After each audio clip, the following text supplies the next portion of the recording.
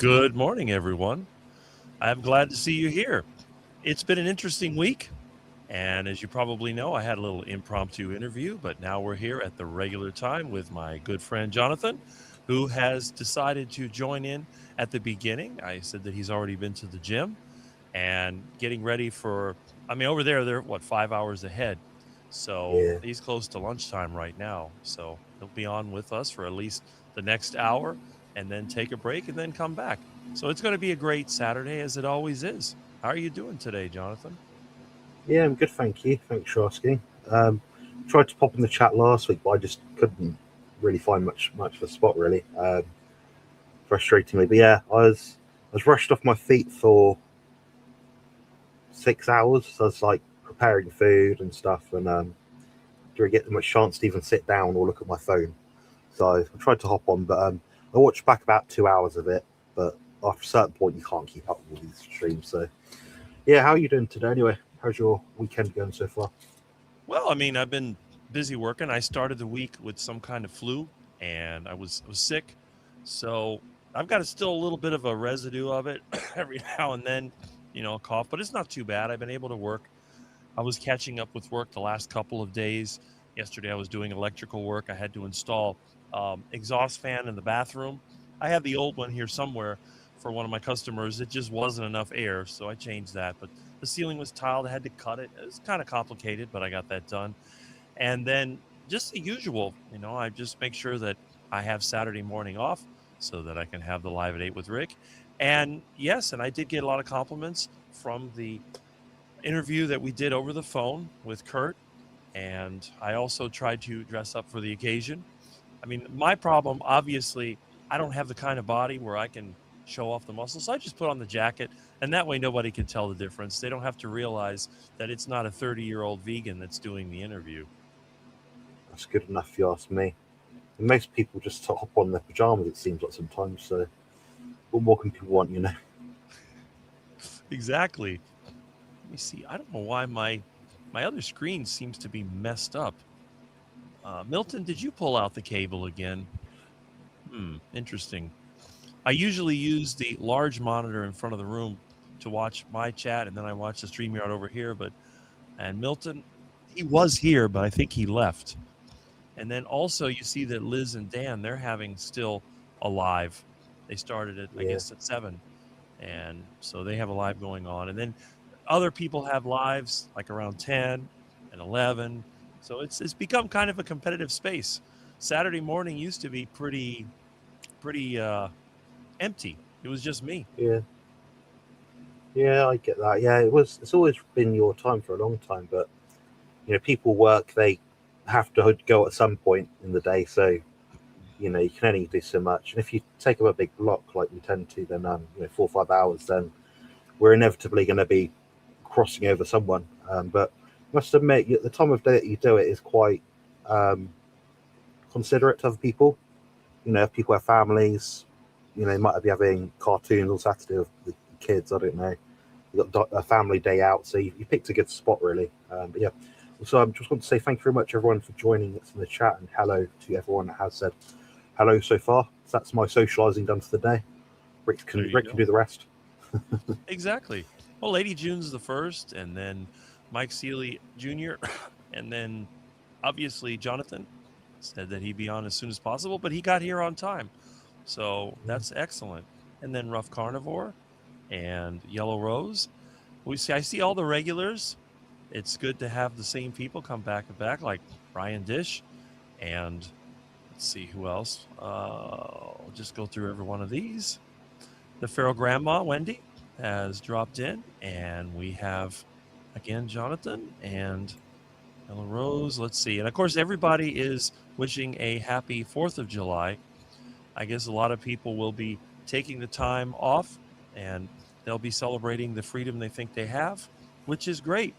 And there's Mike Seeley Sr. And let's see. Okay. Yeah, there we go. All right. So we have everybody saying hello, which is a good thing. And there's Chuck from Clearwater. Thumbnail looking sharp, Rick. Well, we can thank this man over here because he's the one that does all the graphics when we work together. Mine is very basic. When I did my interview, all I did was take a picture of my desk area and put share your story. And then, of course, that's about the time that Milton grabbed the cable and pulled it away from me. And Milton, he's right here. Show you. Yeah. Just see Hello. Milton. Oh, he's up. Ow. He's good though. He grabs me, but he doesn't put his claws out. But he keeps reaching Yeah. around the monitor with the paws. So that's It's funny. one of the unique things about the show. And there's Aaron, Booby Goats. Hello, Aaron. And who else do we have? Smoothie 420, Rick of Earth. Let's get dangerous. I don't know if you've seen some of the memes that Barry Simon has been putting out there, like on Mitch's channel. I do see Jonathan go into Mitch's channel quite often. So you've probably seen that where they had like Rick is supposed to be from another planet and then the aliens come to visit. Oh, Rick of Earth. Okay. Oh dear. I seem to be the subject of a lot of these AI videos. The thing is, they could probably just ask you to do whatever it was, and you could do it. So That's true. Well, Aaron misses the music and pictures. I can't run the OBS at the same time that I log on to StreamYard. Otherwise, I'd make a virtual camera. But, eventually it varies because I've been doing it from the computer for a while. And when I first did my live, I didn't even have OBS installed. I was just doing it straight from the YouTube, which meant that I couldn't display the comments, but at least I could go through them.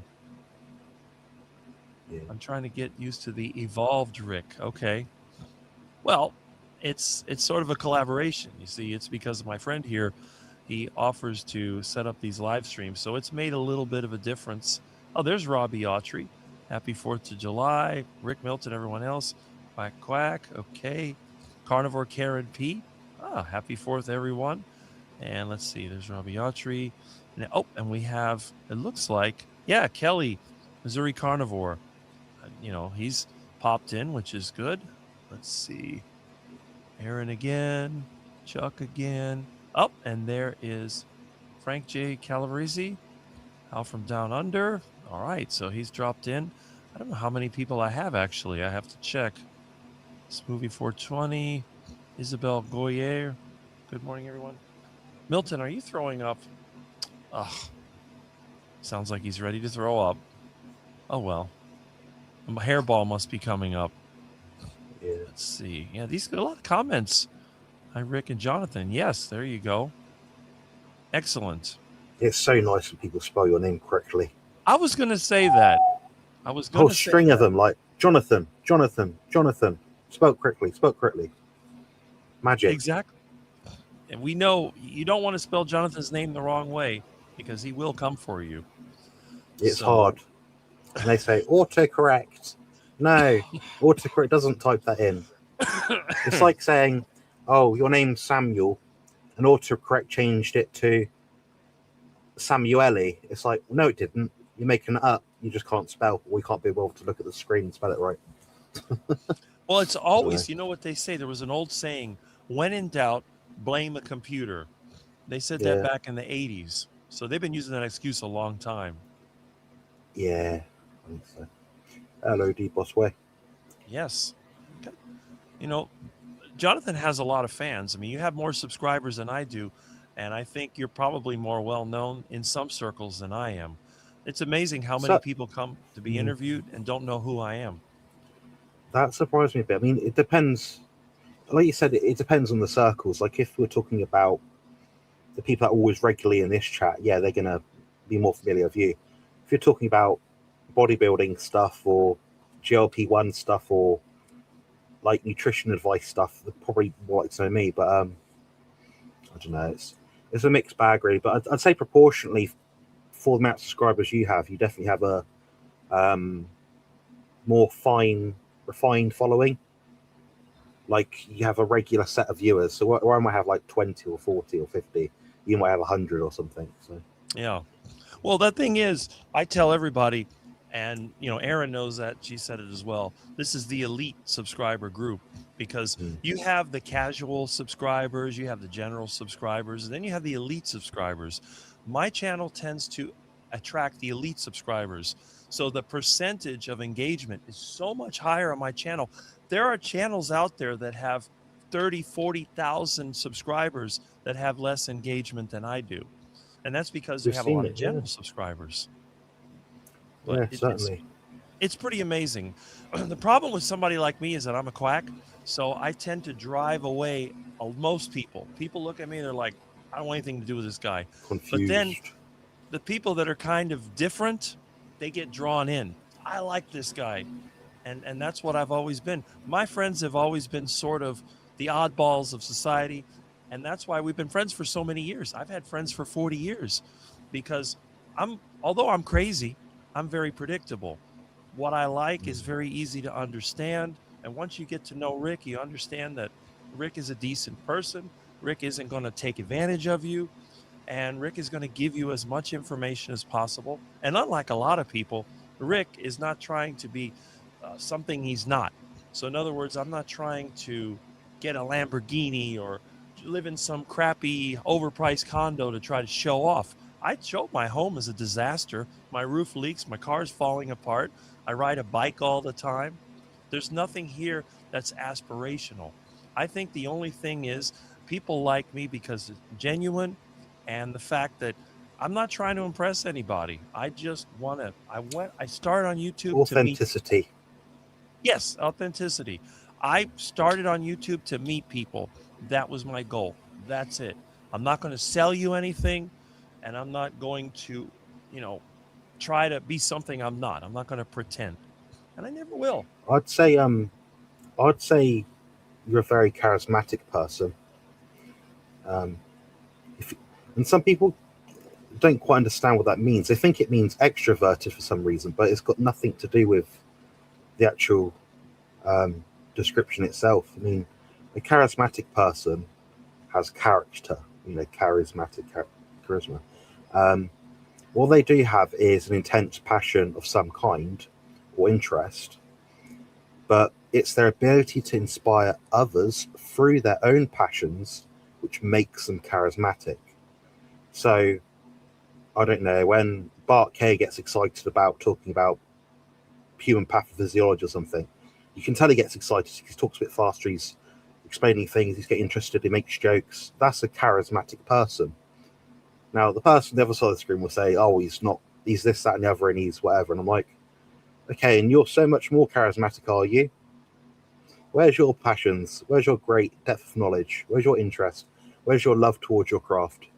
They don't have it. So, yeah. Charisma is a great quality to have, Rick. That's a good way of describing it. I think a lot of times people use the term charismatic to mean that they're able to influence others and all these special things, but that's not what it is.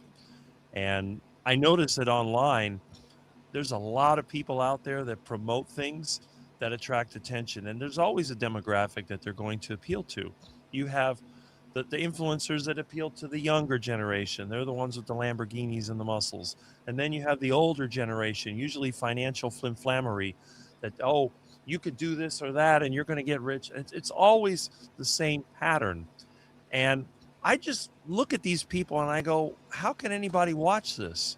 It's just a bunch of nonsense. But then again, I look at everything as it's some kind of a plan. A lot of people there, like right now, they love celebrities. They had some celebrities getting married in New York City. It was like a big deal. Of course, celebrity marriages don't last. So who cares? They may be together for a few years, then poof, then you have the divorce. So I guess you get it on both sides. You got the excitement for the marriage, and then you got the divorce. And then you got all the people with spectator sports. They love the World Cup. Oh, it's soccer everywhere. And I look at that, I go, why would I waste my time? I tell people, I'm not going to waste my time watching and trying to interact with people that don't know that I exist and don't care. So I'm going to spend my valuable time, because we only have so much. Whether you are a poor person or a multi-billionaire, you only have so much time, 70, 80 years, maybe a little more if you're fortunate. Why would I spend that time giving it to some corporation or some sports team or some whatever, when I can talk to real people like I'm doing now? I'm not watching TV. I am on YouTube. I'll spend 4 or 5 hours on Saturday, but I get to meet all these great people in the chat. I get to hang out with people like Jonathan, and it's great. So Yeah. to me, I don't understand why people get excited over the celebrity culture. Their aspirations, I guess, are to be like the person they look to, but they can't. It's not something they can do. You look at these people playing sports and you may cheer on your team, which by the way isn't yours because you have to pay to see it. But realistically, you're not going to be one of them. You're not going to be a football player. You're not going to be a soccer player.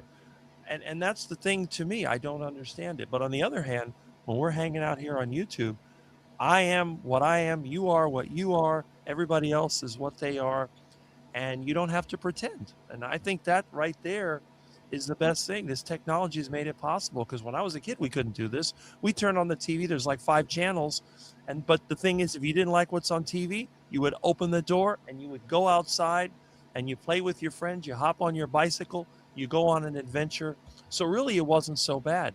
But I guess now you don't see anybody outside because they're using their devices as a form of entertainment. Yeah. It's it kind of what you said there about sports and spectatorship. It's to me, it's like the carrot and the stick idea. So the carrot being the reward. You do something, you enjoy it, brilliant. You walk away happy. The stick, well, your team might lose, they might win. Your favorite player might get injured. That's the stick straight away.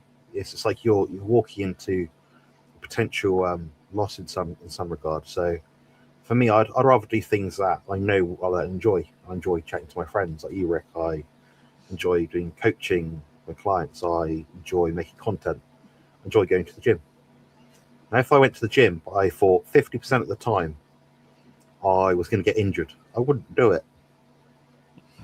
That would be the stick. So, yeah, I can see rationale there. I mean, I think for me, it's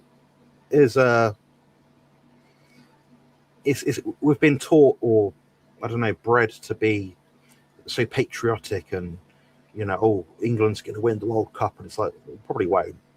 Nice if we did, but then I think, would it really be that nice? Am I negative for not really caring too much? I mean, have I backed all these teams? Have I invested time and money into an emotional energy into them winning somehow? No. So there's no reward for me. It's not a benefit to me. So I don't have a personal sort of attachment to that sort of thing. But of course, you can have personal attachment to things that you do actually enjoy. Well, that's like me. I don't get satisfaction if I do something and there's no physical result from it. And that's always been the case with me. And again, people, they love to go to movies and be entertained. They like to watch sports. They get excited by it. And I really don't understand, because in the end, it doesn't improve my life. It's not like let's say I went outside and I worked on my car and I fixed it. Well, now I can drive around in my car. I have something to show for it. But if the local team won a game, how does it benefit me in any way? It doesn't. It hasn't improved my life at all. If my air conditioner breaks down and the local sports team wins, that doesn't fix it. Yeah. Yeah, Joe makes a good point. It's further down the line. You don't have to chuck it up. But Joe Sleep and Cinemas Journey, he's saying about how it's overhyped in a sense, like celebrity culture is a bit too much. But then watching the World Cup with your friends, sharing a drink, having a meal together, watching a TV or something, and just sharing an experience together, that's what's nice. It's the sharing part of it. It's not the I'm sat on my own in a dark room watching a boxing match. That's not fun. Right. No, I agree. But see, like my lifestyle growing up, we were car guys. We all worked on cars. We'd swap engines and do different things. So we'd spend time doing it. Like if we're going to do an engine swap. Yeah, I'm not a Chevy guy. My friend's a Chevy guy. Okay, he's got a Chevelle. He's going to put a big block in it. So he gets the engine, and we go to his house, push it under the tree, put the chain hoist on the tree branch, and start pulling up the engine. So we're all out there working. And you know how it was years ago. You have all these guys out there taking this off and taking that off and getting it ready to pull out. And then we go through all that, and it may be a 1 or 2 day process. But then there comes that time where you put the battery in the car, you start it up, And if everything goes well, it runs and everyone's happy. It's like, yeah, we did all this work, and we've got, all the things, tools, and get dirty and all that. But in the end, we fixed it, and now it's working. And now that little tiny engine that could barely move the car, now you got the big block in there, and the thing can really go. And it was like that with a lot of things. I mean, when I was a kid, we would work on bicycles. We'd go skating. We had a lot of custom bicycles. We'd hit the trash pile, maybe go to Kmart and get a few parts, and we'd build up one bike, and then friends got a custom bike. Oh, let's work on his, and we work on his, and we always did that around. It's like you said, like with the gym. Now, I've never been a bodybuilder myself. It's a lot of time, a lot of effort, and I have to admit, I don't really care anymore. But I had a lot of friends. That was the thing that they did, and it was something we'd all talk about. Oh, if I ate more eggs, next thing you know, they're eating a dozen eggs a day, and I'm going to the gym. I'm doing this workout routine, and I got this many sets. And it was like they would try it, and then you see the results. A few months later, Yeah. wow, you're looking good. What have you been doing? And that was a team effort as well, because all these guys, they're like checking each other out, and they're learning from each other. If you do it by yourself, I mean, what's the point? I mean, realistically, it's like you said, it's the connections that you make. Yeah, we're fortunate we can make different kind of connections now. So me, obviously living with autism, I can't make a lot of deep, meaningful, close connections with people. I'll just get burnt out. I don't have the energy. So, for example, online I can opt in and opt out when I want, socially, for the most part, until people start calling me in the middle of the night, which is really annoying. Then say I've got Facebook. I keep my Facebook friendship number under 100 people. Chances are I don't really care on a personal, intimate level what more than 100 people in my life are doing each day. It sounds a bit harsh, but I've only got so much room for caring. Beyond that point, you become someone that's more of like a pastor or a teacher or someone that's got to work with loads of people. Live with Rick and, oh God, don't know what he just said. That's what she said. Yeah, he always has some kind of a joke, which again is sort of a running gag in the community. He's a long time supporter. He is, CB. He's been a member of my channel 1, 2, 3 years. Was it to start Really? enough? Yeah, a long time. Much That's appreciated. amazing. Let's see. Listening already for the gym. Well, that's good.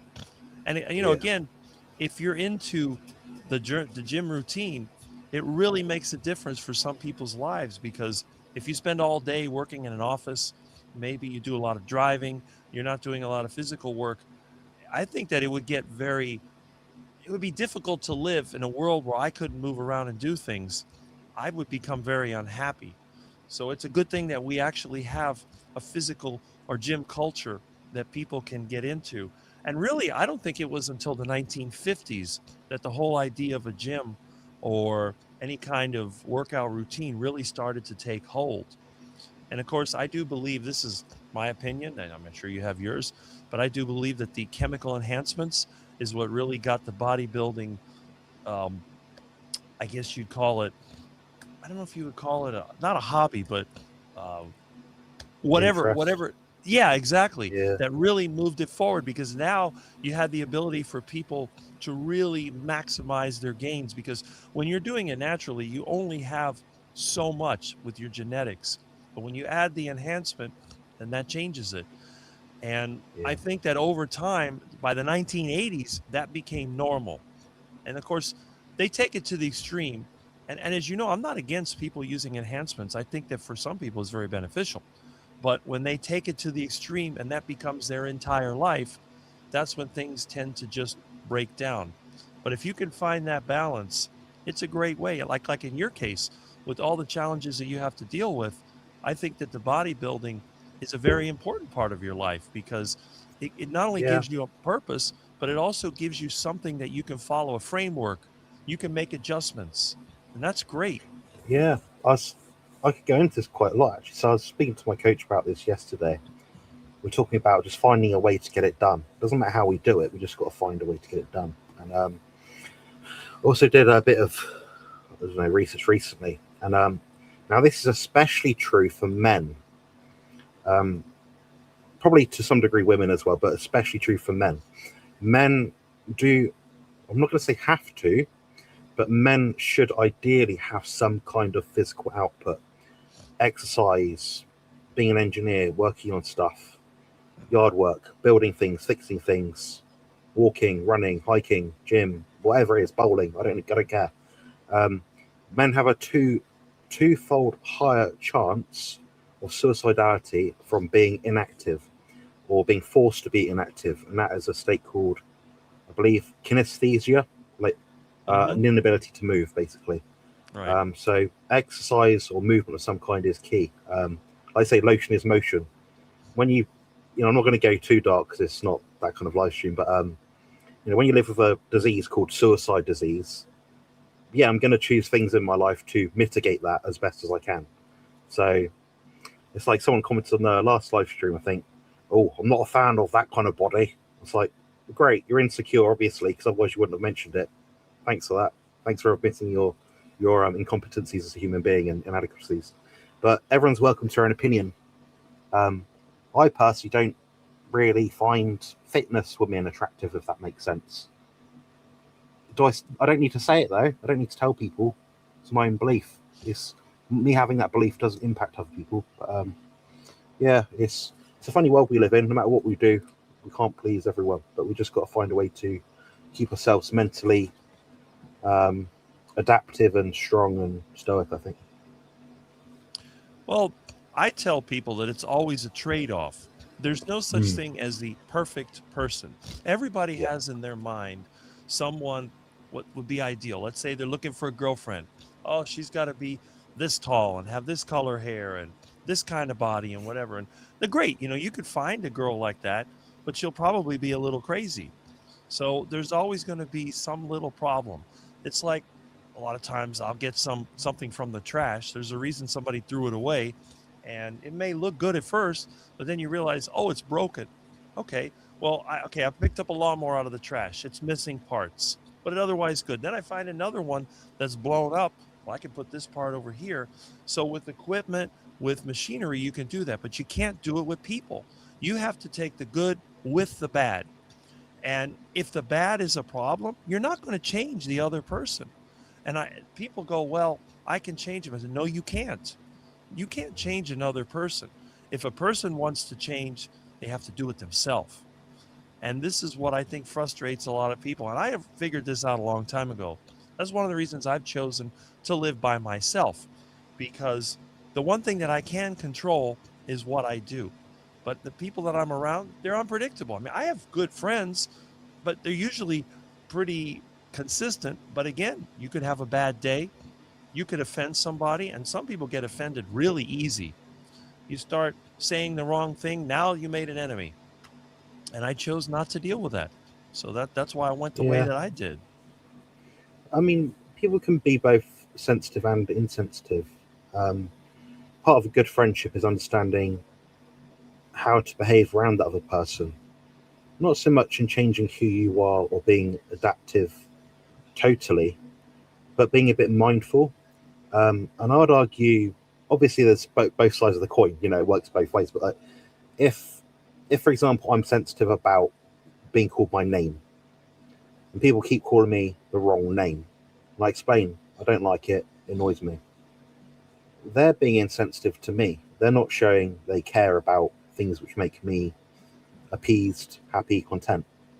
So it means they don't respect me. If they don't respect me, how am I going to be able to willingly give up time, energy, effort, or emotional support to that person? Because as much as it'd be nice to say we're all perfect human beings and we're all, I don't know, God-abiding citizens or whatever, and always do good things and not expect anything back, it becomes pretty hard to continuously give something out if you don't get anything back. It's still going to be hard. That's the human element of us. We are imperfect. We are fallible. So yeah, it works lots of different ways. I tell everybody complex. it's like everybody has a cell phone now. And I said, look, if you never charge your cell phone, if you just keep using it, it goes dead. But if you only charge it a little bit and then you use it more than you charge it, it still goes dead. You get out of a relationship what you put into it. You always have to put in at least what you get out of it.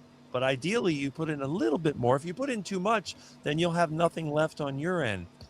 But I've learned that when I try to figure out what makes a person, what is the motivation of a person, and what are the things that demotivate them. There's some things, like, for example, if you do a favor for somebody and they don't appreciate it, eventually you say, Yeah. I'm not going to do it anymore. I'm done. And when people know there's something that bothers you and they keep doing it, why am I going to go around this person? All they're doing is aggravating me for no reason. Yeah, I honestly, I mean, I can set for myself. A lot of people do aggravate me. I'm quite uptight at times, highly strung at times. Someone used the word acerbic recently, or ascerbic, and I was like, okay. But for you, Rick, it does not apply. I can't think of a normal, righteous human being that can find a reason to dislike you, outside of maybe like they don't have the same interests as you, or something bizarre like that. You know. Well, my problem is that I aggravate people because a lot of times I'll get to the root of the problem. When somebody has a problem and they're complaining and then they're blaming everybody, I might say, well, what was it that you did at this particular time? I'll always find the one thing that they are definitely at fault for. And they get mad at me. Well, that's not what it is. I said, yeah, but have you thought about it? Because a lot of times people instantly, they blame somebody else. When there's a problem, they say, well, this person did this to me, whenever. Okay, I understand that. But maybe you set yourself up. It's like if somebody dumped a bucket of dog turds on your head, did you stand there while you saw them dumping out the bucket? So a lot of times people do things that put them in these positions. And it's very frustrating because I try, and I learned a long time ago, never, ever, ever give somebody advice unless they ask for it. That is the easiest way to offend somebody and to lose a friendship. And there's always people out there that love to give advice. Well, you should do this and you should do that. Like, how do you know this person hasn't tried that already? But they get offended. And then when you don't stick up for them, they get mad at you. Well, I thought you were my friend.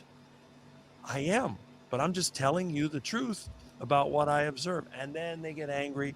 It's like online, people are always selling this stuff on YouTube. They're selling overpriced products, they're selling services, whatever. And I look at it, I go, well, I don't think that's a good value. And boy, do I get in trouble. They start avoiding me. They ban me from their channel.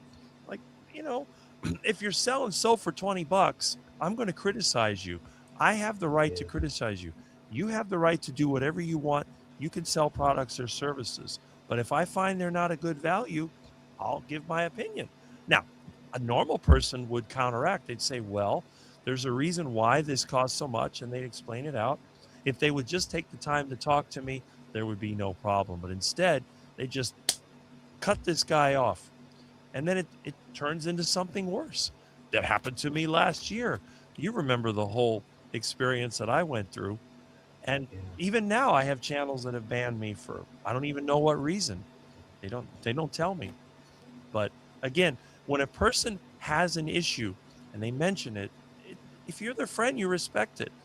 But when people make promises that don't make sense, I have no choice but to just tell my opinion.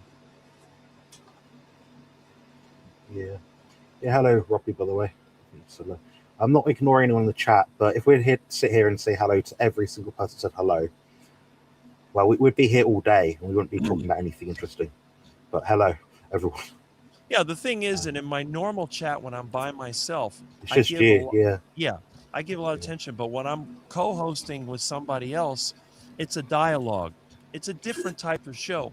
When it's just me in the comments. But when I have a friend, I have a colleague in the carnivore space, we're going to be mostly with each other, and then we just go for the comments as they come in. So if I miss Yeah. some, you know, That's all The you can world won't do. end. And I'm a little behind. And by the way, is her name Joe or is it? Joe. Yeah, that's what I thought. Yeah. I hope you got to spend time together on your birthday. No? Okay. No. It's a matter of waiting. There Yeah, you go. she doesn't live very nearby at all, and it's not like easy to just meet up, unfortunately. I see. Yeah. Yeah, I love listening to Jonathan talk. See, you have lots of fans. That makes one person. I'll take it. I'll take it. Well, you had a couple of other comments as well, but yes. CC Stargazer. Yeah, she likes the way that I do it. Independent thinker, awake, aware, truther, trying to wake up all. Yeah, exactly. Like-minded people are attracted to you for that reason. That's what it is. And those kind of people are the people that participate, which is really good. I haven't even looked to see how many I have on my channel. Let me double check here. I have 57 right now. That's pretty good. Yeah, I mean, I'm amazed that many people would take their time to watch a quack like me. It's good. Let's see. Yeah, they're talking about Chuck and his job. Yeah, I'm not going to pay stupid money to make a bunch of spoiled people rich, from Robbie Autry. See, that's the way I think. If I'm going to give my money to somebody, it's going to be somebody I know. I would rather hire somebody that I know or buy a product or service than get it from an anonymous person, even if the person I know costs a little bit more. The problem is in our world, they think that because you're their friend, that you should give it to them cheaper. And I try to explain to them, well, that's not the case. If you're getting a quality product, why would you pay less to your friend than you would pay to somebody that you don't know? I don't understand that mentality. If I have the money, I'm going to give it to my friend. Yeah, I mean, if someone supports me and they are willing, say, have something that I'm selling a service, an ebook or something, they're like, I'm just going to buy it full price, and you say, oh no, spend a bit, here's a discount code or something. They still pay the full amount. I think, oh, they respect me in what I've done. So in the future, what I'll do is I'll pass it forward, and that's kind of how I do it. Yeah, I can't get any cheaper. It's getting to that point now. I'm like, every week I'm looking at my bank account thinking, what am I gonna do? Somehow I'm still here and feeding myself. It's At the moment I think the food bill is what's costing a lot. When you're eating 1.6, 1.7 kilos, like over £3, nearly £4 of meat a day, it is expensive. I think so that's why food is good. And another thing about Jonathan, I mean, you can see there's a big difference between the physical size of Jonathan and the toothpick like me that's got no muscle. And yet you're more that way though. Oh, okay. I'm like I'm only 6'1". You're like 6'6". Is that right? Yeah, 6'6". The problem is, for some reason, I consume a lot of food.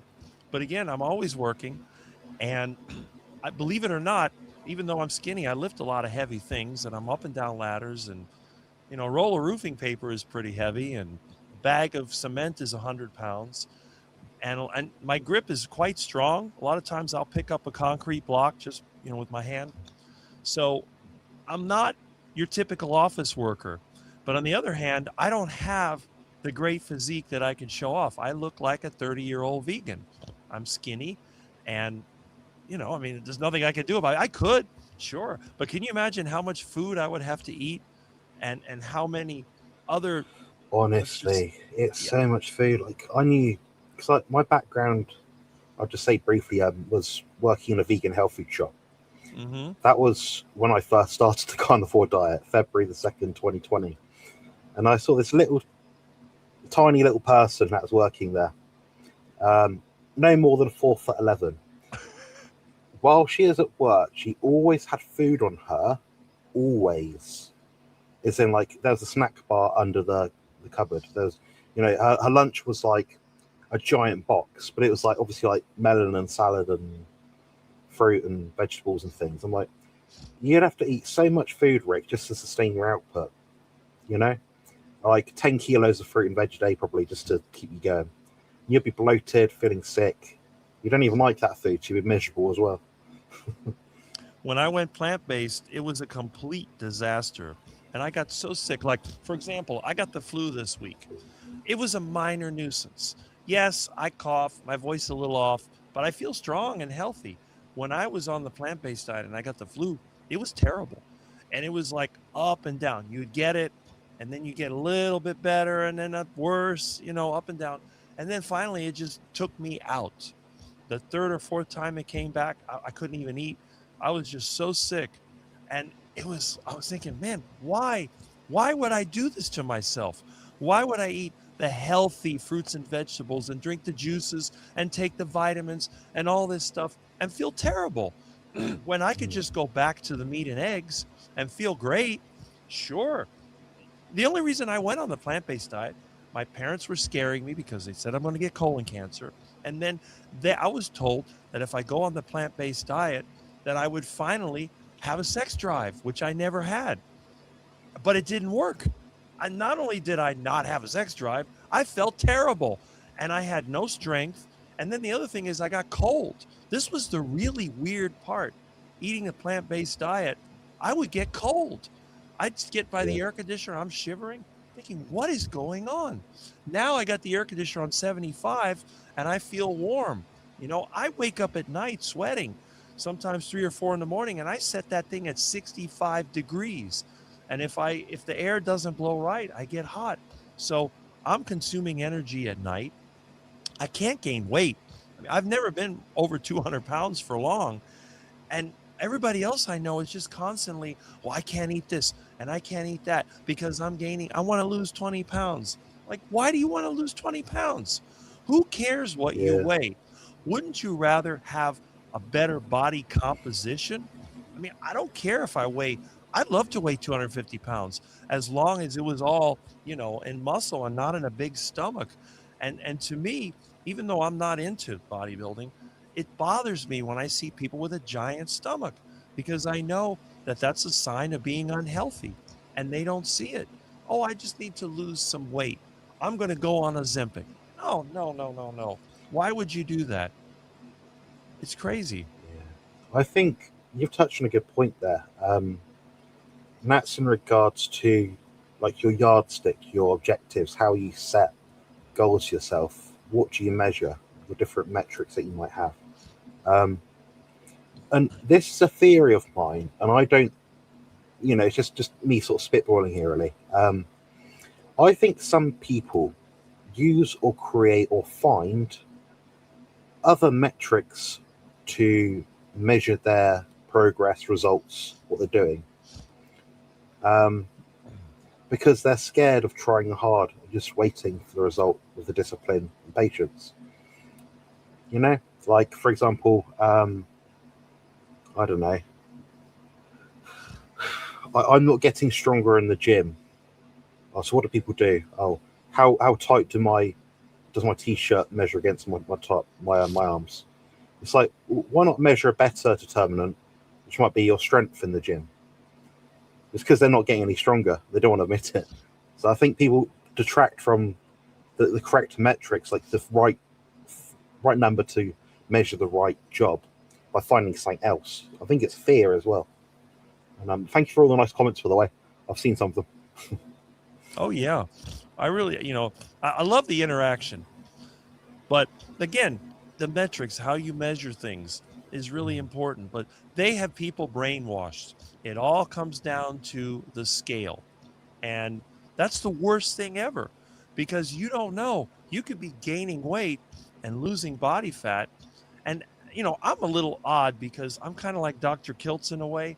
I don't think that body fat in itself is a bad thing because when you think about it, when a person gets older, they lose fat in their skin. That's why their face gets sunken in. They get the little wrinkles and all that. So it's where the fat is. If you're losing fat in your skin, it makes you look older.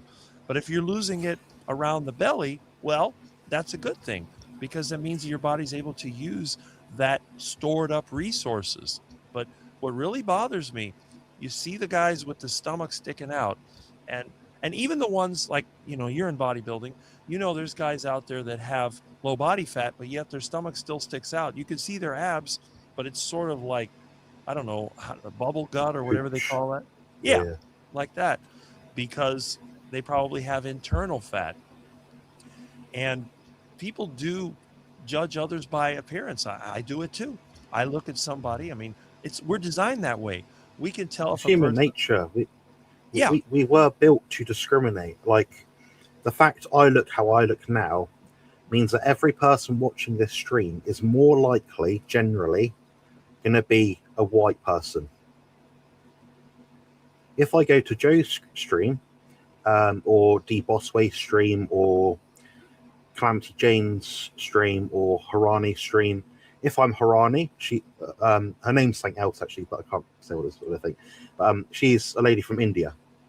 She's going to have Indian people that look a bit like her, that speak a bit like her on her stream.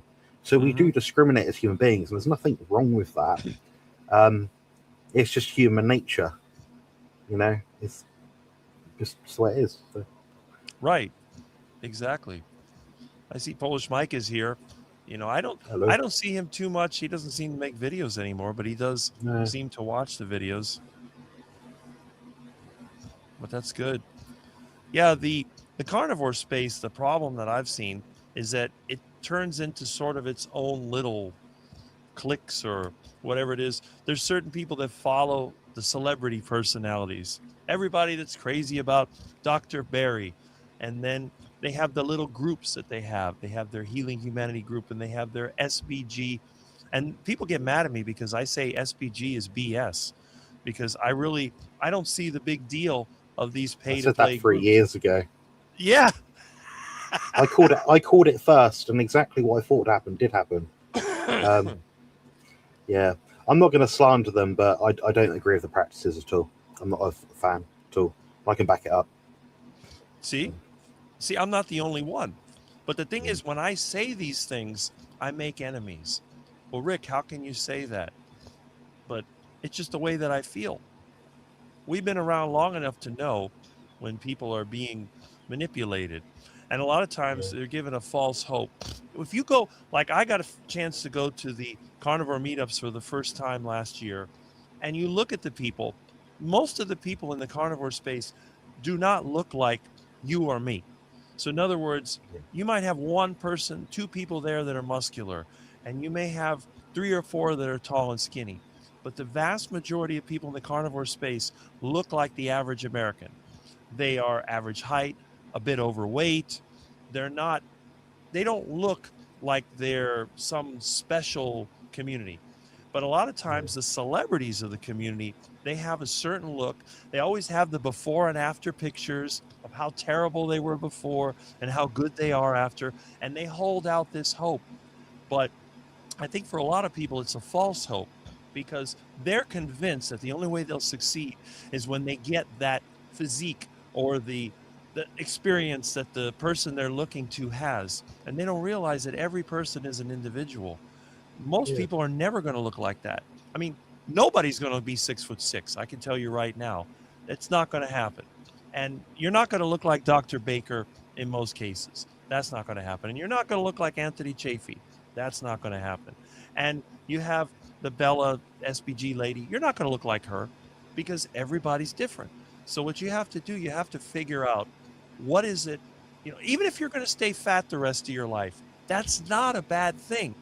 You could be the fat guy with a big beard smoking a cigar and be perfectly healthy, and you live 80, 90 years, no big deal. Or you could be the guy that's ripped, the guy that's got a fantastic physique, and he drops dead of a heart attack before he's 60. These things can happen. And I think when you get stressed out and you just try to attain to some level of perfection that you'll never reach, you're just going to give up. And you see this. People come in the carnivore space. They're very, very active. All of a sudden, they stop making videos. And then they're forgotten about. And then a couple of years, they come back later telling a story. Well, I fell off the wagon, and this didn't work for me, and I had this problem, and this person died, and they go through this whole thing, and then they get the attention back again, and the type. It happens over and over again. Meanwhile, some of us are just consistent. We keep going on the path that works for us, and we're happy. So I try to tell people, look, don't try to imitate the carnivore celebrities or any other person. Just try to find out what works for you. And when you need to, you have people out there that can help you. They can coach you, they can give you advice. Loads of people. You could Yes. be like someone with really obscure disease or condition or situation. There'll be someone out there that has a rough idea of what would be the best thing for you to do. You just got to look. And the thing is, all of us, I mean, me not so much as it used to be, but there's a lot of people out there that are live streaming once, twice, 3, 4, 5, 6, 7 times a week. You can access these people. They're not so far out there. And like you touched on a good point about, I guess, like personal success and growth. And I think like it's like the measurement of a man shouldn't be determined by what other people see as a success, but what he's been able to achieve when his back's been against the wall, when he hasn't had people patting him on the back saying, "Oh, you're doing well." He hasn't been congratulated when he's gotten his own thing, just got on with his own stuff, just did the work. And I find those people very inspiring. So when people come on here and they say, "Oh, I've not lost weight, I'm still diabetic and overweight," and I'm like, do something, come back and tell the story. The story is what gets more people involved and hooked, and that's a charismatic person. A charismatic person is not someone who sits there, bitches and complains, doesn't put in the work and expects a result. So, like I'm sure there's times with you, Rick, where you're trying to fix something, some sort of electrical component's gone out. What do? You do some research online. Maybe you go to a shop, you ask someone who knows more about that, conductor or whatever. You look for a textbook. You go for all this flow chart of what to do in your head. Eventually get to the point, and that's the key point. Then you get that self-satisfaction, and that's what success is. That's right. I do that all the time. That's how I get accomplishment, because rather than looking to other people as some kind of example, well, I'm going to do what he or she did. That's not going to work, because that's already gone. It's like they say, that ship has already sailed. If I try to imitate somebody else, I will fail every single time, because the circumstances are different. But on the other hand, if I personally have a success and I can show it to other people, that can act as an inspiration. But the reality is, if they copy what I did, most likely they're going to fail too. They have to figure out how what I did fits into what they need to do. And the problem is, a lot of it is a personal responsibility. What people like to do is criticize somebody else. Say, well, you did it, but I don't like the way you did it because you did something that I wouldn't do, or I don't approve of this. But the reality is, it worked for that person. You have to figure out what's going to work for you. Like, for example, I mean, if you're a religious person and you can't eat meat, well, now you've limited yourself. You're going to have to figure out another way to come close to it. Yeah. My client, Kimberly, she's on a minute ago. She made a comment. I'm not exactly sure on her religious profile. I understand her religion, but I don't know how she adopts it within her lifestyle. But one thing I do know is every Friday she doesn't eat meat. So she adapts to accommodate. So she gets the best of both worlds. She keeps herself happy with her spirituality, whatever. She's also able to still achieve her goals. So, just got to find a way. Finding a way is the key. Mm-hmm. And there's my friend Kurt has the first question of the day. When one person who continues to blame everyone and everything for their problems, they have to look at the common denominator of their problems. That's right. And the common denominator is usually the person themselves, because some people are just troublesome. They will always find a way to cause problems when it's unnecessary. They will find a way. Some people delight in aggravating others. They will find the weakness of a person and they will try to work into them just to try to make their life miserable. Because I think some people just like making other people upset. I think it does something for them. I really don't know why. Yeah. We just hit 70 people live in the stream. Just a friendly reminder to hit like and support our channels to help fight the globalist agenda. From Milton. That's right. That's the thing, you know. But again, how many people that have only 4,000 and some subscribers can attract? Now I have 61 showing on my stream. That just doesn't happen on YouTube. In order to get Yeah. 60 people, I would have to have at least 15, 20,000 subscribers. But again, my goal on YouTube was to meet people, and I have been able to bring together a really nice group of people. And when I get to meet them in person, I'm more impressed than when I've seen them online. The couple of times Yeah. I've been to a meetup, I was able to meet face to face, and I really like these people. So that's why I keep doing the live stream. I'm not doing it for money. I don't get paid for this. Once in a while, somebody will throw me a few bucks with the Buy Me a Coffee link, and I've had some of my friends send me things directly.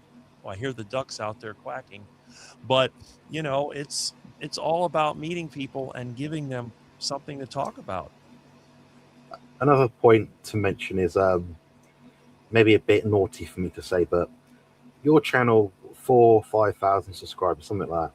You're about 60 odd people live right now on your channel. You've got one moderator on your channel. That speaks to the quality of the people within your channel, without tooting my own horn. To the point where I'm sort of saying, well, if you go onto, I won't name people, if you go onto other channels, they'll often have 7, 8, 9, 10 moderators at once. Why do they need that many people? You know? Well, that's it. Well, my channel tends to self-moderate. I think that a lot of the trolls, they just give up because they try really hard to aggravate me and it doesn't work. The only time I get rid of somebody is when they start attacking my subscribers, because some of my subscribers are sensitive and a lot of them are like me. They don't care. They think the whole thing is funny. I mean, you can see over here, I just saw Dan put up a comment. He's one of those that doesn't care. He doesn't get offended. But I'm a social justice warrior. I'm a lot more. Yeah. I'm one of those sort of people. I'll stand up for something if I think is wrong. I mean, And, you know him. know. He was just live with Liz earlier. Downable, yeah, with Christy, yeah, definitely. I watched a little bit of that. He's one of those that doesn't care, and he was fat and unhealthy, and he got in shape, you know. And I'm going to make a video about the different classes of carnivore personalities. You know, there's like a younger group that they're trying to maximize testosterone and whatever, and they think the carnivore diet will do that. But of course, you look at someone like me who's skinny and go, well, it may or may not be the case. But then you have the people that have had like the comeback story. They were healthy when they were younger. They got fat when they got older, and then they come back. And those are the most impressive because these guys, they worked out when they were younger. They got in their 30s or 40s and they got fat and dad bod or whatever. And then they went to the carnivore diet and they changed and they went back to what they were. Then you have the over 50s and over 60s that had a heart attack or diabetes or whatever. And those, they've been able to manage those conditions. Now, not many of them have built a fantastic physique, but they're not dead. So you've gotten to the point where the carnivore diet kept you alive. You're not young and pretty, but you're still active, and it really improves your quality of life. And I think that not everybody's going to be the same. The diet will have a different effect on everybody, and also depending on how long you do it. Someone like me that's been doing this for decades is going to be totally different than someone who went into that. They grew up on the standard diet. They were maybe healthy when they're younger, because everybody I know my age, they have certain conditions. Number one is back trouble. I don't know a single person. And when it comes to spine issues, Jonathan, I would consider to be the authority on managing spinal conditions. I'm really good at being in back pain. Yes. Everybody I know. I need a certificate or a gold star or something. Right. If anybody has spinal issues and is thinking about building their body, working out, getting on the carnivore diet, there is nobody that I would recommend more than Jonathan, because he lives this every single day. There's nobody else I know that's been able to do what he has. But see, I'm the bad guy because I've never experienced back pain in my entire life. And they say, Rick, you don't understand. Well, that's true. But you know that tall guys are the most likely to have back trouble. That's a fact. The taller you are, the longer your torso is, you're more likely to have back trouble. and I've never had it. Joint Yeah. pain. I've never had joint pain. My hands work perfectly.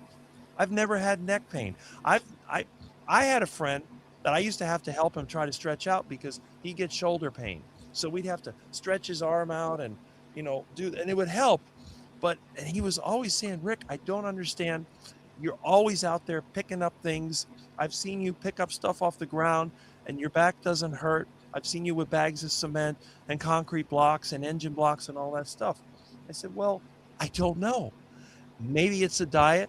Maybe it's the fact that I take my time. I never just throw something. If I've got something heavy to lift up, I'll get in position and I'll start lifting it. And if something doesn't feel right, I put it back down. That's the way it Yeah. is. And then I'll come back later and do it again." Yeah. I mean, I'm gonna head off and get my lunch in just like 30 seconds. But it's, how do I put it?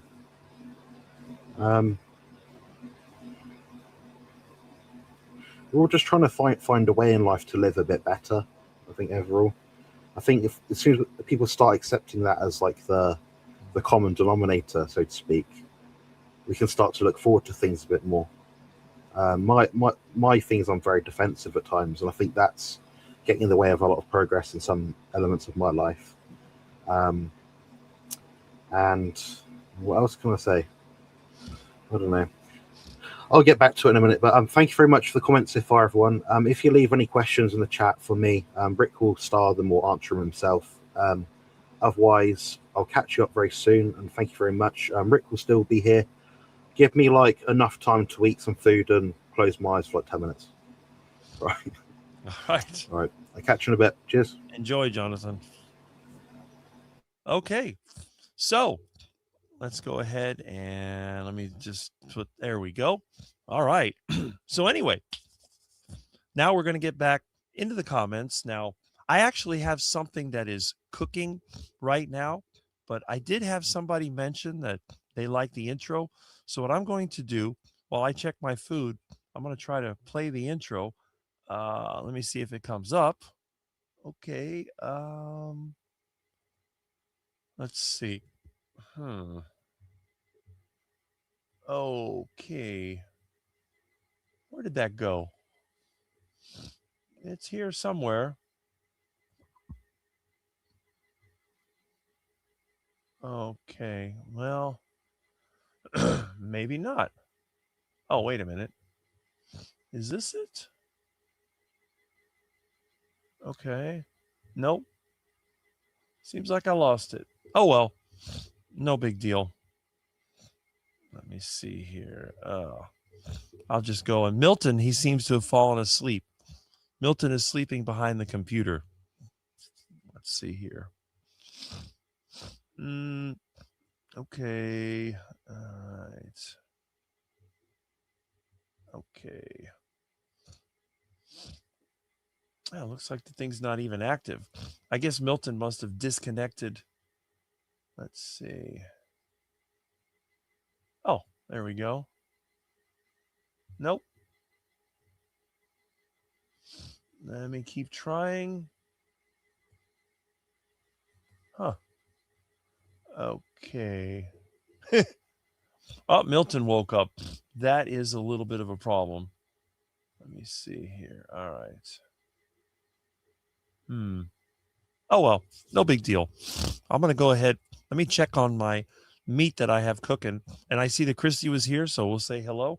And let me see if this is here. I'll be right back. Okay, Milton. Milton is a man. Milton is a man.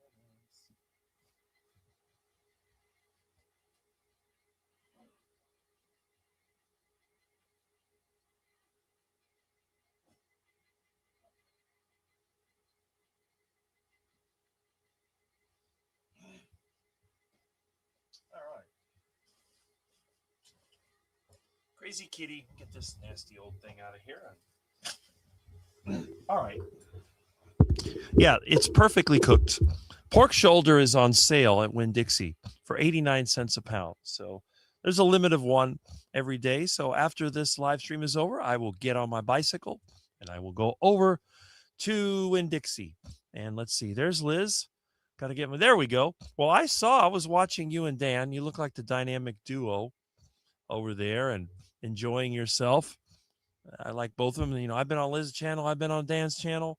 And again, it's the small channels where the real action happens, not the big channels. Now, I know a lot of people love Dr. Barry, and I'm not saying he's a bad person, but he's got way too many people in his channel. You can't interact. So I don't waste my time with his channel. And I hate to say it, but part of it is because Mitch has it at the same time. But as you know, Carrie's channel, they have their live, I believe it is on Thursday night, which conflicts with Mitch's live stream. And of course, I wasn't even there for either one because I was working at that time. I just don't spend any time there, I have to admit. So when a channel gets bigger, Rick disappears. I do watch Dr. Chafee's videos because he still kind of interacts. And on top of that, I'm a moderator on his channel. So whenever I see it, I do drop in. But I'm just not really into the big time channels. Okay, what else do we have here? Joe's, okay. Supposed to be away with my best friend celebrating my 50th.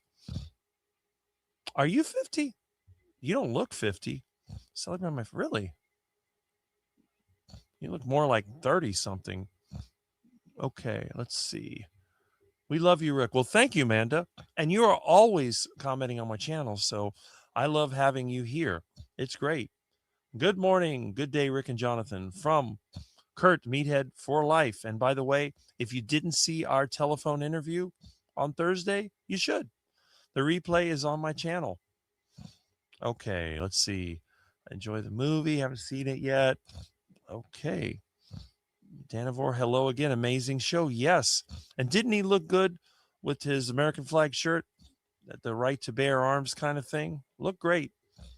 So I classify Dan as one of the aesthetic carnivores. He went from being your typical fat guy to looking good. So that's good. The fact you look so youthful. Well, thank you. I'm not bad for a guy that's 58. I'll be 60 in a couple of years. Can you imagine? 60 used to be considered so old.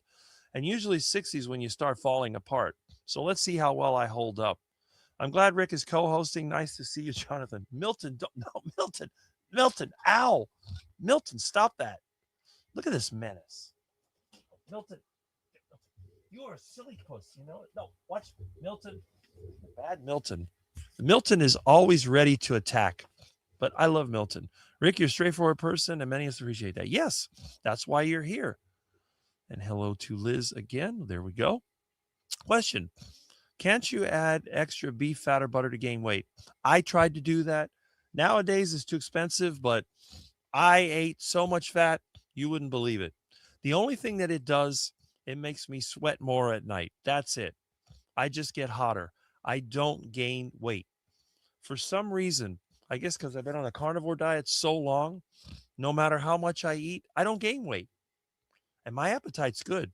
If you've ever seen me eat, anybody that knows me says hide the food from Rick because Rick will eat all the meat. One time they came up with this like beef brisket, big old chunk. Well, that's too much food. And my friend was like, it's going to be gone before this is over. But no one's going to eat all that. Well, you haven't seen Rick. That skinny guy is dangerous. He can eat a lot of food. I guess there's an advantage to being skinny. Why do I want to lose 20 pounds? Well, because I have a big stomach. Well, Gary, but again, if you're healthy, you don't have to worry about it. Just do what Dr. Kilt says. Just don't worry about it. I think that when a person is healthy, eventually the weight will go away. But look at my friend Russ Mitchell. Now, you talk about obese. Russ is huge. And if you're listening, Russ, you know that I say this in person. I don't think you've lost any weight since I've known you, but you seem happy and healthy. And that's the important thing. Russ is healthy. He's not sick. If you don't lose fat, it's not the end of the world. I don't think it makes any difference, honestly. They want us all to be skinny. Accountability. That's what Rick is a goat. Well, there you go. Accountability is important. Gary, you look cute. See, Sandy likes you. You don't have to worry. So you could have that big old gray beard and smoke that cigar and just eat the proper way, and you'll be around in your 90s. You'll be one of the few 90 something that's obese to an extent and still able to get around. Because again, what a lot of people don't tell you is that if you have extra weight, it actually makes your legs stronger because you're carrying all this weight around. And I've heard many people say that your leg muscle mass and strength determines how long you live. You might outlive some of the skinny people. Some skinny people drop dead of a heart attack. The visceral fat around the organs is a problem, and I have it. So I'm working on getting rid of it to improve my health. Well, that's great, Joe. I'm happy about that. And again, you have Jonathan over there to guide you. So you have some pretty powerful assistance right there. Oh, you weren't talking about yourself. Oops, sorry. Well, there we go. Fancy to see you here. Yes. Well, Gary's a regular. I got to meet him too. So that's a good thing. Jonathan, you found me, so you're more happy to diversify. Yes, that is true. I'm carnivore, but not part of the carnivore cliques. I left that space a long time ago. It is very, very toxic. Well, Kimberly, that's why you're here in this space, because there is no toxicity. Remember, if you are being, let's say, led somewhere on the carnivore diet, all you got to do is look at me and my channel, and you'll see that I never promote the carnivore diet. This is not a carnivore channel. It's just a place for people to meet. Okay. I hardly consider anyone famous at this point. Sorry. Well, there you go. I agree with Jonathan. SBG is full of poo. And again, I have never been able to see it, so I really don't know. They still use my pictures. Really? Huh. You know, it might be interesting for anyone to relate their experience. What we can do, we can open, since we're on StreamYard, we can open up for people to come in, invite them in, and talk about some of this. I agree about SPG or SBG, or I call it BS, or we could call it SBS, steak and BS. All right. Good morning, Sandy and Mason, my biggest subs. There you go. And a good morning from Christy. I'm a 50-year-old carnivore, 15 months now, who's lost 90 pounds. I'm now trying to lift to build muscle and still lose the rest of the fat. I might have to start cutting calories too. Well, there you go. You have to figure out what works for you. Ron Jovi, 1976. So 50-year-old carnivore. Nice. Let me see. All right. I see you got a picture there. I have to realize, yeah, 1976 was 50 years ago. I was thinking about the bicentennial because now they have all this 4th of July stuff. And I remember I was in like 3rd grade or something like that. And they had this bicentennial commission with the little star symbol. It was everywhere.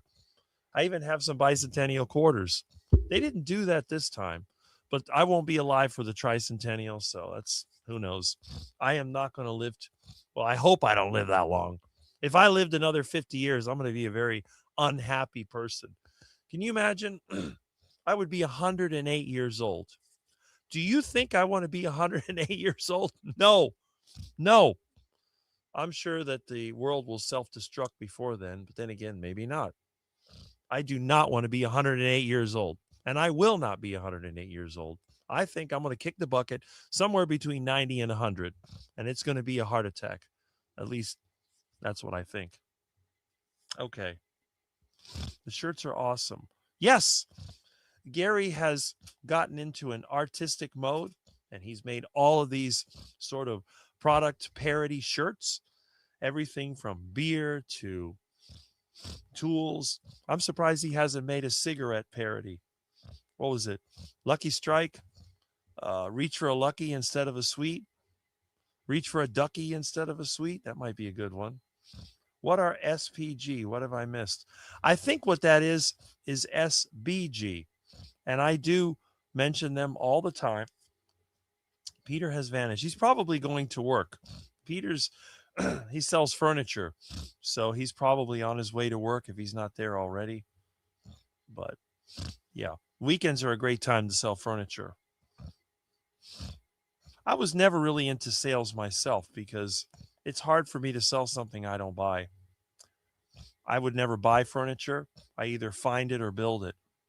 Oh, Cindy, I haven't seen you in a long time. Good morning, everyone. Well, good morning. I hope you're still making videos, but if you are, YouTube hasn't recommended them. You know who I've been wondering about lately is Carnivore Caleb, or whatever his name was, or Caleb's Carnivore Quest. Did he fall off the carnivore diet? He was one of the teenagers that popped in carnivore. Sorry to talk to you. Oh, so you have an interview with Christy and Liz? Okay. Very well said. And positivity. Yeah. Show people the continuous improvement. That's it. You don't fall apart all at once. You don't improve all at once. That's a good thing. All right. So let's see. We have. I enjoyed you and Dave last night. Good show. And Liz. Okay. Yeah. Okay. I've been so busy working, I haven't been able to watch anything. Happy July 4th to everyone. I appreciate that. Okay. I'm painting it sometime. Keep my fingers busy. All right. I'm Catholic. Yes. I believe the Catholics don't eat meat on Friday, so they have to eat fish. That's why McDonald's came up with a filet of fish sandwich. A lot of Catholics around here. There's like 3 Catholic churches in my neighborhood. Okay, so let's see. At that time, we had 60 watching. I have 71 watching right now, according to my dashboard. That's super awesome. I never realized a year and a half ago when I started this, I would have the viewership of some of the large channels. I've seen channels with 50,000 subscribers that only get 70 or 80 viewers, and I'm getting over 80 on a regular basis now. That's actually pretty good. Milton is hip to the world's issues. Yeah. Oh, Milton's a Black Venice. I love that cat. People come here every Saturday because it's a wonderful space to be. You've made this happen. Well, thank you. I appreciate that. And I'm glad that you're here every week. Kimberly Russell, my faith asks for us to be disciplined. Apply to everything that I do on Fridays. I eat fish, shrimp, or eggs. And again, that's your choice. I know that I have a lot of Jewish friends when I was growing up, and they had that whole Sabbath thing going on where they couldn't work. They used to find some really creative ways. They would actually tear their toilet paper in advance.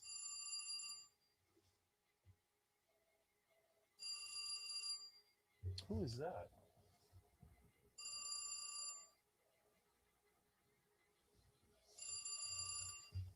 I'm not going to answer it. Okay, let's see. There's Barry Simon, the AI master. Good July 4th morning, Rick and all. Well, good morning from Rick of Earth. Let's see. Happy 4th. There we go. It's Liz and Christy or Christy and Liz. I always get coupons confused. I blame Mitch. Is this actually live? Yes, it is. And the phone is also actually live. All right. Kimberly Russell. I was on a channel once. Everyone in there became a moderator same time. Sometimes they do that when things go crazy. Haven't heard to a social justice warrior, right? So I'm way behind. I'm usually not this far behind. Tired Rick does. I think everyone are on other channel. Okay. When we go live together, will people still mix us up?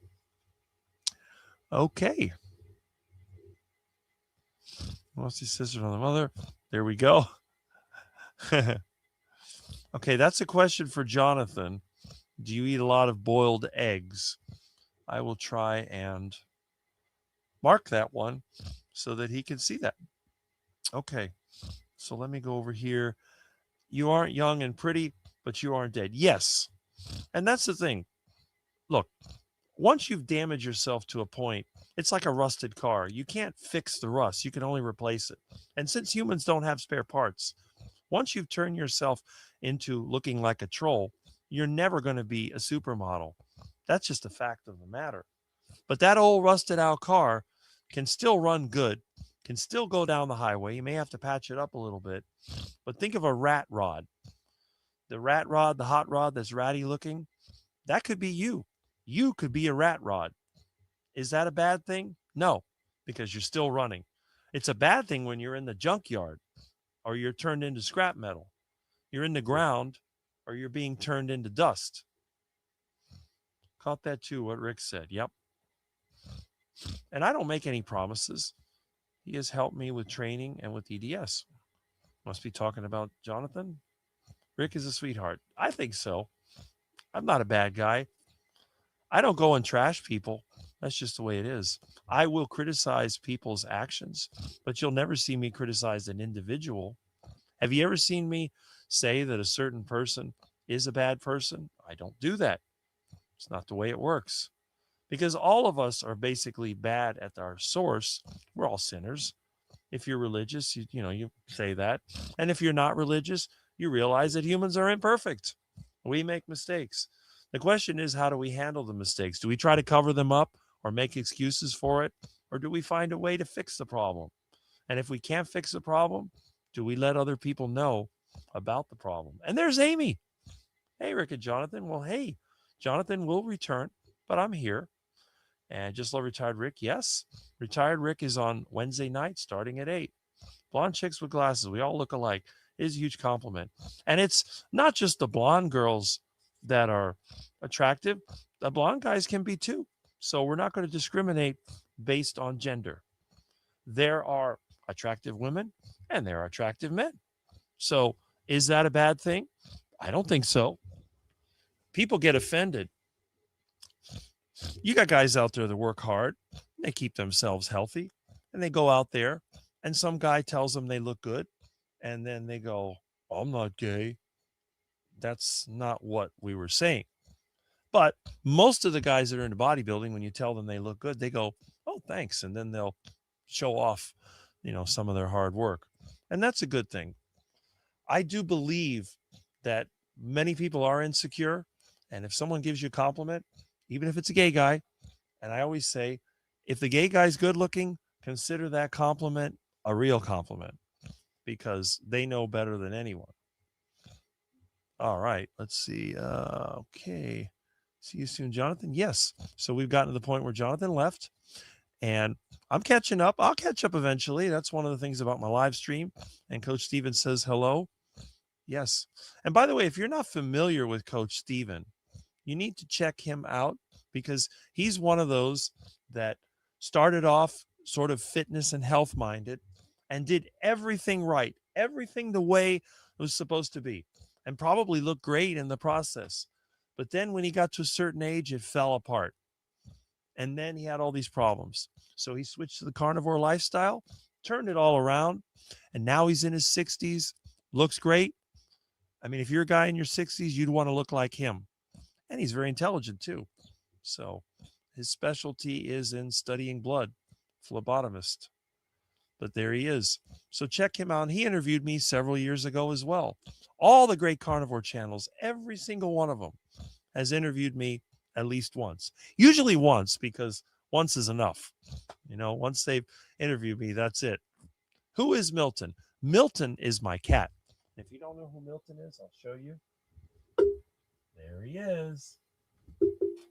Oh, Milton. He's a little black menace. Look at that black menace. He's a dangerous. No. Milton. No. This cat is so funny. Milton is a feral cat that my neighbor found during Hurricane Milton. And he started with me on this channel.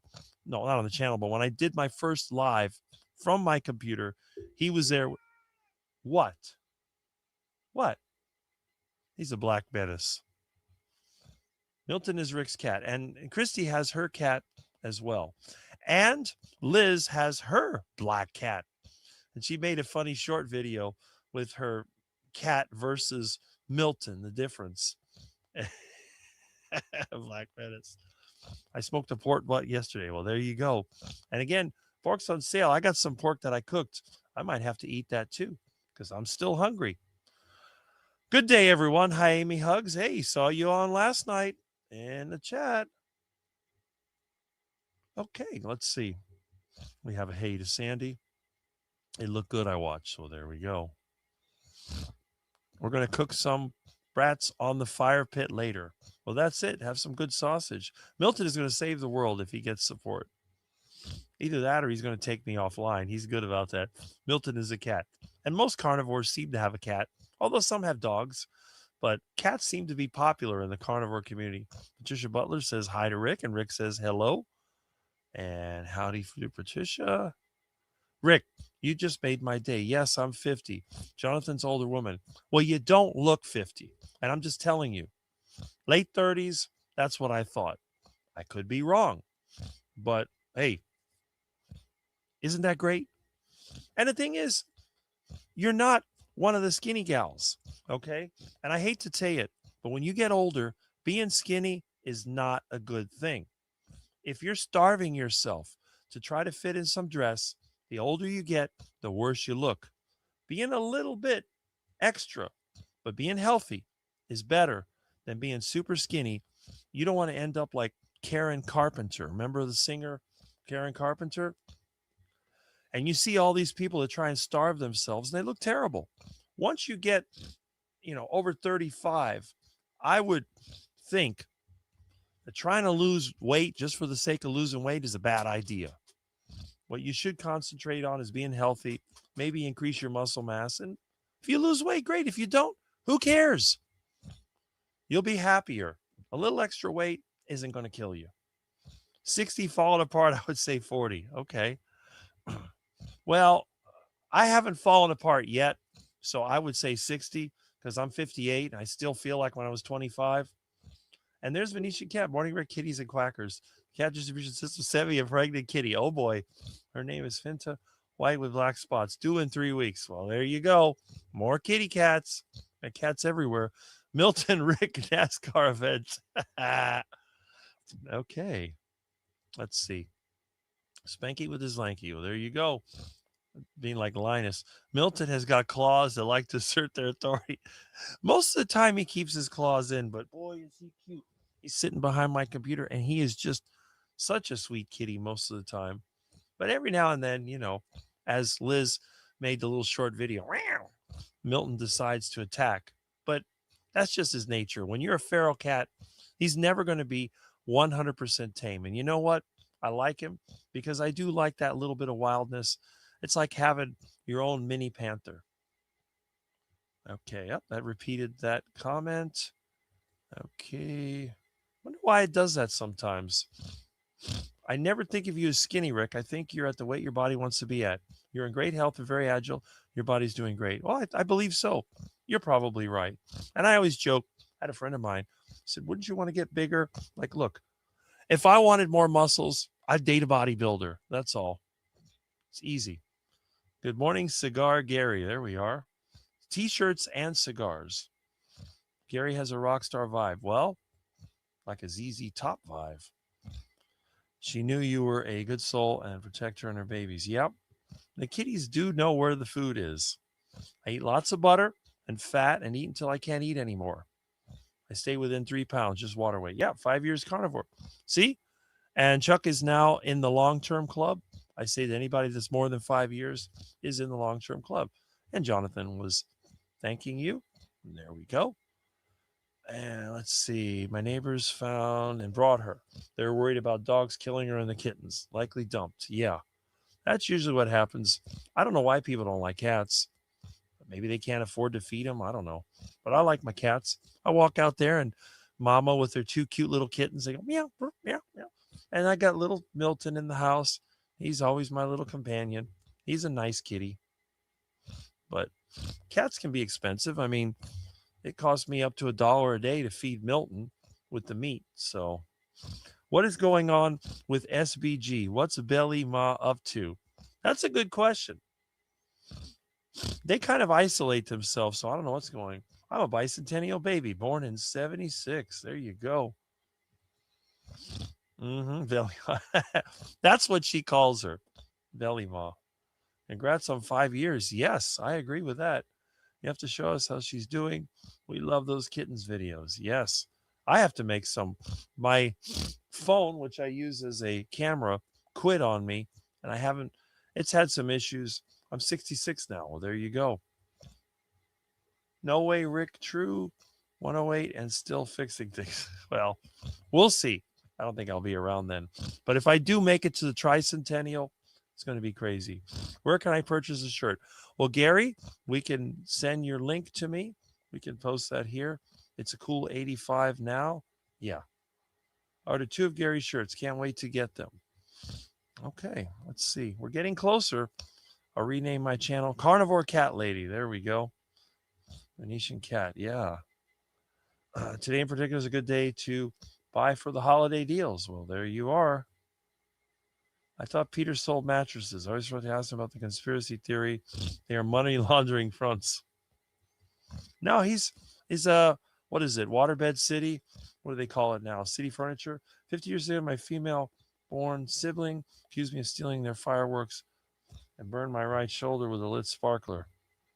A dysfunctional family in action. Have not seen Caleb lately either. I wonder what happened to him. These people, they come and they go. You'll still 120 still be riding your bike as a carnivore. I hope not. I hope I'm not around back then. Either the world ends or I have a heart attack. I figure 90s, I'll have my heart attack. My grandfather lived to 94 and died in his sleep, so I'll probably be somewhere around there. The kid, hope he's doing well. I have to take a look.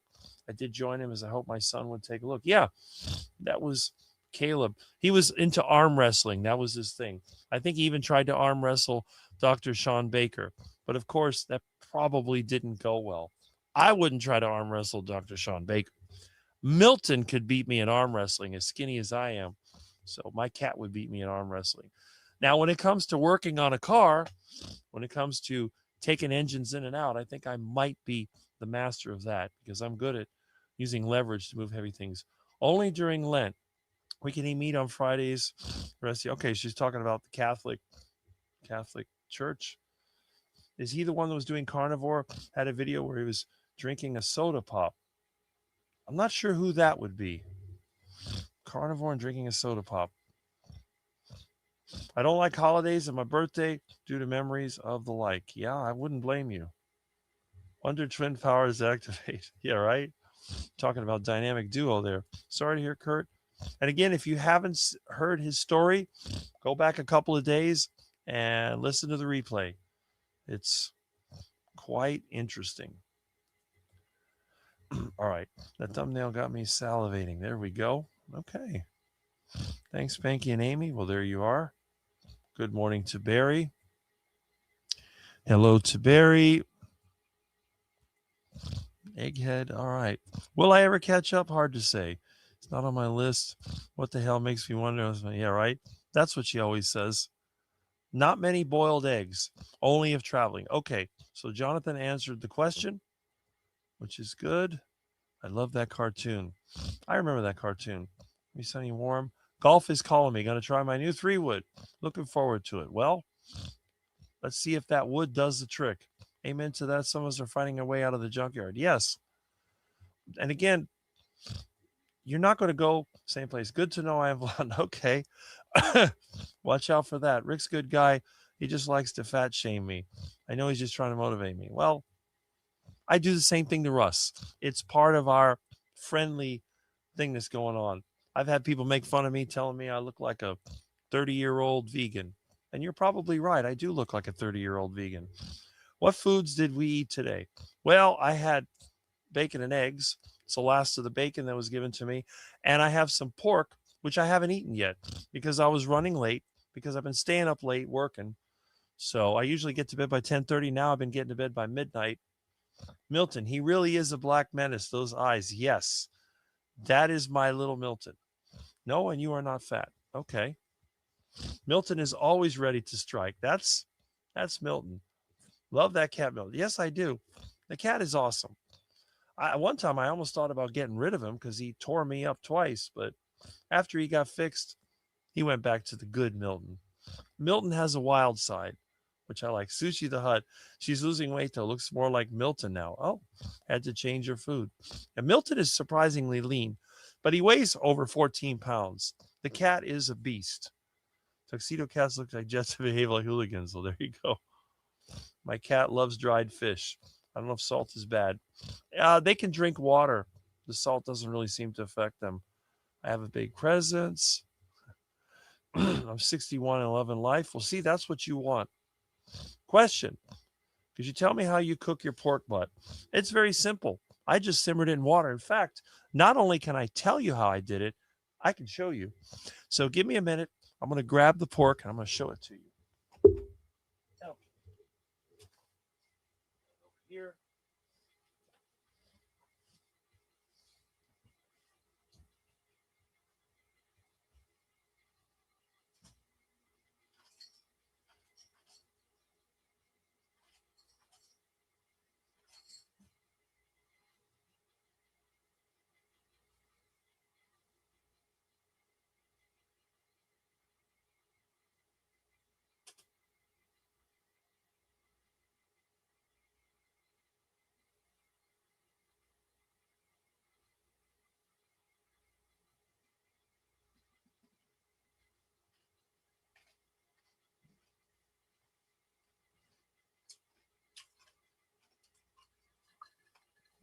Okay. Now, I get a stainless steel pan and I put some water in it. And then I cut chunks of pork like this. You can see. Milton, you want some? And all I do, I put a lid on it. I fill it up with about 1.5 inches of water and I let it cook slowly. The water eventually boils down and I'm left with the meat and a little bit of liquid, which contains fat in it. So what I'm going to do, I'm going to eat the meat and then, excuse me, the liquid I will pour into a jar. I'll put it in the refrigerator and the fat floats to the top. And that's the lard that I can use for cooking eggs. So nothing gets wasted. That's pretty good. Now, I'm an extreme case. I don't use salt. I use no spices and no salt because as a long-term carnivore, I actually enjoy meat. But you can salt it and you can spice it to taste if you like that. And that's it. Oh, Jonathan has returned. Hello. Hello. We've got a guest on our channel on the live stream. Oh. All right. I'm gonna go find them. Hold on.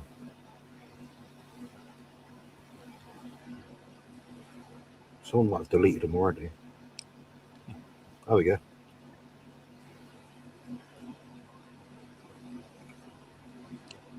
Oh, again? Ugh. John Stud, you're welcome to pop on. Have a little chat with us. I would like to see that. I don't think. Yeah, I'll put the link in the chat. There we go. Hold on. Hopefully this works.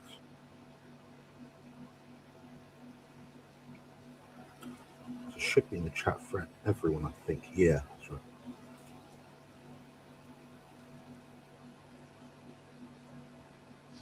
All right. See. I see the link in the We'll channel. give it a bit of time. Yeah, anyway, where were we? I was just playing catch up with the comments, but that's Yeah. not going to happen. Oh, we're too far behind now. We're up to 77 total live. 78. And 3 on my channel. Thank you very much, guys. Thanks for the support. That's extremely good. Like I said, Yeah. for a channel like mine that doesn't have that many subscribers, to have that many people listening in is pretty amazing. Yeah. I think I had some questions. Think about eggs, wasn't it? No, stoicism. Terry B33 asked, Jonathan, did I hear you mention about stoicism? If so, can you share what it is and how it's been helpful? Why would you be interested in something if you don't know what it is? That's my autism brain. Stoicism, I guess, is the ability to remain tactful and emotionally stable and not reactive to situations when there's demanding opposition, which would typically prove otherwise. So to show strength of character. How it's been helpful? Well, what I just said in reverse, so it allows me to show strength of character. So I don't know if you've got another question, feel free to ask it. Anyway, there we go. I've answered all my questions. Right? Let me pin this comment. These comments are coming in fast. Yeah, you carry on. I'm going to pin the message on mine so that way the link is available if anybody wants to drop in. I really think it's funny that we get these trolls that pop in there, but they will never dare to show their face or make a video. So that is kind of interesting. Yeah. Well, welcome to pop on and say hello. Mm-hmm.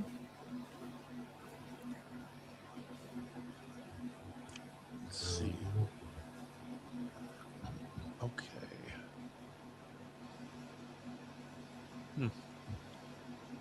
I didn't realize that Joe was 50. I thought she was much younger. Yeah, she looks like 20 odd. I was thinking 35 to 40. She said she's 50. I'm like, what? That's crazy. Yeah. Oh, there's Johnny. I haven't seen him in a while. The carnivore champion. Hey, y'all. Glad you're here. He used to be with Brian. They would do a live every week, but I guess he's been busy since he moved. He has atrial fibrillation and I think type 2 diabetes and got that under control. I think he's similar age to me. That's interesting. Anyone here tried lechon pork? Yes, I have. It actually is pretty good. Caleb decided to arm wrestle the orthopedic surgeon in case he snapped his arm. You're right. That was with Dr. Baker. I don't know if you remember the Caleb guy. No? Not familiar name. He came in for a while. He was like 15. He went on carnivore and then he disappeared. There's just so many people that come and go. And there's Jerry. Good morning to Jerry. Hello. Okay. Laughed your ass off. I cried at one point for laughing. Okay. And there's the John Studd, of course, who is too chicken to really do anything. You know, I don't mind the criticism, but let's get in there. Got any good vegan jokes, Rick? I don't know. I think vegan is a joke, so it's kind of hard to make a good vegan joke. It just speaks for itself, doesn't it, really? Yeah. And the thing is that Jonathan, he worked at a vegan shop. So nobody knows more about vegans than Jonathan. Yeah, that was a big enough deterrent. My channel got demonetized. Very spiteful people. Well, ones I work with are very spiteful people. Mm-hmm.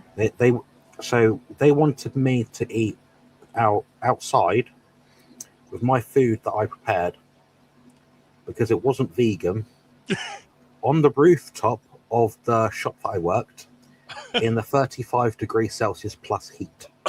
Or their food indoors, and they also wanted to disturb me throughout my entire lunch break, which I barely ever got. Incredible. I mean, I think it's funny because as a carnivore, I don't mind if the vegans eat their duck food in front of me. I don't care.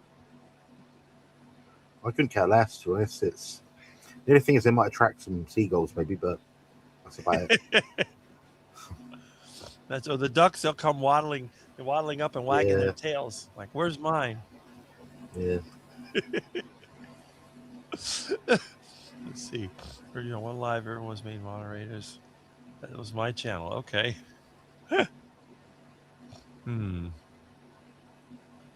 Yeah, that's true. I mean, chickens will eat just about anything.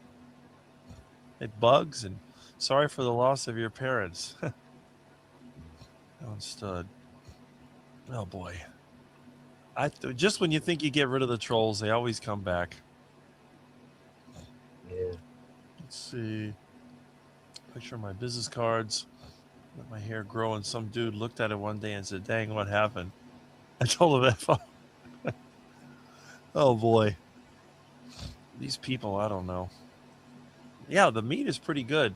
I mean, I was showing, this is just some pork that I made up. It's just cooked in water. I don't use any spices. Yeah. Okay, catching up. John, how you doing? It's not that fella making love to his fake girlfriend again. Remember that? That was bad. Jeez. Is a man in his late 20s from southeast of England.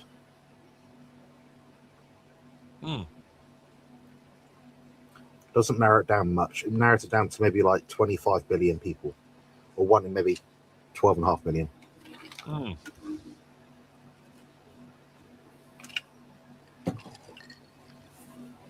I do. That's why I make my heart attack chicken, the Yeah. crispy skin, and I make pork rinds. Oh, potato boy. All right. My goat tastes crazy good and so tender. It was never fed any feed, just wild forage. Yeah, exactly. Let's see. Crispy pork belly is the best. Rick Milton, Jonathan, hello and happy 4th of July. Well, thank you, Jamette. Glad you dropped in. I'd like to say something demeaning things about that dude. Yeah, if it's a dude, you never know. Parts of fats that need to be crispy. It could be, what do they call that, non-binary? Yeah. Remember that guy who used to troll me? Like, what was it? His whole thing was like he's on a TV show doing card tricks, like 20 years ago. Really? You'd have seen it. You'd have seen him because he used to always comment my channel. But it's something like something card tricks or something. I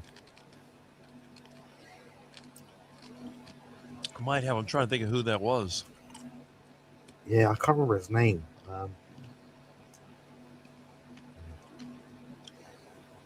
Barbie's on August. Okay. You're being a scourge again. Man, I'm telling you, I hear an echo in Jonathan's, or is it my phone? We sussed out she's got a TV on and she didn't look. Oh, okay. Yeah.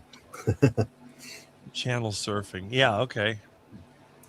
Yeah, still doing videos and live streams on Sunday. Okay, yeah. Okay, so you're still there. I don't know why YouTube hasn't been sending me anything. Your phone. Haven't got any makeup, otherwise I'd come and say hello. Okay. She will do in about 2.5 hours' time. She's Oh. got her own live stream. She's making cop-out excuses. Watch Whale. Picture that bad guy as you type. No? Watching porn making himself feel better. Never heard of that. I don't even understand the whole porn thing. I never could understand why people waste their time with that. No, I mean, I did when I was younger, but what do? You're at such a young age, you're not going to be like active in that kind of sense. I was fortunate I never became addicted to it or anything. It wasn't like a ritual or like a part of my day of life, love life sort of thing. They've made it hard now over here anyway, apparently. So I won't say who told me, but someone told me that basically when you try to watch, you have to sign up. Because you can't just like put something on nowadays. I don't know. So I thought, forget it. I'm getting too old now anyway. Too old. I've always been too old for that. I just don't understand it. If I can't be attracted to anybody in person, how would I do it through a computer? It's not even possible. Yeah. Maybe I'll take a confession. Yeah, let's see. Yeah, it's ringing curls. That's right. See, she's got a fan from Jerry. Good morning, Jerry. All right. Had it on my TV and cell turning off the TV. Okay. Let's see if I can. I'll never catch up with the comments, but I'm trying. Trip to see the potato guy. Yeah, but they never do. The trolls never make videos. They never come on and chat. They never. No. Or if they do, they've got like a few pet playlists of like random things. Then they've got one of like them recording them on a skateboard, like in the shadow or something. It's like weird. Yeah. Oh, there she is. We've got someone. Right, we're going to bring on a very special guest, but before I do that, I want to do some certain things and press some certain buttons and stuff. So it sounds good. Mhm. If it works, I don't know.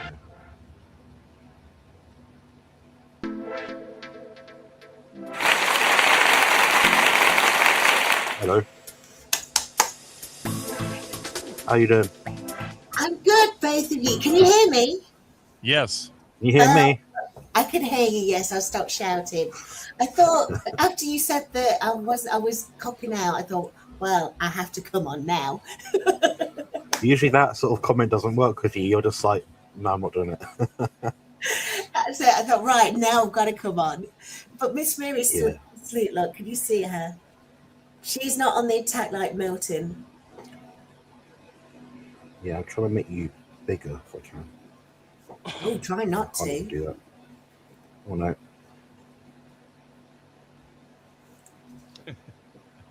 Oh, I've got a load of buttons. Uh-oh. Jeez. There we go. We'll leave it there. There's that better. That worked. Happy Independence Day to you, Rick. Thank Well done, you. Rick. You've done nothing. Really? It's 250 Someone else did years, 250 isn't years it? ago. That's true. And are you celebrating this weekend? Nope. I have to work later. No, I gotta that's do some fair. drywall patches. Just, I don't know. There's always something to do. Well, you know we miss you anyway. As in the UK, we do miss our US cousins. Yeah, Well, sometimes. that's yeah. Well, people they do travel, and I mean, I never travel, but a lot of people do come here and get a chance to see what's happened since then. Do you think you would ever come over to the UK, Rick? I don't know. If I ever had enough money, I probably would, but I don't even have a passport, so I have to get that too. Oh, Maybe we if I need ever to make get it to happen, retire. Jonathan. Yeah, That'll never happen. it's on the itinerary. There you go. If I ever get to retire, that would be a miracle right there. Yes. Jonathan, you and I will share have to go over and see Rick. Yeah, that's the goal. The goal is to go over to the US at some point, and the Midwest, Texas, and Florida is on the agenda. I don't know how I'm going to manage because just recovering from each of those journeys is about a week. Yeah. So it'd be like a month tour. But I've just shared Joe's channel in Rick's live chat, by the way, so if you want to follow us. Thank you. Yes, She's I am a famous. carnivore as well. I'm a dedicated carnivore, but I'm very open about it. I'm also on a GLP-1. Mm-hmm.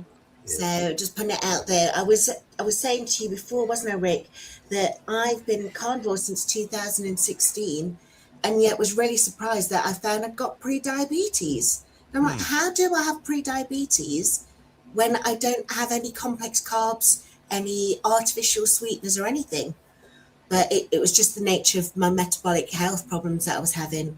So that's why I've got really bad sleep apnea and heart issues, and that's why I'm on the GLP-1 along with the carnivore muscle, along with the carnivore diet. Mm-hmm. That's interesting. Love I it. mean, Yeah. I would. It's strange that you would have that problem with the carnivore diet. I've been on the carnivore diet for decades. Maybe I have the problem too, but I don't feel bad. I wonder though, Rick, because you've been on it for decades, I wonder if you offset any chance of getting any metabolic issues. So the reason why I went on carnivore was because I was already suffering with irritable bowel syndrome, and they found that complex carbs were setting off the inflammation in my gut. So I wonder if, because you've been a carnivore for 40 plus years now, that's why you never had that issue with the problems that began because of eating sugars. And I'm saying eating sugars. I'm not saying that sugars are a bad thing. They are. Well, I'm not saying that they're a bad thing, but they're a bad thing to some people. Most people, all people. I'll let you say that, Jonathan. On behalf of me, from me. Yeah, the thing is, yeah, like you might have been carnivore, but being carnivore isn't, like we talked earlier about metrics. It doesn't mean you fit this quotient or this bracket of way of eating. Therefore, you're not in a diseased state of some kind. Okay, I'm vegan. I'm vegan tomorrow. My spine's still messed up. I'm still autistic. I'm carnivore again. My spine's still messed up. I'm still autistic. You know, so what happened was, what happened over the last year or two, thanks to the GLP-1s, they allowed you to moderate your diet in a different way, to drop the weight, which means now, therefore, you're not suffering the same metabolic disease that you were to the same degree prior. So it's because of your weight. So the mass of your body will generally dictate your health outcomes. The more bigger you are, the more things risk to go wrong, because you've always got a surplus of energy within your cells. If your cells are always full, they can't empty. Therefore, the cells cannot resensitize the food that you take in, which means it's a continuum of being over fat. So that's why. Is there any truth in fat cells also holding on to toxins? Yes. That's something that I've heard. Sorry, adipose tissue stores toxins, yes. So stored body fat, yeah.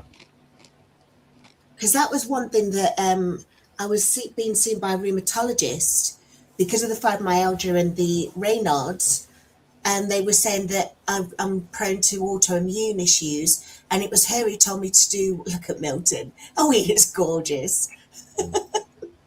But she said I should try the eating one meal a day to try and help get rid of some of those toxins or to help get rid of some of the adipose cells. I don't know, because Joe Science is a terrible thing. That's why I rely on you, Jonathan. You have something called lipid peroxidase, and that is what you need to detoxify oxidative damage within your fat cells, adipose tissue stored in your body.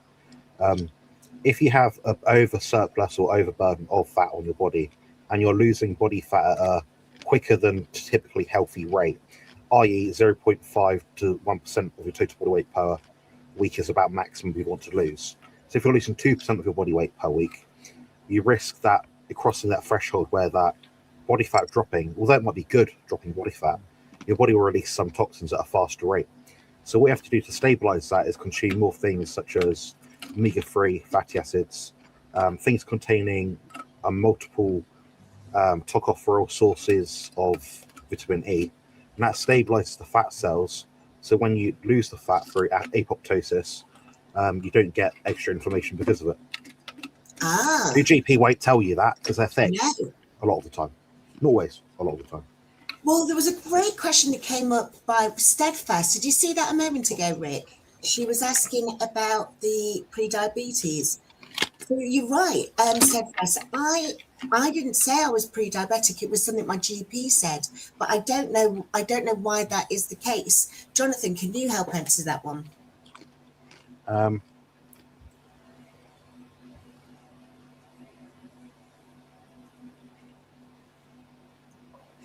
Well, there isn't a better metric that people typically get for pre-diabetes. The problem with an elevated HbA1c is that it's just measuring the glycation of red blood cells over a 3-month span. So it gives you a snapshot over a period of time, but the thing is it only measures glycation within the red blood cells. But there's other tests you can use which are shorter span, such as fructosamine test, which that looks like what's happened in your blood cells over, say, 2-3 weeks or something. So it gives you a more accurate picture. If someone is walking around right now with a HbA1c of 20 in UK digits versus, 4, the person with 20 is more likely to be pre-diabetic. So, yeah. If you're looking at, it's about the area under the curve, how long it takes your body to clear glucose from the blood. The longer it's in the blood, the more damage that can occur. But the problem is with the glucose in the blood is when it peaks too high, that's when the glycation rate increases exponentially. So imagine that's your blood vessels. You've got sugar going through it, just normal rate, just flowing through like water, you know. Now imagine you've got more glucose in it, so it's thicker, so it's like a gel. Now it's going to take more time to get through. And as that basically reacts a faster rate with the endothelial line within the blood, the cell wall of the blood vessel, that then causes more damage because there's more oxidative stress on the endothelium, which is the innermost cell wall. Now, when that happens, you get something called foam cells, which are constituted of fibrous tissue or fibrotic tissue, which means that you get like plaque, basically, that builds up. So yeah. And that's why they put me on statins. They put you on statins because they're fucking morons. If you look at a coronary artery plaque, you're looking at 2 to 3% of that plaque, that little blockage, being constituted of cholesterol. So you're trying to get rid of something which is virtually nothing. It's actually the firefighter trying to put out the fire, but it's been given a bad rap. Oh. So cholesterol also, isn't. yeah. This is why I like spending time with Jonathan, Rick. It's an education, and Right. also he's very, very handsome as well. Yes, I would agree with that. I'll take it. I'll take any compliments I get. That is. And you know something else, Rick, and you'll know this as well. It was Jonathan's birthday last week. Jonathan is a Cancerian, and there's something about us Cancerians. We are very, very considerate, and we do think the world of other people. So it does make me laugh when Jonathan can be acerbic. Sorry, I love that. I don't know who said it of you, Jonathan, but they are spot on. But at the same time, you were so lovely and so considerate of everyone, and you've always got such a nice thing to say about people. And I'll say, and Rick, I hope you don't mind me saying this as well, but Jonathan speaks. He thinks the world of you. He really does. He's always talking about you, and he just Really? thinks the world of you. And I know that you're firm friends. I know that people say virtual isn't a real thing, but of course it's a real thing. You two have made such a great friendly connection without actually having met in person. And yeah, he thinks the world of you. And there's so many people in this community as well that he thinks the world of. So as I say, Jonathan, yes, you can be acerbic, but you're also such a kind and considerate man. Thanks very much. I appreciate that. Yeah. I think if you can say all that positive stuff about me and whatever, and I can live as an autistic man in my situation, and the worst someone can say about me is I'm a bit acerbic. There's much worse things to be called, you know. True that. It's quite, you know, like if you think, Joe, like say like your top 5 friends, you have like pros and cons for all of them. They're all quite good or quite bad at some sort of things. Maybe you're late or unreliable, or maybe they're really over the top. I don't know. There'll be something about them. And I think, you know, if someone finds me a bit sharp, then good. It means I need to keep the wits about them. Well, there is that. I wonder if this is why you and Rick do get on so well. Because as you say, none of you are shy at telling your own opinions. None of you are shy at letting people know that sometimes what they're saying is absolute rubbish. That's right. Yeah, I don't always say the same thing as Rick, and sometimes I'm like, yeah, I can see why I'd say this thing, and it's quite a contentious thing to say. He'll find rationale of why I've said it. He may not agree, but he can understand how I come to the conclusion. And you, as you say, you'll also rattle it out. So I like the fact that, like sometimes, Rick, you and your community are a bit hard on us GLP-1ers. But then that's what I also like about the community, is that we can also have the conversations, because there's many people in the GLP-1 space who are on it because they want to look great for their summer holidays. They want to look great in a bikini, for example, or a mankini. But there's many of us. So, right, note to self, mankinis are off your Christmas lists. You will never see me in anything like that. This is one of the first times I've seen Rick so thrown off by someone. Like, I think because you're so eccentric, and Rick's also so eccentric. It's like, hang on a minute, what? Don't you worry, Rick. I'm not going to send you a neon mankini in the post. I will not do Like it. a Borat one, like a bright yellow one. Yeah. I won't do it. I won't I do it. pictured that. Oh, whoops. That's going to be in some meme somewhere. I don't know. Rick the Duck Killer. We'll have to get Bob. We'll have to get Bob to write a song about it. Yeah. Oh my god. I don't know what's worse, that or Daisy Duke shorts. We'll leave Jonathan to the Daisy Duke shorts. Jonathan looks great. Jonathan looks great. Your physique I is look good in amazing. short shorts. And in the short shorts.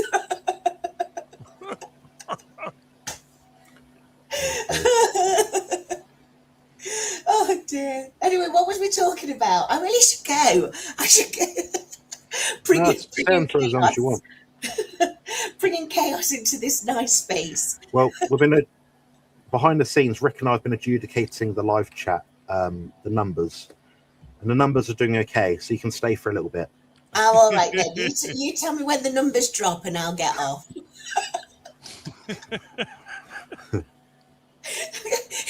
Who is this mad-haired woman? Oh dear. Oh, now Rick, I wanted to ask you. You know the kittens.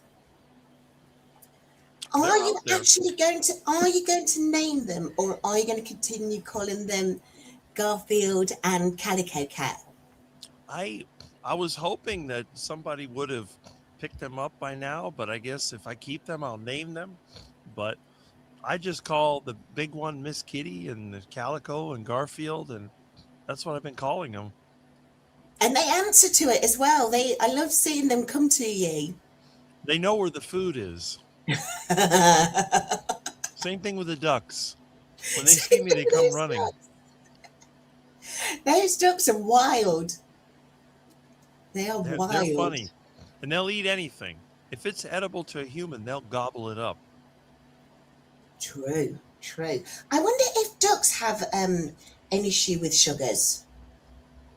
I know they're not supposed to eat bread, are they? That's not supposed to be good for them. The problem with ducks, if they eat a lot of bread, it interferes with their protein absorption. They get what's called angel wing. The wings, the feathers grow crooked. But my ducks eat a lot of insects. So even if they do eat the bread, a lot of times they don't even eat the bread. I give them bread, they'll eat it, and then they come back and they look at it like, I don't want that. And they'll go around the yard looking for bugs. So they get a more balanced diet. They eat plant material, insects. They love meat, by the way. If you give them any meat scraps, they will devour that first. So they're also true carnivores, aren't they? They are. Ducks are almost like dinosaurs. I mean, they'll eat anything. Mm. I've had people bring me meat that was going bad. They said, "Oh, give it to the ducks," and they'll eat it. They will gobble it up. They love to eat. That's why they grow so big. But they're nice to have around because they're almost like a flying trash can. They'll eat anything, and then they produce fertilizer out the other end. Oh, and this is why your garden grows so well. Mm-hmm. Oh, I love that. I have more bananas in my front yard than anybody else. They're huge. I have 30-foot tall banana plants because of all the compost in the ducks. My dad's still in St. Lucia in the Caribbean, and he's got a banana plantation. So I'll have to ask him how he keeps that going.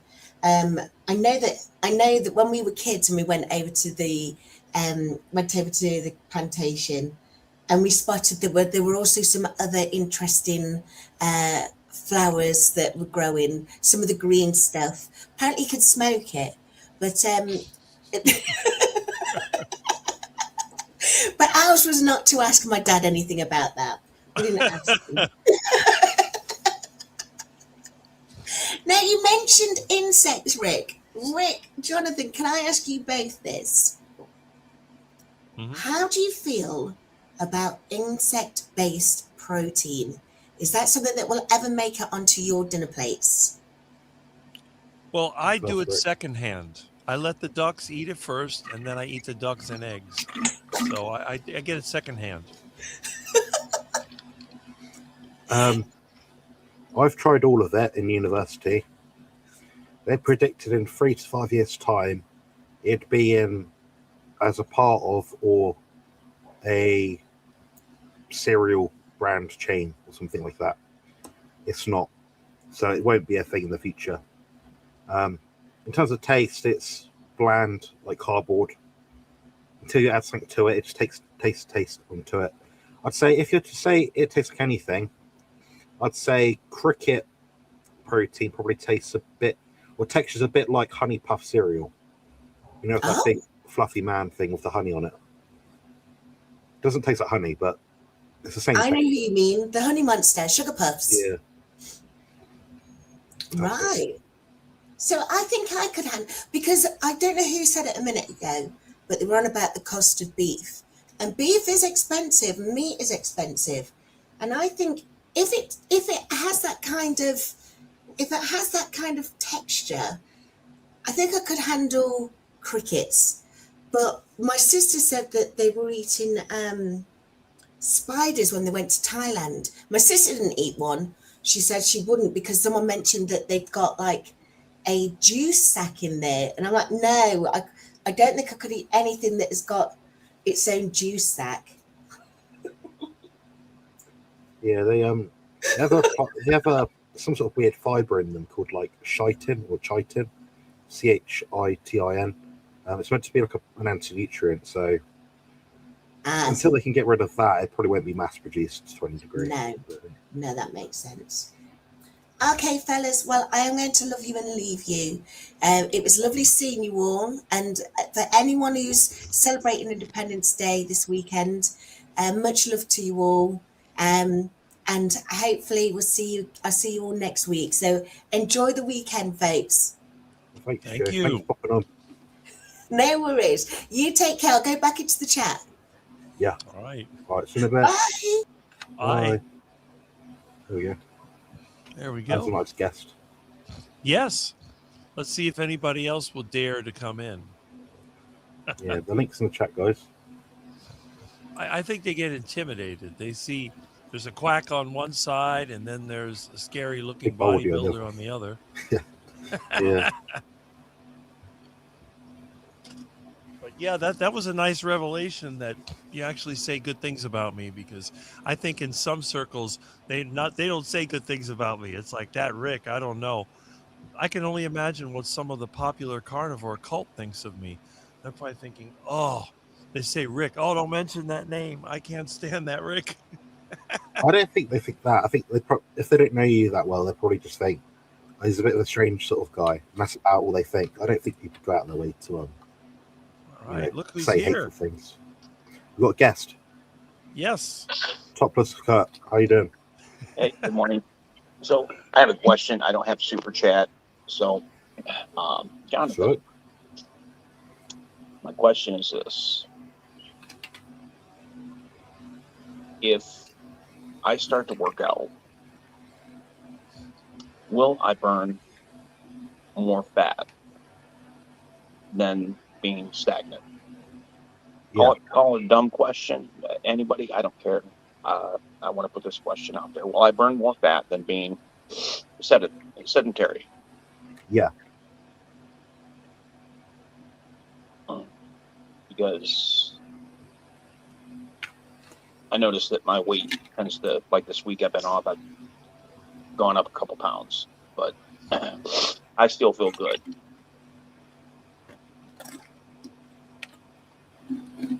Yeah. I'm not sure. What are you asking? You're asking something else by decoy. Just a second here. I'm trying to fix I can't hear you. Speakerphone.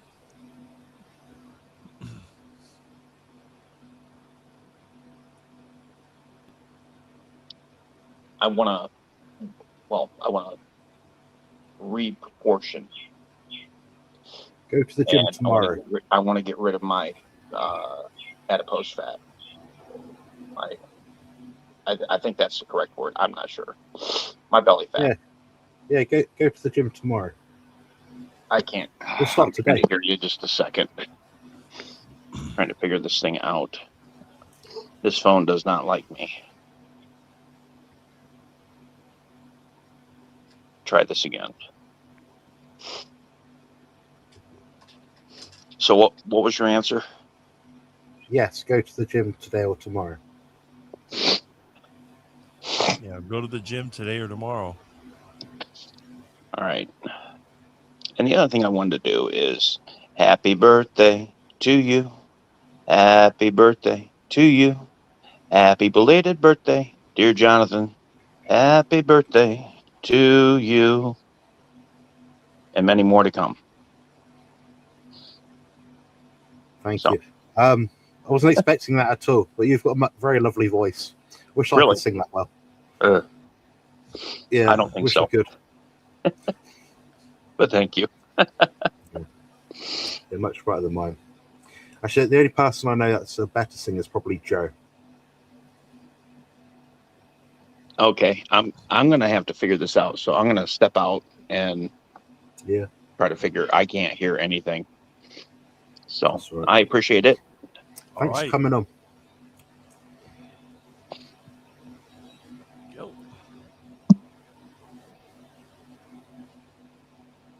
All right. There we go. That was Yeah, very nice. I didn't expect that at all. Yeah. Yeah, the ducks, they go in and out of my yard. They go all over the neighborhood.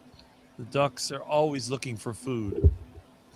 I think that's a duck's life is basically looking to eat and looking to mate. Like a lot of people, I think the same way. Yeah. Let's see.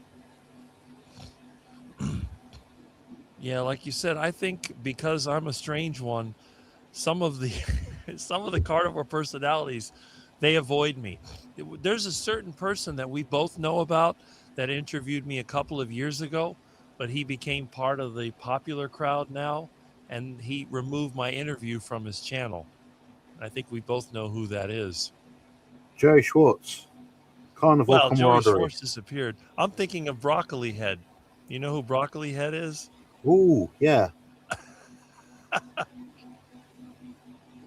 Where'd they go?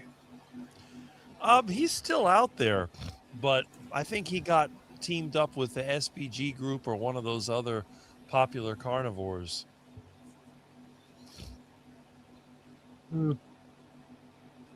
I find it bloody abysmal. One of the young carnivores out there, he's got similar sort of channel to me in terms of what he talks about.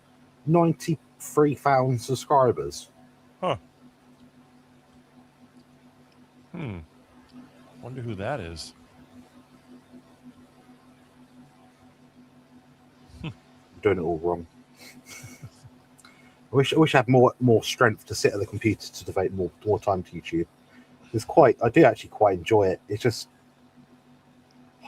painful work a lot of the time. That's the only thing. Yeah. Well, that's the problem. Yeah. I mean, if I had a setup in my bed, the thing is, I thought about this already. So I thought if I had a set in my bed and had like a pull-out like tray with my laptop and stuff in it, I'll be lying down, so I'll be falling asleep whenever I'm trying to do work. Mhm. So you have to be upright, otherwise your brain thinks you're asleep. Right. I don't really think there's a fix. That's true. We're all vegan because our meat is forced to eat plants. Yeah, right. Yeah. I mean, I have to admit, I feel lucky that I've never had to deal with any kind of chronic health issues. So it's hard for me to understand. But on the other hand, I do respect the efforts that people put in there. And the fact that Jonathan can do what he does is amazing to me. I always talk highly about you, and I get in trouble for that too. So, oh, you always say so many good things about Jonathan. Well, it's just the way that I feel. But it's interesting to know that I'm getting the same thing that Joe was saying, that you talk about me in a good way. So that's very Of encouraging. course, yeah. I mean, yeah, I'm someone that's very open and straightforward with what I think. If I don't know someone I've ever down talked or whatever came across a screen or I met them in person, and for some reason I had an implication to say what I thought, I would say it, regardless of what it was. Like I met again, I saw George and Lainey Ah, my birthday weekend last week. Lainey came up to me and she said, "You know what, Jonathan? When I first met you, I didn't really like you at all." But then she went off to explain whatever the situation was. She's like, "Yeah, I was completely wrong," and I was like, "Yeah, it takes a bit. So sometimes we have to sort of give people a bit of time. We're not all for everyone, are we, Rick? For sure. But you know, like I said, I'm very sincere with what I say, and that's all there is to it. There's no second guessing with me mm-hmm. ever." Well, it's like me. And I've been pretty consistent. I wish my old videos were still out there, because my older videos from 20 years ago, I almost look the same. I sound the same. Nothing has changed. But some of these Yeah. people that are personalities, they change regularly. I guess whatever's popular at the moment, they're going to go in that direction. And then they slowly erase some of the other things that they've done. And I think it's just a matter of following a trend, because they're in it for the money and I'm not. So, Yeah, there's not a great deal of money whether you've got 4,500, 16,000, 20,000 subscribers. I don't think it's not until you get 50k plus that you're really starting to look at thinking, right. well, man, quite a few $100 a month here, sort of thing. That's true. And if you've been permanently demonetized like me, well, it's not even worth bothering. I have a way of getting in trouble, and I don't even try to. And there's Tim. I see that he's dropped in. He's another one that's always working out. He's not carnivore, but he seems to be doing quite well. But Yeah. Sometimes I drop by his channel just to show a bit of support. yeah, he does a lot of, like, his exercise. He does a lot of outdoor exercise besides the gym. So it's kind of interesting. But he lives in a cooler climate. So I think he tries to take advantage of the summer when he can. Yeah, that's fair enough. Yeah, it's good to have good weather. Let's see, through that. A lot of comments today. Lovely singing, Kurt. There we go. Yep, great voice. While you're out, do push-ups. Yep. But I mean, Jonathan is definitely different, because not only is he carnivore, but he also has to deal with the chronic health issues that a lot of people don't. Can you send me 23 pounds of giant bananas? Hey, if you were down here, you could pick them. I have mangoes too. I just picked a bunch of mangoes for a friend of mine, and there's always tropical fruit here. That's why I kind of think that when you live in a tropical climate, maybe you live on an island or something, you may be able to have a slightly different diet than someone who would live up north, where they don't have any fruits or vegetables in the winter. Yeah, I'm in a bit of a weird position with like pain conditions and stuff. It's, on one hand, people want to know about it, and they don't know how I live. They just see me and think, oh, he's muscular, he's got life easy. They don't have even the remotest clue. It's harrowing sometimes when I talk to people and they don't understand even how explicit you detail your life. So on one hand, I have to be open and honest and authentic. People say know where I'm coming from, my experience, how might or might not be relatable. On the other hand, I absolutely despise talking about it, because my day evolves around it every single day. And if I go to the gym, oh, what happened to your leg? I'm disabled, sorry. If I pull a face or something if I'm sat in a taxi because I'm in pain because I've just gone straight over a giant speed bump. Oh, you're right. I've got to explain I'm in pain. How I fashion my days. You know, my entire life evolves around pain. People don't have a fucking clue. It's not fibromyalgia. It's not arthritis. It's significantly much, much, much worse. The only people that can relate to it are people that experience it. So when people tell me, oh, I'm in pain, I actually listen to it. I pull my finger out and do something about it. I think, they're in pain. Can I give them a painkiller tablet? Can I give them a tip if they seem to request it? Is it something I do which might help them?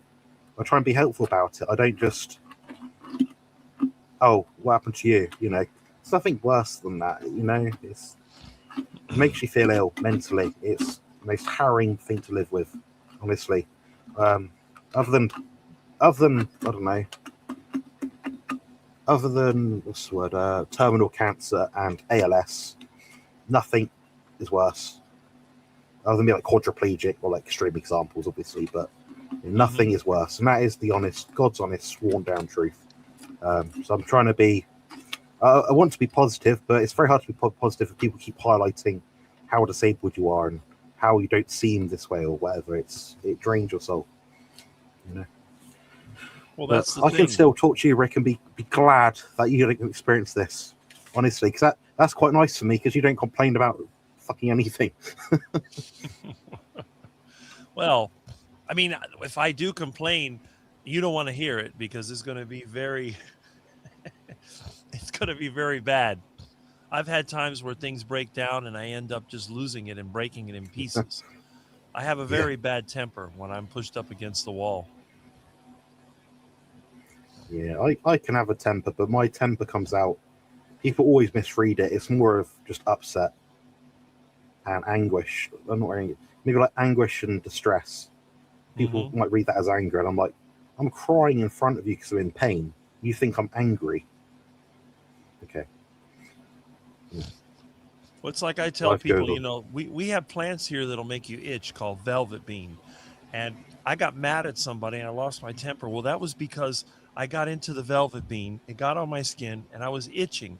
They say it's like, I don't know if you've ever seen the itching powder that you use as a gag.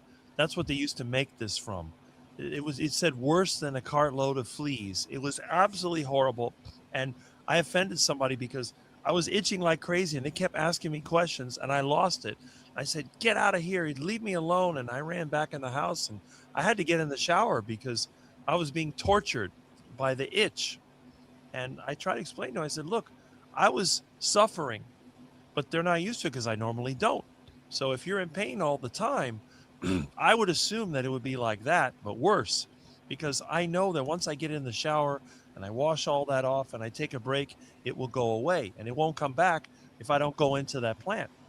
But I can only imagine if you're dealing with this pain, you can't get rid of it. It's not something that you can just take away. Yeah, that's been my experience.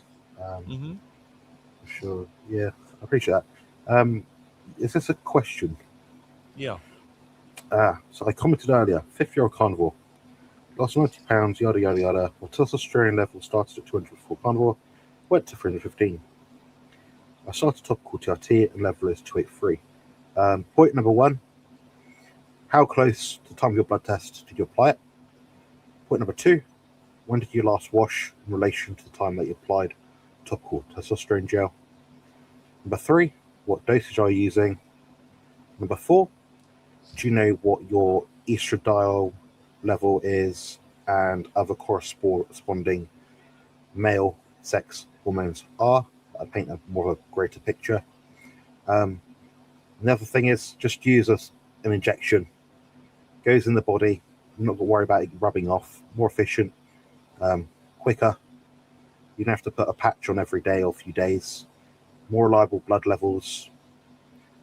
Typically, you'd see a level of, assuming it's 150 milligrams of testosterone cypionate per week, you'd probably be looking at 800 to 1,000 on a blood test.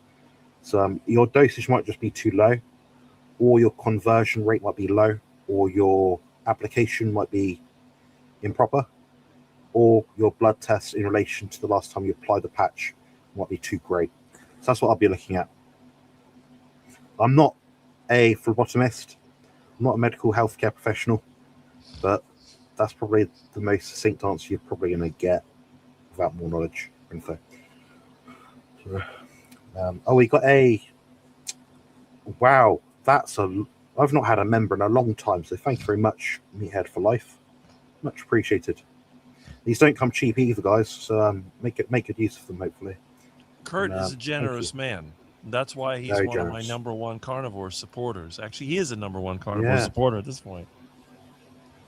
Now I know who he is. Obviously, I know Kurt who just came on. I do recognise Meathead for Life in lots of live chats. But sometimes, you know, when you can't put the name with the channel together, like people say, oh, that's Juliet. And I'm like, who's that? Well, I don't know. But now I know. So thank you very much. I appreciate that. Should we do more questions?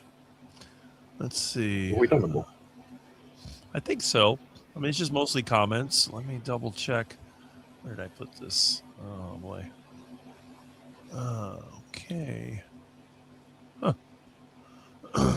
It's definitely different than the old OBS method, but Yeah. find it eventually. You know, I've practiced a lot of the OBS stuff, you know, but I think for the way I make my videos now, I don't have time to like drag, drop, import, export.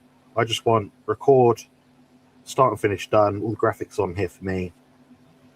Makes it more efficient for me. But if you're talking about quality, the way you got to do it is the way Rick does it, to be honest, with OBS. Yeah, that's when you're poor and you don't have a streaming service, you have to be creative. But I don't use AI. It's just very basic.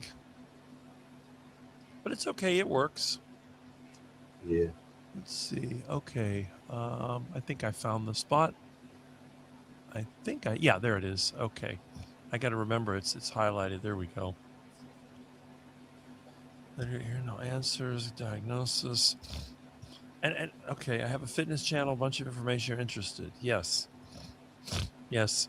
And he's, I believe, 40.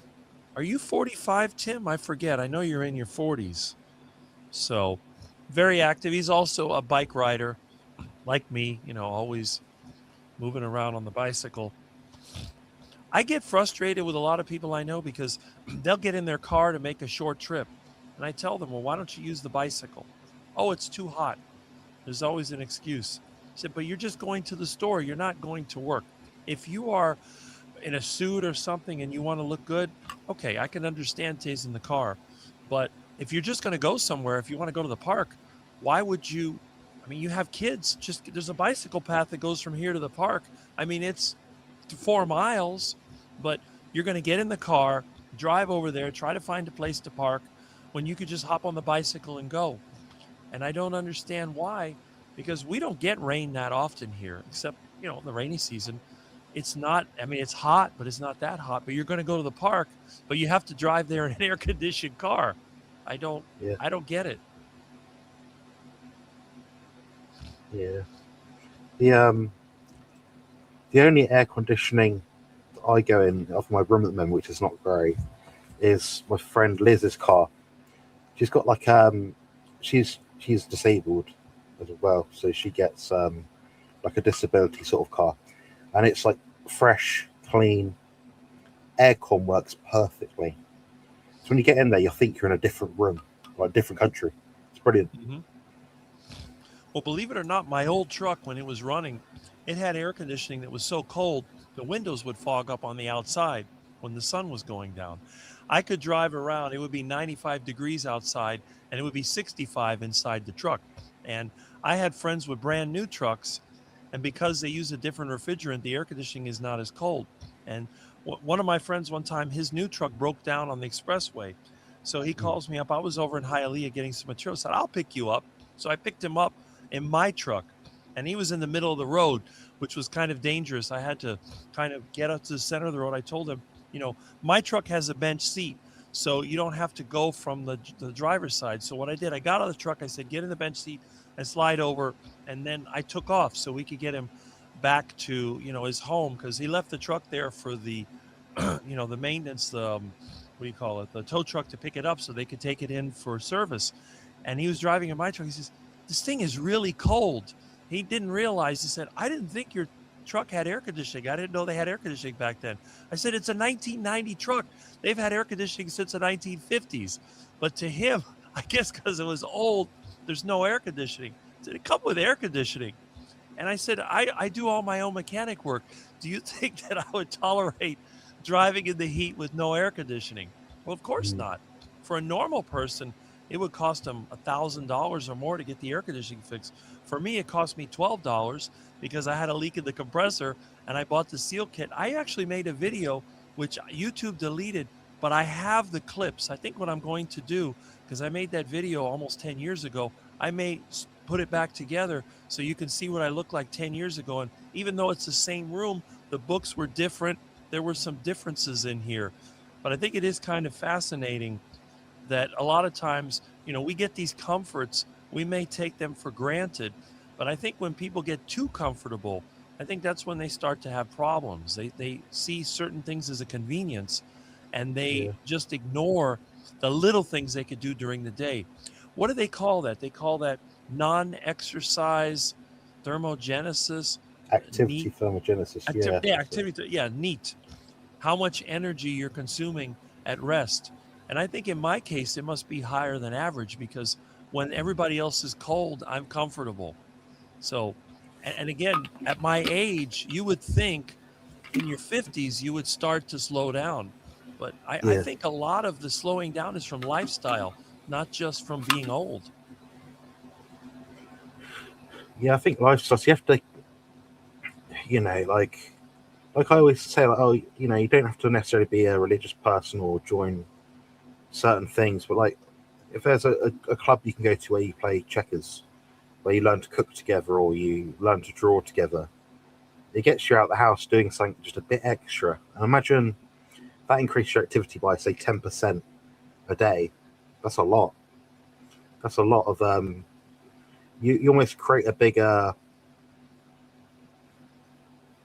base or volume that you can, if you happen to overeat that day, you can eat more. Mm-hmm. Cheers, Tim. Remember how to spell my name correctly for the 6th time. 5th time. Yeah, cheers. I'm not that tough. I'm just man living in his own body, trying to do his best. Remember, there appreciate it. is no H in Jonathan. Oh. We've got some questions. If I chuck them on the screen quickly, if that's Go right. ahead. Jerry asked, I am doing a religious patriotic fast during the month of July. Yesterday was the first time I was ultra cold. What do you think may have triggered my chill? No food, lots of electrolytes.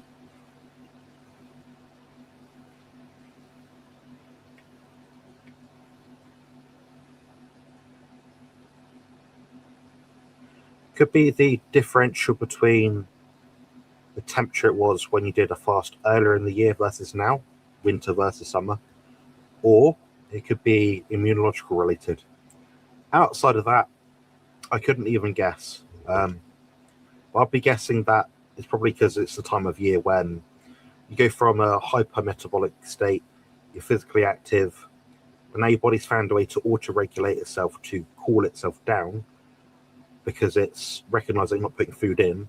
Therefore, your mitochondrial spin has reduced somewhat. So you have less of what Rick mentioned earlier of non-exercise activity thermogenesis. Therefore, your thyroid output is also lower as a result of a food deficit. That's my best guess. Next question. Wondering about others' thoughts regarding factory farms for grocery meats. I think we'll find most of it's factory farming, to be honest. Unless you buy it and it says it's not, when you go to the place where it's made and you think, oh, look, that's not a factory. I don't think it is much difference in terms of like the nutritional quality at all, really. Very little. Nothing you really notice.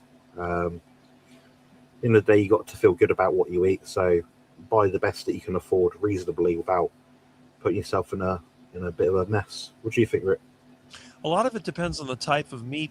The small meats like chicken and pork are generally factory farmed, but things like cows and maybe some goats, some of these other meats, they're not factory farmed because most of these ruminant meats, they're generally raised on low quality feed, which is going to be on more marginal land, and they tend to be smaller operations.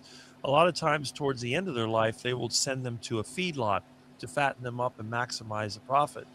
But I think if you're worried about factory farming, you're probably better off, if you can afford it, to concentrate on the ruminant meats, like, for example, the lamb, the goat, the beef. because those animals cannot be effectively raised in a factory or CAFO setting. They can be fattened up in a feedlot, but if the pork and chicken, they can be raised very effectively in the factory farm. And I have to admit that I do eat a lot of pork or chicken because I don't have the money. But the thing is, if the factory farm meats were bad, there should have been some type of bad effect on me after decades of eating those meats. So it's like the eggs. I know people that will only eat the pasture raised eggs. But my theory is if it is an egg, an actual egg, there's a certain minimum amount of things that have to be in the egg to make it an egg. So if you're going to eat the factory farm foods, just eat more of it. And if you can add the non-factory farm meats, maybe you can go hunting or fishing or whatever else you like to eat. You can do that too. Because it's like my ducks, even though I feed them garbage duck food, they can still go out there and get some whole foods. And then they're able to effectively deal with that. I see that Jonathan has popped out. Maybe his video froze up. All right. Well, he'll come back when he comes back. All right. Let's see. Do you take any substances for pain, cannabis, or kratom? Jonathan can answer that, but yes, he does. And Jonathan can answer that if you like. And the first one is definitely on the agenda. Afternoon, everyone, from hot and sunny UK. Well, Lainey, I'm glad you're here, and I am glad that it's actually sunny over there, because normally when we think about UK, we think about it being kind of rainy. There we go. Jonathan has returned. There we go. Yeah, sorry, it's my Internet. My Wi-Fi. Yeah, Wi-Fi. Tim had a question, which I skipped over, but I tried to answer it. Where did it go? I don't think I'll ever get used to this. He was asking about what you use for pain management. For some reason, I lost it. Where did it go? Okay. He had asked about cannabis or kratom. Oh, yeah, medical cannabis I pay for, get prescribed. Yeah. Mm-hmm. Yeah, I mentioned that you use the medical cannabis. Tim also is into cannabis. Yeah. Interesting. And again, some people might think that I'm against plant foods, but I'm not. As you know, I don't have a problem with eating fruits and vegetables if it doesn't harm them.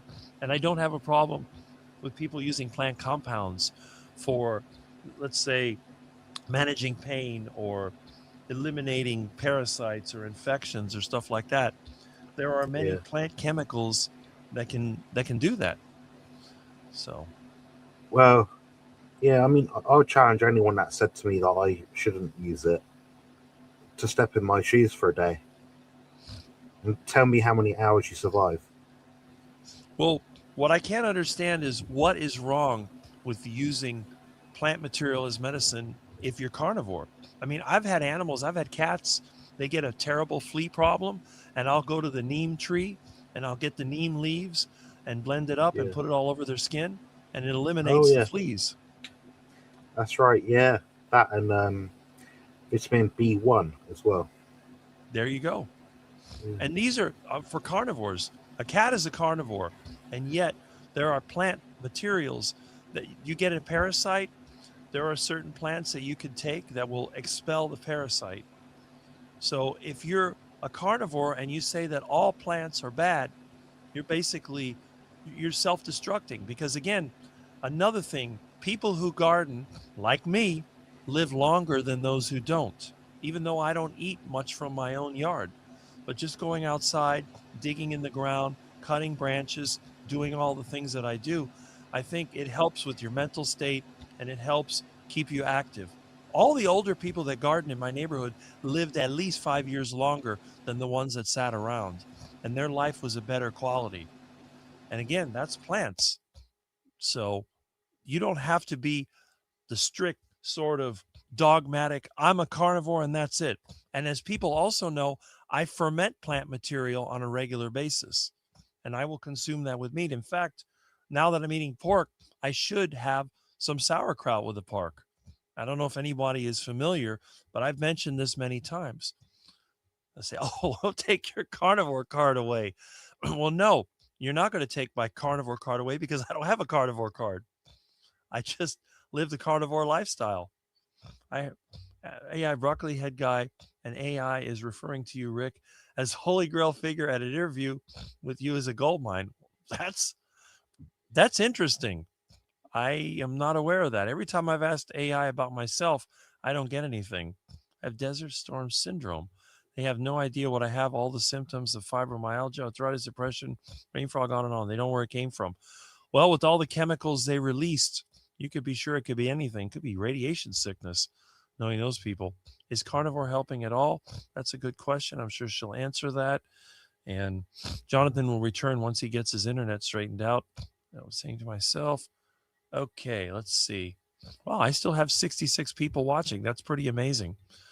Absolutely, when I stick to it. And by the way, if anyone is in doubt that I support the plant eaters, I can show you the mangoes I picked, and I have friends that grow fruit. There we go. Yeah. Internet doesn't like you today. No, I can't think why. My Wi-Fi is on like maximum. No one else is using it. I'm so old-fashioned. I don't even have Wi-Fi. My computer connects with cable. I have a cord. You can probably see it. It's inside of this. So Yeah. my computer's connected. If I was to cut this cable, then I would be knocked offline. I put that shield on it to keep Milton from biting the cable because that was a bad habit of his. Is that working? What's that? Does it work? It works beautifully. I never have a problem. Wi-Fi is terrible because in my neighborhood, we have a lot of neighbors. The houses are close together, and they use those Wi-Fi channels. And what I've noticed is that they interfere. You might have, there's only so many channels on a Wi-Fi router, and you might have 10 routers. Some of these houses have multiple Wi-Fi extenders, and they're sharing channels. It's terrible when you try to use Wi-Fi here. It goes on and off. It's just very frustrating. But when you do it wired, no problem. Yeah, mine's wired in, and I can also connect it to my phone if I need to, and I can also connect it to a, like a booster thing. So I've got 3 ways of connecting to internet. Normally, when I upload videos from my phone, I use a USB cable. I have one of those lightning to USBs, which it's around here somewhere. Yeah. Why do I hear a noise?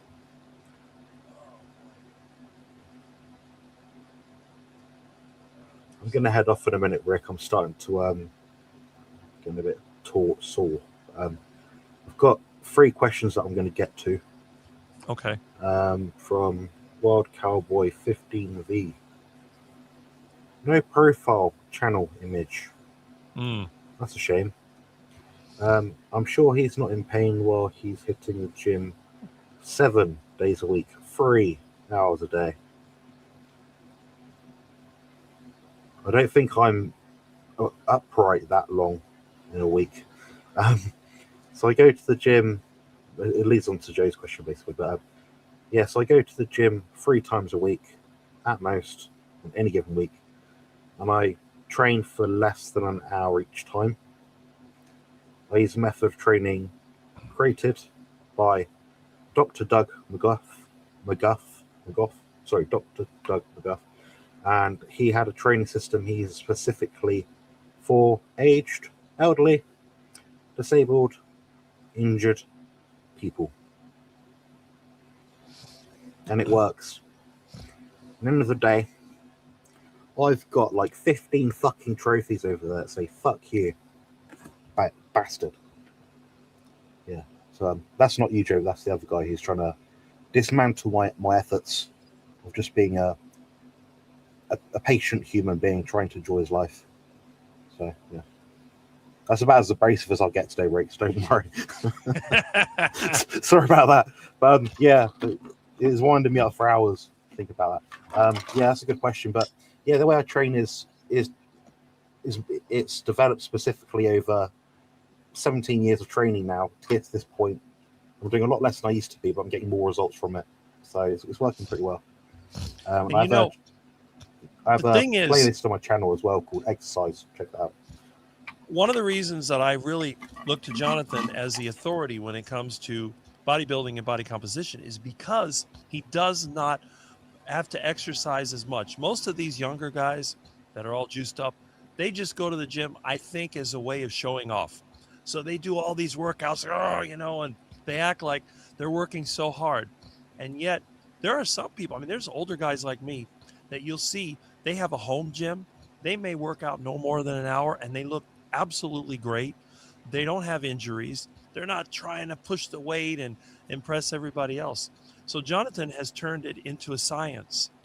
This is not someone trying to just show off, how much weight I can move around. And he uses deliberate technique. It's smart because it's the same way that I think when I'm working. If something is too heavy to lift, I will change my position or I'll find another way to do it. Yeah. So he's working around all these physical issues and able to maintain and even build a great physique. And people can make fun of it, but they can't disprove it. That's the thing. Yeah, if I give you something, you say you're going to struggle with this, and you do it. Well, I better eat my words when you do it. Right. It speaks for itself. I'm not the best bodybuilder in the world by any means, but I think given the circumstances, I'm doing all right. And training itself does something called pain inhibition. So, for example, if someone out there is living with ADHD, some kind of focus cognitive disorder of some kind, now I give them a fidget spinner, I give them a Rubik's Cube, I give them a ball. They're going to concentrate a lot harder because they've got a external focus. Me, with my internal focus being autism, my external focus being overstimulated often by sensory stuff, then the pain as well. I've got like a trifecta of constant torment. So if I can find anything which bridges that gap, which allows me to live a more enjoyable life and do something I want to do, yeah, I'm going to do it. Even if it was checkers, people would still take the mick. If it was, I don't know, drawing pictures of daisies, oh, why'd you do that? We all have our own weird little hobbies, unique quirks, and things we like to do. All our weird little niches. And no one else has to like the same thing I do or what Rick does either. But do appreciate and accept if someone's doing it and they're doing a good job of it. That speaks volumes about their character, I think. That's right. But again, a lot of people like to use an excuse. And I get very frustrated because on one hand, they say, well, I'm too fat, I don't feel good, and this and that. Oh, I'm just old. Okay, that's the main excuse. I'm too old. All right, that's fine. I understand that. But what if there's somebody out there that has more problems than you, that has terrible chronic pain, that has issues, mental issues, or whatever else it is, and they're able to make progress? What is your excuse? You're an otherwise healthy individual, but you've chosen to just not even try. So what is the point? And then when you go to criticize somebody else who's making progress, what exactly does that accomplish? Nothing. Yeah. Like I said, the measurement of a man, Rick. We got a question from Kurt. Either one of us might be able to help. It's about beeping out confidential information or private information from videos. There's a few ways you can do it. You can go to YouTube Studio after the fact they've uploaded it, manually edit certain bits and trim out audio, or you can use a video editing software which does that. Basically, you have to find, usually if you've got a video clip, extract audio. I can't do it, can't show you. You're asking a very complicated thing for a YouTube live stream. So you have the MP4 file, whatever it is, extract audio, so then you've got an MP4 video file and an MP3 audio file. And you go through, scroll through where you want it, and split, copy, delete. That's how you can get rid of something, but it will create jump cuts. Rick, you might have another way of doing it, I don't know. Well, The way I used to do it is so primitive. What I would do, I would feed the video from one device to the other, and then I had a manual key, and it actually had Oh, a tone. It was like 4 or 5 hertz or whatever it was beep. So what I would do every time that I wanted to beep something out, I would just manually push the key, and it would overwrite it with a beep. But normally, what I'll do, I'll use a DaVinci Resolve, or I used to use one called Pativi, and then I'll do like Jonathan said, I'll separate it into the video and audio stream, and then where the audio is, you just mark it here at the beginning, mark it here at the end, and you can delete it, and then you can put in a tone if you want to, or just leave it blank. yeah. The way I used to do my videos, Rick, was when I had no money. I'm talking Rick money. Rick money. So I had the free Zoom. So I had 40 minutes that you can record for free. So I'd press go, record. I'd have my notes in front of me. I'd read it out, whatever it was, and just pray and hope that I wouldn't like balls up and say the wrong thing. So if I did, I then have to download another software, which would cost me money to crop it out. Yeah, that's how a lot of my videos are made through Zoom when I first started, unedited. But yeah, that was mind-numbing. Then oftentimes it gets stuck. Say, because I had a slow computer, it'd be processing the file, rendering, and sometimes it takes 12 to 15 hours to render a 20-minute video. Nowadays, it takes what, I don't know, half an hour, 20 minutes or something, like next to nothing. So yeah, life was hard back then. I know the feeling. My computer's old, but I did put in a, what was it, NVIDIA, what is it, Tesla or whatever, one of those cards that I got from a yard sale, and I put that in there, and I upgraded my GPU, and then it made the rendering a lot easier.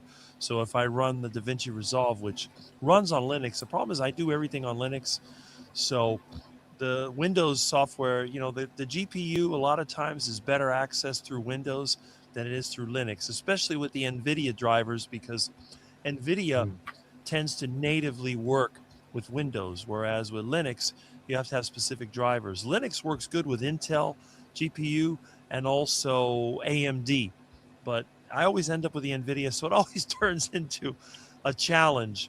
And then sometimes they even have to change the Linux kernel. But I'm doing everything the cheap way, like you said, with the Rick money. Yeah, I think the most cost-effective, like if anyone's watching this just out of curiosity, the most cost-effective way to make an all-right YouTube video with your phone is probably to download InShot. I think it's called InShot. InShot. But get the paid version. It's not that much money. It's about, I'd guess $15 a year. It's not that much money. That will let you do so many different things with it, like crop stuff out, add music, change the visual stuff, intros, outros, pictures, sound effects, like everything you probably need to do is like a basic channel. So that's what I'd use if I was limited, like big time. If you want to see my computer, you'll get a laugh out of it. Go on. Wait, I'll full screen it. Oh yeah. With a fan. It's an Area 51. Remember those things? I don't remember anything that old, Rick. I'm still a boy. I mean, where else will you find a rotary phone, an old computer, encyclopedias, Shure microphone? Yeah. The microphone works well, to be honest. I wouldn't change it. I think it's funny because a lot of the live streams, when they do an AI image, they always show this type of microphone. This seems to be like the most popular. And there are a few channels that use them, but I'm one of the only ones that continuously uses this mic. It seems to work for me. Yeah, I use NT1 5th generation microphone. Very good, I think. Right now I've got the three fans. I've got a fan here. I believe so. Yes, NT1 5th generation. I believe it's a condenser mic. With it, if I listen back to it and say I've got my bedroom door open and the downstairs lounge door open, I can hear a conversation through it. Mm-hmm. It's extremely sensitive, but it's got quite good software in it, firmware stuff. So I've got my aircon on about an arm's length of me to the left, Mm-hmm. a fan on me here, which is here, and the back of my fridge fan is like that far from my mic. So it's not my acoustics aren't absolutely optimized now, but all things considered, it does a pretty good job. And I might bring out my green screen next time. I might treat you all. I used to use a condenser mic, especially when I do it from the bedroom, because the bedroom is very quiet. The air conditioner in there, I placed it perfectly. But in here, this one has a defective motor, so it makes a sound that goes, and Yeah. I have to use a dynamic mic. That's why I have it so close to me. The condenser mic in the bedroom, I can put that a good distance away, and I get a really good sound. But the problem is I can't do that in here because there's too much background noise. Yeah, that's fair enough. Sometimes when the weather was cool and I didn't run the air conditioner, you would see that I had the condenser mic. It's upright. That mic always would stick up. It was I don't know what brand it is, but it's a pretty good sized condenser mic. And that one I have to use the phantom power, the 48 volts, because that mic requires power. Yeah. I wouldn't change this microphone, to be honest, for what I tend to use it. I actually use I've got a ring light. Kind of see here. I use the gap in the ring light to sort of prop the microphone in the right position. So no matter where I have, as long as I can see my face, I know that if the microphone's in front of me, the light's in the right place. It's quite a. I don't use a light on my face. I would look better with one, but this way I get that nice shadow that makes me look like Lurch, and that way people can say that I look unhealthy. Oh, your eyes look unhealthy. Well, that's because I'm using these are very small. They're like 60-watt incandescent bulbs. There's one over there and one over there, so there's not a lot of light here. Yeah, I mean, it's something to be said for just having an authentic look. I mean, my light's quite bright at the moment. Also, I've got the red light, so you couldn't really tell anyway, but you can change the hue of it. And I have this magnifier light. I can put that on, and that would. Yeah. Let's see, that's too light, but you can see it looks different with the light. Yeah. Yeah, it's funny when you see some of the bigger channel carnivores. They most of them have like the phone, but they have all these extra like, gadgets attached to it, like rigged up. And I'm like, at that point, just buy like a camera, you know. A lot of them they use software filters. I've noticed. Yeah, nearly all of them. Yeah. Yeah, they don't have their actual my video is raw, but a lot of them they use the software filters because again it's marketing. They're trying to get people interested in their lifestyle. They want them to sign up for their whatever program they have or buy their products. I don't care. I'm just here just giving them the basics. I think we deliver quite a good production considering we're not getting paid for this. Like, you know, I don't think anyone's ever complained about yours and said, "Oh, it's rubbish," or "Your backdrop isn't good," or whatever. It's like it's not meant. It's just meant to be a you. Mine has my logo, and it's black, so my face pops out on it. Brilliant, great. Yeah, mine, the logo you see here has nothing to do with me. It's just my car. Yeah. So it's encyclopedias, telephone. This is, I would consider one of the most unique backgrounds. One of the things I don't like, I don't like the made up backgrounds. So what they'll do, they'll have a wall, they'll put a light in a certain place, they'll put maybe an object here and an object there, and then they're trying to create a certain look. And I'm just saying, look, this is my living room. When I'm in my bedroom, you see the old paneling that's falling apart, the cat tearing me up. That's just how I normally live. What I see most people do is they black out the room. So if you turned all the lights off, it could be complete pitch black. So like blackout curtains or everything. Then what they'll do is they'll have a ring light in front of them that's really bright, all the lights off behind them, apart from like a random like a LED strip light, like the ones you can move around and change the color. and that will like give a bit of like depth to the room, but it will reflect off the things. So you don't actually see what's behind the person. Say they've got like random mic, like a random light panel stand like that. They'll just have that sticking around somewhere, and that will create like shapes, Mm-hmm. cheap and efficient. Right. There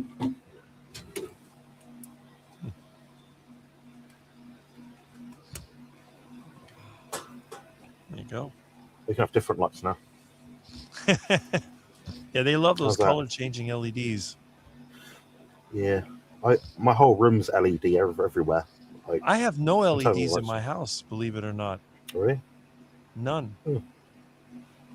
All my lights, they're either neon, I have some fluorescent, and I have incandescent bulbs, and that's all I have. Yeah, I don't turn the lights in my room ever, but you know. All right, I'm just gonna listen into the live stream now. She'll probably get a load of people on top on to join.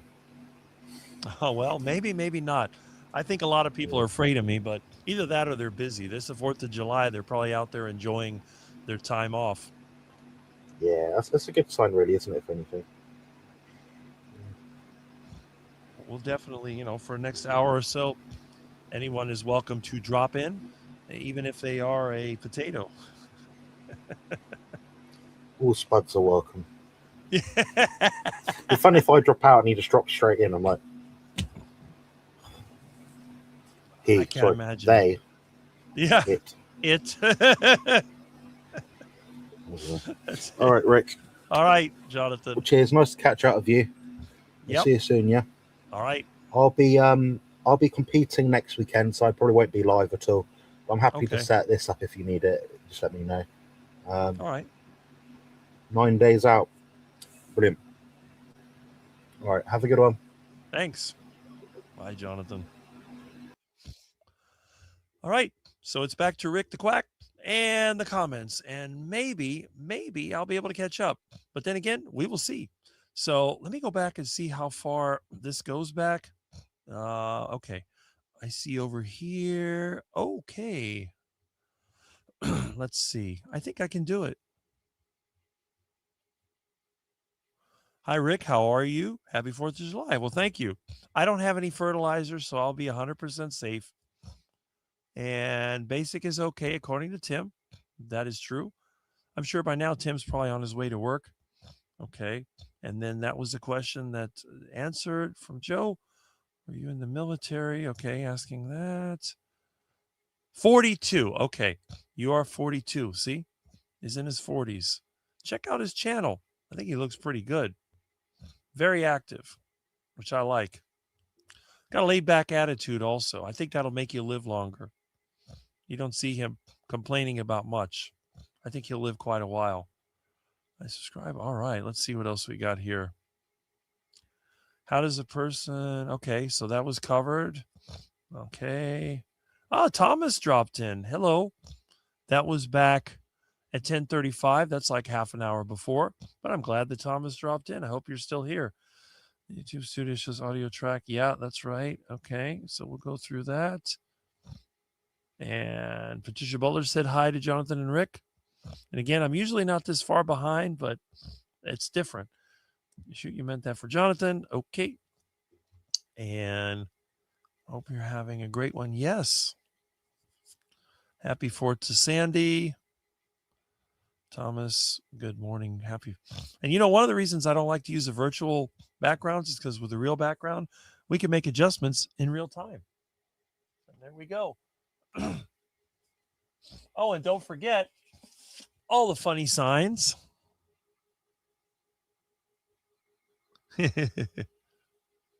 Notice what kind of cat we have right here. We have a black cat. I love cats. They taste just like chicken. Don't worry. Cats are all safe here. We love our kitties. It's stupid to paywall knowledge. Yes, I agree with that. All good listening right now. Okay, so let's catch up. Most people overeat and undertrain. That is very true. That's why they look the way they do. You have to be rich to play. There we go. If you have to be rich to play, I don't want to be on that team. Yes, I agree. Thanks for membership. Yeah, Kurt definitely meet either. Okay, I'm catching up. I'll get there. Thanks, Jonathan. Cold sensation is new to me for a hot month in July. Yeah, I only get that when I get the flu. And Tim loves eggs. Eggs are a really good source of nutrition. You can find everything you need to create a life inside of an egg. It's a knowledge of the animals suffering on faithfuls. Well, that's true. But if you can get them locally, that solves the problem. But not everybody lives near great background. Yes, I know that people like my background. And my background is interactive. I can move it around whenever I want. And we have a nice from Tim. There we go. And there's John Together Strong. Good morning, Rick. Good morning, everybody. Happy 4th. Well, happy 4th to you. And I hope you're having a good time. I know you have some interesting videos you've made up. I always see your video when I look at Thomas's channel. And Thomas should be on in about, 5 hours? Thomas usually has it at 4. I love it. Very good, because it's a nice relief if you are in pain. He's talking about cannabis. That is correct. Cannabis is very good for many people. I don't use it, but a lot of people do. I love Independence Day background. Yes, okay. That's it. Congratulations on 5 pull-ups. Awesome. Some people can't do any. 5 pull-ups, awesome. Yes, I agree. Let's see. Plants are awesome medicine. I trust them more than any pharmacy. Well, that's where they came from. All medicine came from plants. Good morning, Dr. Kiltz. They played your story song for Lance. Lance gave you a shout out. Yes. Great story graphics. That is right. I love sauerkraut. Great for testosterone. I didn't know that. If it's great for testosterone, I'm going to show you what my sauerkraut looks like. Let's see. I've always got sauerkraut fermenting in the kitchen, and I make yogurt all the time. So fermented foods. What do John study? Probably duck food. John Studd is probably a duck that learned how to type. I just did the same thing, moved outside in the sunshine, bare feet, grounding in the backyard. Oh, Thomas is here. Come on down. Hey. Hey, how you doing? Good. What's new? Not much. Same old, same old. I love cats. Yes. Yes. I agree. I agree. They taste just like chicken. Well, I'm not going to ask Milton. Milton wouldn't be happy about that. No, Milton probably is afraid that he probably wants to hide that sign and get rid of it. Well, he's sleeping over there. His tail is sticking out from under the computer. So when Jonathan made the graphic, he put the tail there where it says live, and I'm looking at the real tail over there. Oh my God. Yeah. So you're going on live later today, aren't you? Yeah, I am not 4 today. It's going to be 2:00 because I have to work. Well, And I that's want to good. make sure, because the past couple times they've been going longer than the 2 hours. So I figure this gives me at least 3.5 hours that I can work with. Mm-hmm. So, yeah. Because I was supposed to work Monday and Tuesday, but unfortunately I can't walk down steps yet. So I was, but then I started getting like very bad, like dizziness, like unbalanced. So, and they're repairing they're repairing the floors around the elevators. So the elevators are out. Oh, So I have to take this, I would have to take the stairs. So it's easier just to kind of say, okay, take off of work and just watch movies or watch Rick on TV or something like that. there you go. Are the floors in there concrete or are they wood? They're underneath. I don't know. I think it's concrete underneath. It has the layout to it, like they had to be like laid down and then epoxy or something like that. I think. Okay. And then dried up, and it takes like 2 days to dry, so that's why. Okay. So, yeah, they did it last year, but they messed up, so they have to redo them all over again. Mm-hmm. It is what it is, But he's giving me an extra 4 hours today So I have to go back in at 6. Okay. I don't know why I keep hearing a car outside. That's And weird. it's not my car. I can guarantee you that. Well, I know that. I mean, you're inside, so Yeah, where are you? and I finding- don't have a car. So That's true. I have some unique props around here. You can try. You need to look something up. Yeah, right. so why not? I'm going to stream this to my channel. Mm-hmm. Rick and Milton Vor. Yeah, right. There you go, Tim. Tim comes every week. It's good. My background is Alright. my room, no AI fluff in my channel. Exactly. I don't know why he doesn't have more subscribers, but I guess people want the flashy stuff. I told you he would wait until I came off the stream. Well, okay. Are you talking about That's right. me or? Yeah. Well, Let's see, Milton. Yeah. no, I was changing things on my stream for later on. I didn't want people to get confused, so I changed it to 2 o'clock, and and redid the thumbnail, and it just takes a lot. I didn't want to do it while talking to you. We have a question for Thomas. Do you have a roundtable or an interview today? It's roundtable. So All right. the And it's- link, the stream is actually in the chats right in the thing right now. So, I mean, I don't suggest you come here. You don't go on my channel at 12 o'clock. Like that's a little. That would be a little absurd. I'm waiting for you. Been waiting here for 3 hours. Where are you? That's okay. So it's going to be a 2 instead of a 4. So we'll Yeah, definitely. just for this week. Normally it's going to still be at 4, but just because of him wanting to give me some extra hours, so this is how he did it, Right. which I'm That's grateful good. for. I'm glad. If I'm not working, I'll drop in, but I may leave here at 1, but we'll see. I'm going to have my lunch. I'm still haven't finished my breakfast, but I'll make some more for lunch. I got some heart attack chicken. So it'll be That sounds good. Yeah. And I do eat a lot of chicken and pork, but I am going to start adding the sauerkraut because when I have to eat a lot of pork, I think that I don't get the energy I normally get from eating a lot of beef. So what I do, I add sauerkraut to it. Not a lot, but I do add it. So Okay. again, I'm not perfect. And I do have fruit in the yard. I haven't eaten any this year, but I have thought about eating a mango just to see if I can still tolerate them. But I mean, have once a bunch. a little bit here and there, I don't think would really hurt you.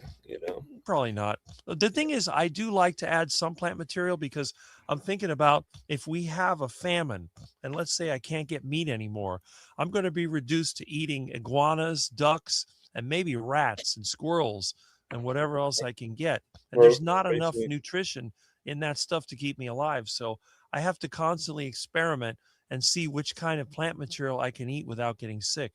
And so far, basically any citrus fruit, I can eat mangoes, I can eat loquats, I can eat Suriname cherries, bananas I can eat. There's plantains. There's a lot of things that I can eat without getting sick, but other things like I can't eat apples. They make me very ill. I can't eat peaches and pears. I don't know if it's I never because liked they're pears, to tell you the truth. Yeah, I don't know if it's because they're commercially raised or if it's the fruit itself, because I'll give you an example. If I eat bananas from the store, I get really sick. But if I eat a banana from my front yard, it doesn't bother me at all. So if I eat a store banana, it's going to make me feel like a heartburn and I get gas. It's just not good. But if I pick a banana from my own yard, it doesn't bother me a bit. So I don't know if it's the variety or picking it green and having to transport it and artificially ripen it. Yeah. But whatever it is, I just have to experiment. And there are some vegetables that I can eat that don't bother me. Cabbage, I grow my own cabbage and I make sauerkraut. It doesn't bother me. I can eat as much as I want.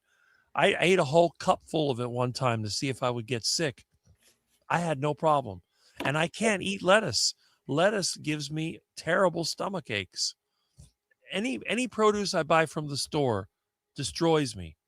So I can't eat it. But on the other hand, the stuff that I grow, I mean, I Right. use little tiny tomatoes that I grow. They're Well, I mean, wild. there's an operative, right? You grew it yourself, so I think that's part of the solution right there. It I might mean, be. maybe not the whole thing, but obviously they're doing something to the ones at the stores that's affecting you, like spraying it or whatever, and Yeah. obviously Well, that affects you too. it's like the seed oil thing. I can get coconut oil from the coconut tree in my yard. I made a mayonnaise out of it. It did not bother me. I had 1 spoonful of commercial mayonnaise put into a sandwich that was no bread, and I ate it. I go, oh, it's not going to bother me. Well, 4 hours later, I was on the toilet with violent diarrhea. And I'm thinking, well, what was it in the food? It was like it was like meat, and I forget, just, it was like what do you call it? Like a chicken. It was a combination of chicken and pork, but they put some of this mayonnaise in it. It made me violently ill. But I used to That's make part my of it. mom mayonnaise from coconut oil. It was fine. So there's something going on. Yeah, no, I mean it was probably I wouldn't doubt if it was the mayonnaise. I mean, because Well, I know. they probably fill it with junk, like Well, you made but yourself, and it's all like great ingredients, they probably put stuff in it and they're not telling, they don't really, even mhm. though they're supposed to disclose it, they probably, for little bitty things, they're not going to disclose it every time. This is another point. Is Manix Gaming? I know he's in the Philippines. If I eat plantains, I get sleepy. But if I force myself to move, I actually have energy. I experience that also, but not just with plantains, with mangoes. If I eat a mango, it's going to make me sleepy. That's me. What is that?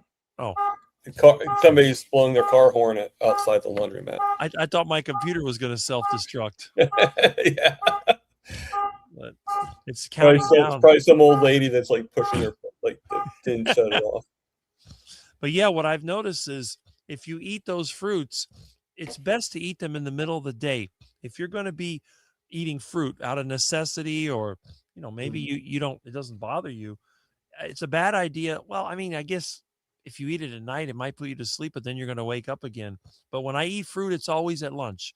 I would never eat fruit for dinner, and I never eat it for breakfast. Breakfast is always 100% carnivore. Eggs, meat is typical. And if I have it, I'll add bacon and butter. But lunch could be a combination of meat and fruit if that's all I have. And I've had times where I just didn't have enough money to get enough meat. I'd go out in the yard and I'd get some of those plantains, or some of the other fruits from the yard. I've had mangoes before. They don't bother me. Oranges, lemons, grapefruit, all that stuff. Now, what is it? John, carnivore teacher, John Laspina, had Mhm. brought out of the coumarins that are found in citrus, and they can make you sensitive to the sun. But I've never had that happen because I eat so much meat that if I eat an orange with my lunch, I think it just is absorbed in the system. But people that eat a plant-based diet, you could see it. They eat enough citrus, they'll get sunburn easily. I don't get sunburn, thankfully. I don't really get sunburn either. I don't really get that much of a tan, but I don't really get sunburn either. Well, that's good. So Soil I agree. was like I was boiling outside in the sun. So now I don't know. Maybe I'll be affected a day later or something like that. Maybe Better to just- shop in your own yard. Yeah. And the thing is that there are plants that I can't eat that I grow. There's certain, well, I'm trying to think, because I mean, I can't eat guava. The stuff, it tastes bad. But most of the tropical fruits I can eat. But those northern fruits, they tear me up. I can't eat any of that stuff. Blueberries are the worst. Blueberries will make me itch, and they'll make me want to throw up, and they taste bad I've anyway. never been. I mean, I like blueberries. I'm not saying I hate them, but I just never really it wasn't like my go-to when I did eat fruit. Well, the thing is, most of the blueberries you get in the store are raised commercially. The wild ones typically get eaten by insects and animals. And the one thing about ducks, when you get bugs in a piece of fruit, that actually makes them more desirable to the ducks. They like to eat fruit with bugs in it. Oh, of course, So- because they're getting both they're That's right. And getting the the thing bugs is, and they're getting the fruit. it's like guava. If you ever grow guava, the commercial groves, they have to cover each fruit with a little piece of plastic so that the bugs don't get into it, because they Right. get all the little worms in it. So, but in the wild, that's fine, because whatever animal eats it is going to eat the worms along with it. And then they'll walk around for a while, and then they do their business, and the Right. seed comes out, and then the tree starts to grow. There's the pawpaws. That's another wild fruit. It does the same thing. If the bugs eat it, they don't care. The animals are going to eat it anyway. No. But that's, I mean, it explains why ducks like them with the bugs in them, because they're, it's like getting the meal and dessert at the same time. And you What pick is the which one's the oldest dessert, oldest can of spam that we can eat safely? I had somebody give me 15-year-old cans of spam, and I was giving it to the cats and the ducks, and I ate some of it myself, and it still tasted like spam. And that was 15 years old. As long as the can is not bulging out, it's safe to Right. eat. If you Yeah. open it up and it has pressure, don't eat it. Yeah, I don't think I've ever tried 15-year-old spam, but yeah, I'm sure. All right. He's on his way to work. And by the way, if you don't know Tim, he's a chef. So he cooks And obviously he's a basically. bodybuilder too, according to that picture. Well, yes, he's into fitness and bodybuilding. Check out his channel. He says he's 42, but he's in really good shape. I wish everybody that was 42 looked like that. And he's not carnivore, but he is, I would say, whole foods, meat-based. So he's like the next step from carnivore, which is good. I mean, even Saladino looks pretty good, even though he's not carnivore. But obviously, Saladino's not addicted to the high carbohydrate foods that some people are. Not everybody has to have the same diet. Okay. Good morning. All right. So I just subscribed to him, so I'll take a look. And see, he loves blueberries. I can't eat them. They just destroy me. Hello, Let's Patricia. How you doing? If I increase my fat, my body heat increase, and I get leaner and my veins show up in abs. See, that's interesting. If I increase my fat, yeah, what you're doing is you're increasing your metabolism. Charge him over. Can you email, please, so I can get your email address? Yes, I will do that. I will email you. Take you all. Yes, sir. Thank you. All right. That's great. And look, I caught up with the comments. It's a miracle. I finally caught up with the comments. But I like the different points of view. And again, you don't have to be a carnivore to be on my channel. You can always drop in. Vegans are welcome here too. I might even be able to give you some gardening tips if you're a vegan and you want to grow your own vegetables, because I know a lot about growing vegetables. That's probably why I don't eat them. Yeah.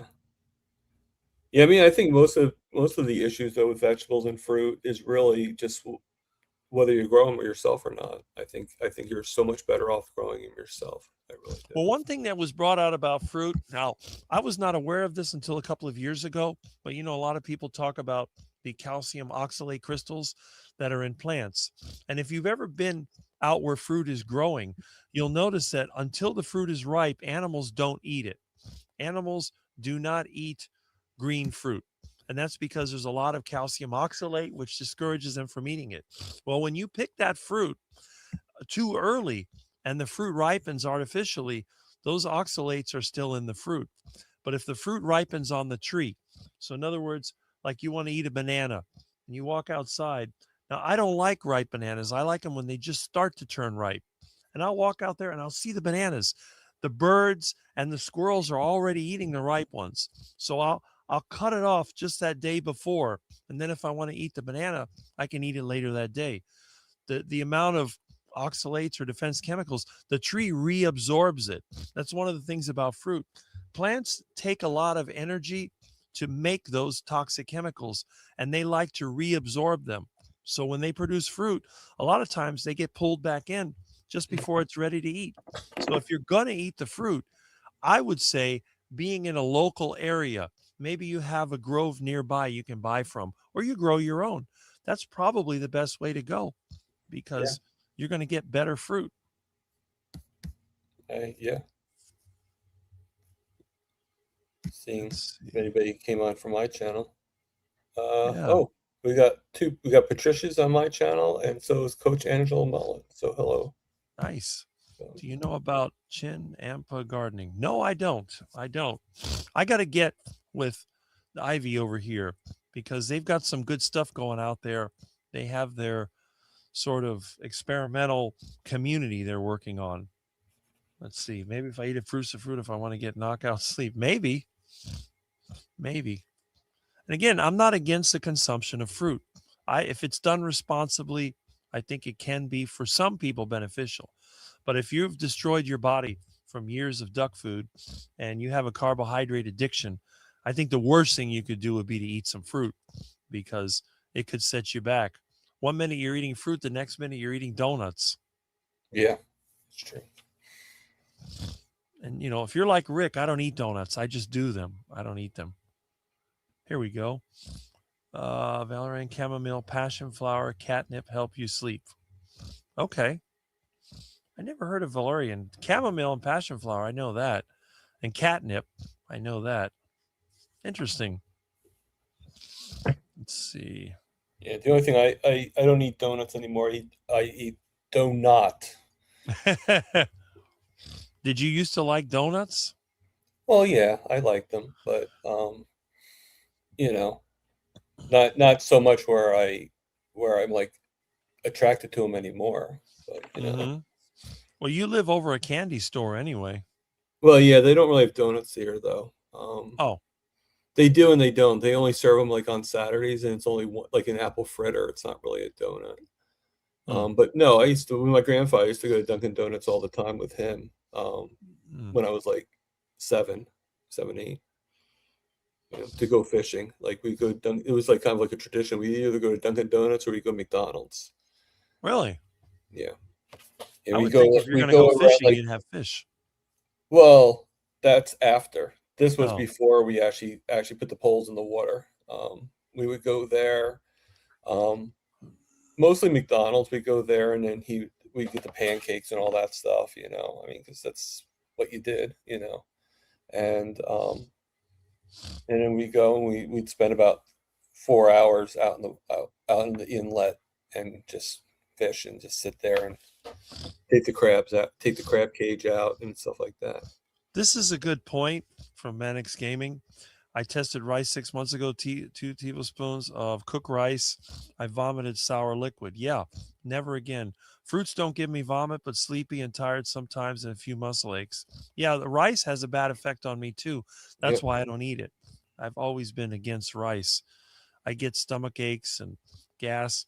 When you think about it, all that common food that people eat was tearing me up. If I would have continued to eat that stuff, maybe I would be one of those people with problems. Yeah, you definitely would have been a different person. Definitely. I think so. I wouldn't be here pain-free, at age 58 and active. I did it by accident. This is the thing. It wasn't like I'm trying to be healthy. I was trying to get a heart attack. You're just doing it. Yeah. I did it because I liked it. You're sort of doing it because you're a rebel. That's why you're sort of doing it. Pretty much. Yeah. And it doesn't require. Yeah, if you want to hear really good, Barbara, grandma, crochet grandma, she has a pretty good story about the brown rice story. I don't know if you've heard it or not. But she made it into a song and everything. So Mannix and obviously anybody that hasn't heard it, you should definitely check it out. Yeah. I'll have to look that up. Yeah. I haven't had a lot of time to go on live streams, but I'll see if I can do it. Well, the story is actually in her video. You could probably pick it up in the video. Okay. Whatever, in the song and everything. But yeah, it's part of her. Supposedly stuff happened, and she did like it made her use the bathroom about 20,000 times a day. And wow.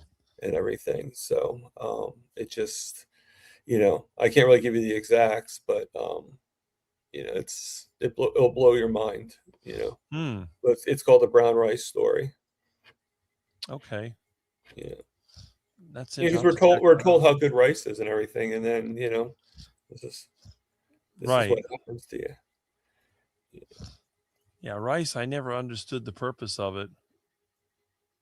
I use kind of a bread recipe for donuts, waffles, cakes, etc. Huh. Yeah, and actually, I'm going to be showing today on my live. I'm going to be making those.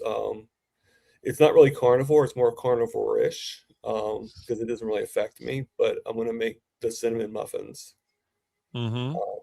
the carnivore cinnamon muffins today, so people can see what it's like to make them. So Yeah, I'll actually cook in the kitchen. yeah, I think I saw that you had put up the there was going to be that video coming up. I drink it for homemade, relaxing food. Yep, that's right. Let's see. Nice. I'm waiting to learn. Okay, good. It's actually a simple recipe. Mm-hmm.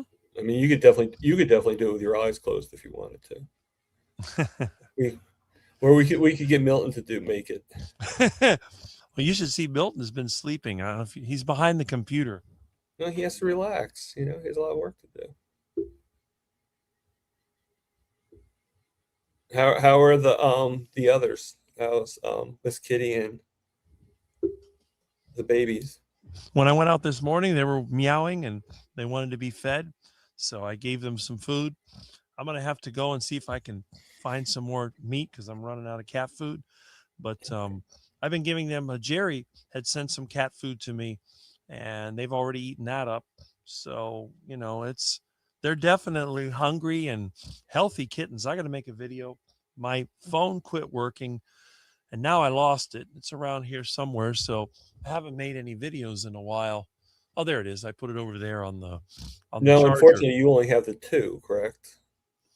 I have two kittens and the mama. Right. And then I have Milton the menace. So there's actually a total So you of had four cats. altogether, but I meant kitten wise. Yep. The two.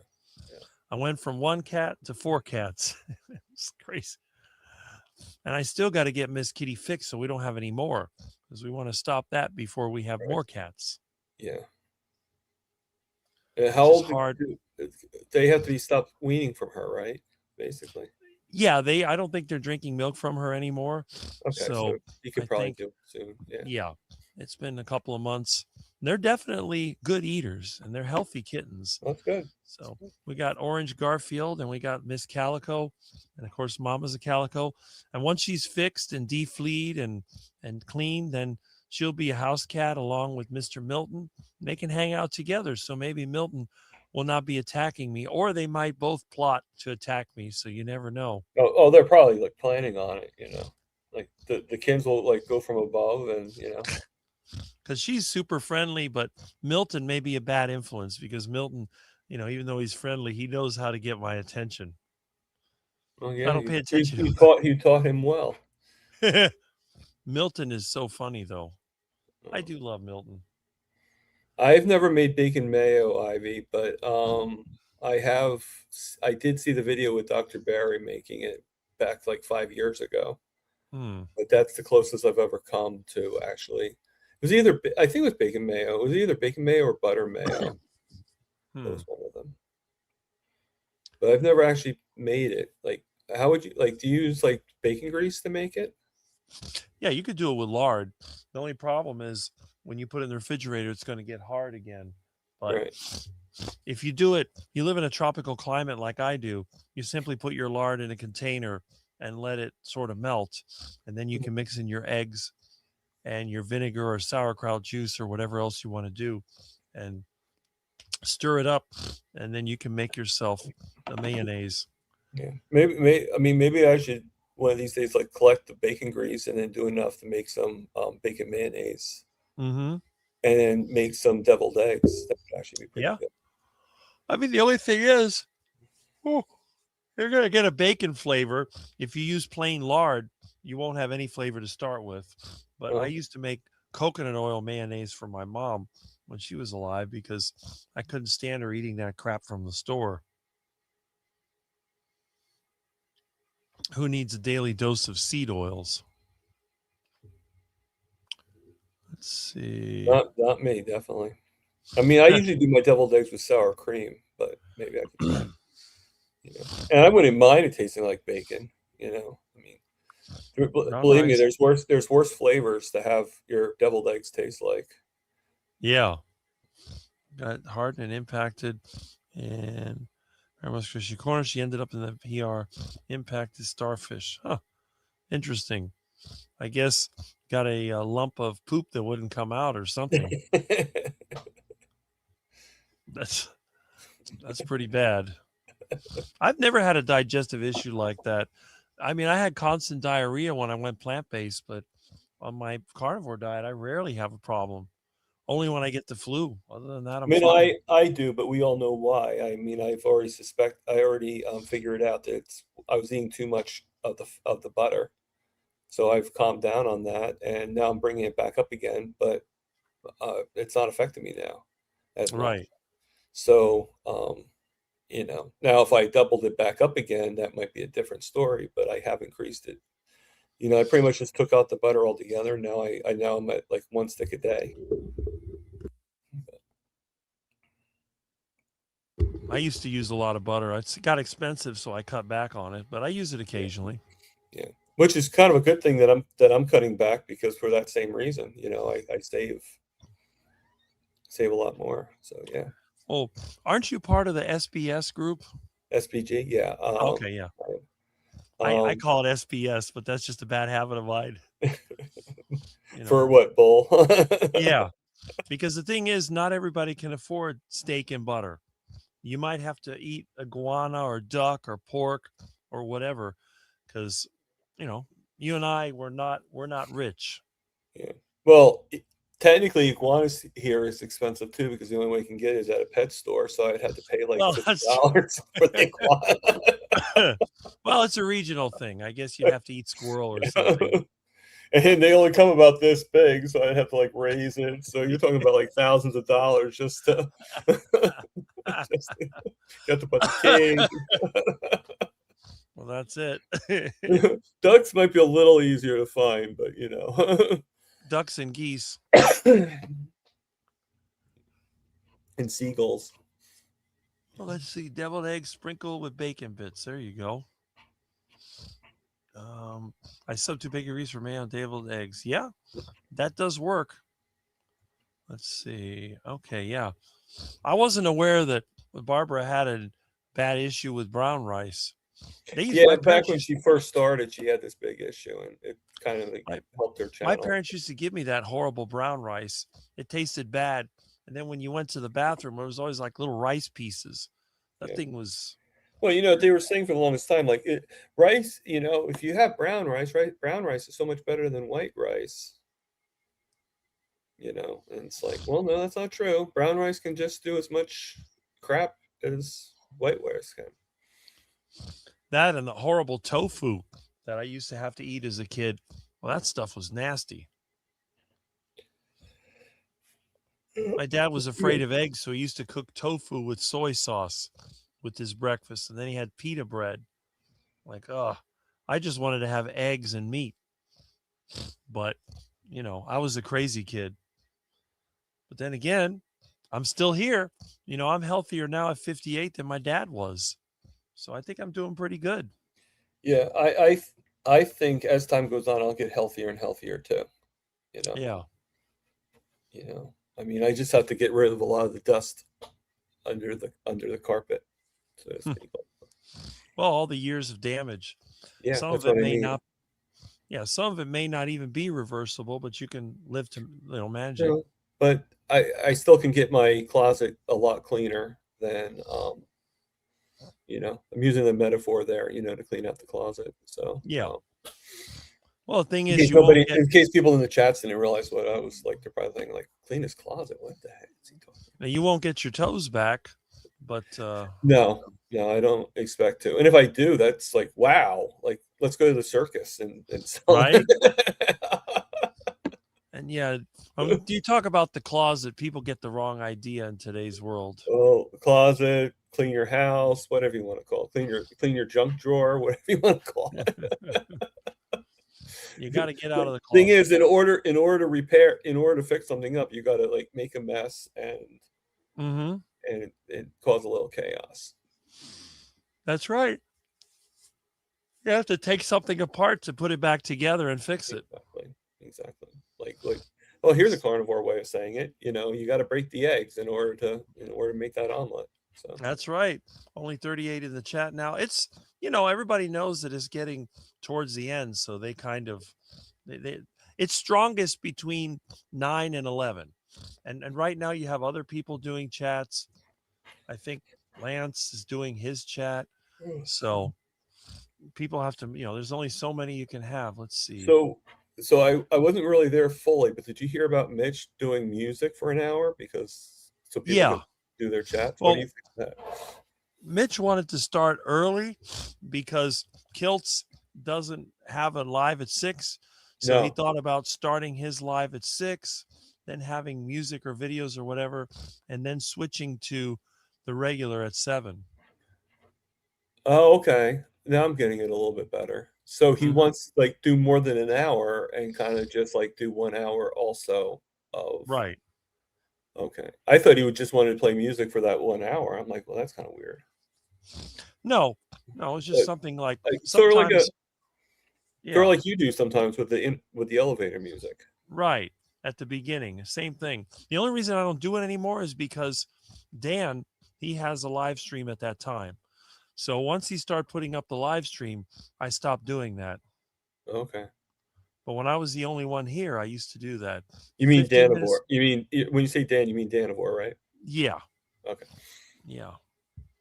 Yeah. And because normally Saturdays I go to work at 6, 7, and so that's why I never came on when Jonathan was here, because I actually worked until 10 o'clock. Mm-hmm. And then like I said, I wanted to fix the StreamYard for the time schedule, because people get confused. If I put down 4 o'clock on the thing, they're like, well, why'd you come in 2 hours early? Well, now you guys know. Right. So I attacked every avenue. And that, and plus I wanted to make myself some butter coffee. Because today's I'm doing the intermittent fasting right now, alternate day fasting right now. So today is a fast day, so which is fine. Right. And then tomorrow I'll eat, and then, because it kind of helps with my blood sugars, believe it or not. Mm-hmm. So it's all good, trying to get away from that insulin. Yeah. Well, I mean, I don't know if you'll ever be able to get completely away from it, but I'm getting close. I mean, I'm getting pretty. Yeah. Let me put it this way: I'm skimming the water, Mm-hmm. Without actually touching the water. Right. I mean, a lot of it depends on how much damage was done. Yeah. But hopefully, maybe things will improve. Yeah. But if I can get it to a controlled level, or a better control level, not chaotic like it was, then that's an achievement too. Mm-hmm. That's it. But, yeah, so I'll do that for a while. Last time I did for like 3 months, so I'll probably do it for another 3 months. Mm-hmm. Which would be July, August, September, October. So by the time October hits, October 1st, so I'll do it. I'll do it around my birthday too. Mm-hmm. The only thing is, if it falls on a fast day on my birthday, I might switch it out. Only because I wouldn't mind eating on my birthday, but not that it really matters. Mm-hmm. That would be quite a headline. Carnivore of 2 years grows toes back. Yeah, there's some damage that cannot be reversed, but well, I mean, yeah. Maybe if I ate some iguana. Well, they do grow their tails back, I guess. Yeah. With the reptile DNA, There you go. But yeah, I tell people, look, even if you start the carnivore diet, your later age, you're not going to be the same as somebody who's eaten that way their whole life. No. I don't think there's anybody else in the world that's going to end up the way that I have. No, I will never catch up to you. I don't even fantasize about that. So, and the thing is that we all have our problems. I mean, I'm super skinny. No one's going to follow me because I got arms and legs like toothpicks, and I'm just skinny. But well, why you're skinny, because carnivore ended up stretching you. Yeah. Well, that's true. If you see pictures of me in junior high, how short I was, it's really amazing how much I grew. And I never put the pieces together. I didn't realize that eating meat was going to make me grow. I had no idea. I was always told that you grow from the calcium in the dairy and the vegetables. They always told me it's the vegetables that make you grow, and I hate vegetables. And it's like, well, I'm growing and I'm not eating vegetables. So how is that possible?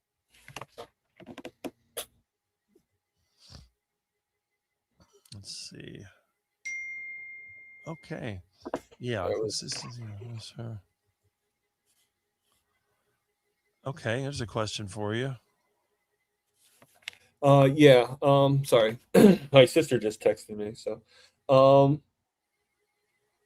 they don't do it extensively, Terry Sue. But I am requesting it because I had to get a new doctor that I'm going to be seeing for the first time on the 15th. So that's the first question I'm going to be at. That and a couple other tests that I want to have done, just out of curiosity. So I'm going to get a C peptide test done, and that will tell me about that should tell me about my pancreas and everything. So, That's good to know. I guess this must be someone from your group. I guess so, because she has a paperclip. Oh, Huh. Charmaine. I think I've seen Charmaine before. Yeah. She's from the SPG group, which is not, I mean, I might not do 3 months. I'm just saying that's an ultimate goal. It could be, for all I know, it could be 1 week, Let's see. Yeah, that's right. Not a bad idea. Okay, a nice surprise this morning. Good morning, Thomas, Rick, and chat friends from Ellen. Well, good morning from Rick. Okay, just subscribe to Terry. Let's see. I think your teenage growth spurt was caused by carnivore. It might have been, because no one in my family has ever been this tall. So it's possible. Yeah, somebody the other day was saying that you were always tall. I said, no, you got to listen to Rick's story. He said he wasn't tall until he became carnivore. That's right. And you can see it if you look at my YouTube channel, look at the community page, you'll see a picture of me in junior high in 1983. And you can see even the girls were taller than me. Rick, have you tried horse meat? Yes, I have. I've had horse meat on numerous occasions. It used to be a common cheap meat source here. Let's see. I went to the movies this morning, so I just got out. Okay. A key reaction when you know about carnivore, that you can eat meat as you want until full. For me, is shocking. Felt around people tell me I need to eat more rice. I just did it because I liked it and I felt good. That was it. Nathan's hot dog contest coming up. Interesting. Eating contest. You always say you are skinny, but I think you great. You are what people used to look like. This when I was like, yeah, everyone's just so big now. Yeah, Ellen's right. I look like somebody from the 50s or early 60s. Oh yeah, you have that look. Well, you kind of remind me of what's his name? Herman Munster without the Fred Gwynn, Herman Munster. Fred Gwynn, that's his name, Fred Gwynn. Yeah, he was tall and he was thin too. So yeah, that's about right. And Carnivore Wayne was born in 83. Okay. Well, there you go.